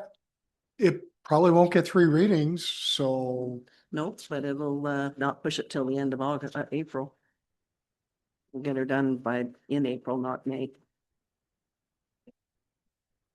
okay, so we got that. But if it's up to council, right? I'm just throwing it out there.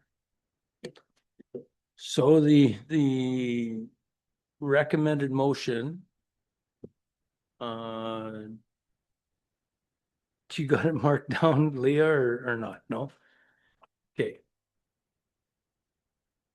So the recommended motion is to utility bylaw of for hamlets, Collington, Grassland, Wandering River, 625. And 5 cube minimum. Sewer rates at 37%. Rochester Hamlet at residential sewer charge at $25 and commercial sewer charge at $42. Rural subdivisions, minimum charge 5 meters cubed, usage fee at $6.25. Utility administration fees,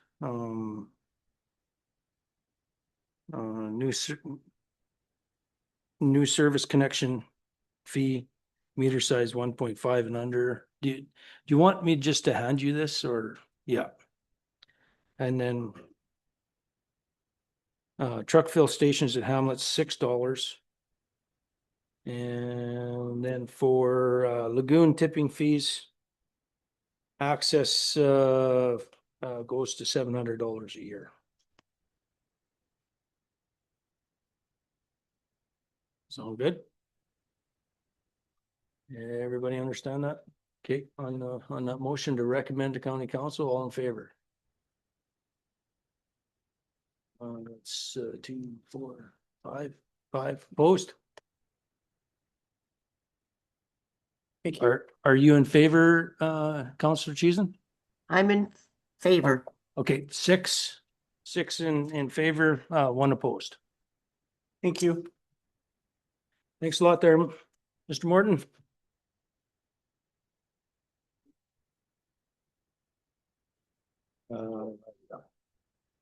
Deputy Reeve, who made that motion, if you don't mind? You can put Mr. Stasic made that motion, chair. Okay, so from there, we'll move on to new business, Mystic Meadows delegation. Recommendation to direct administration to review the request from Mystic Meadows Management Society and bring further information to an up and coming county council meeting. Councillor Chamzik wants to make that motion. Any discussion? The actual motion is to direct administration to review the request for Mystic Meadows Management Society and bring further information to an up and coming county council meeting. All those in favor? Aye. Motion carried, 7-0. So thank you for that. Motion go into closed. Motion by Councillor Chamzik to go into close. All in favor? Aye. Motion carried, 7-0.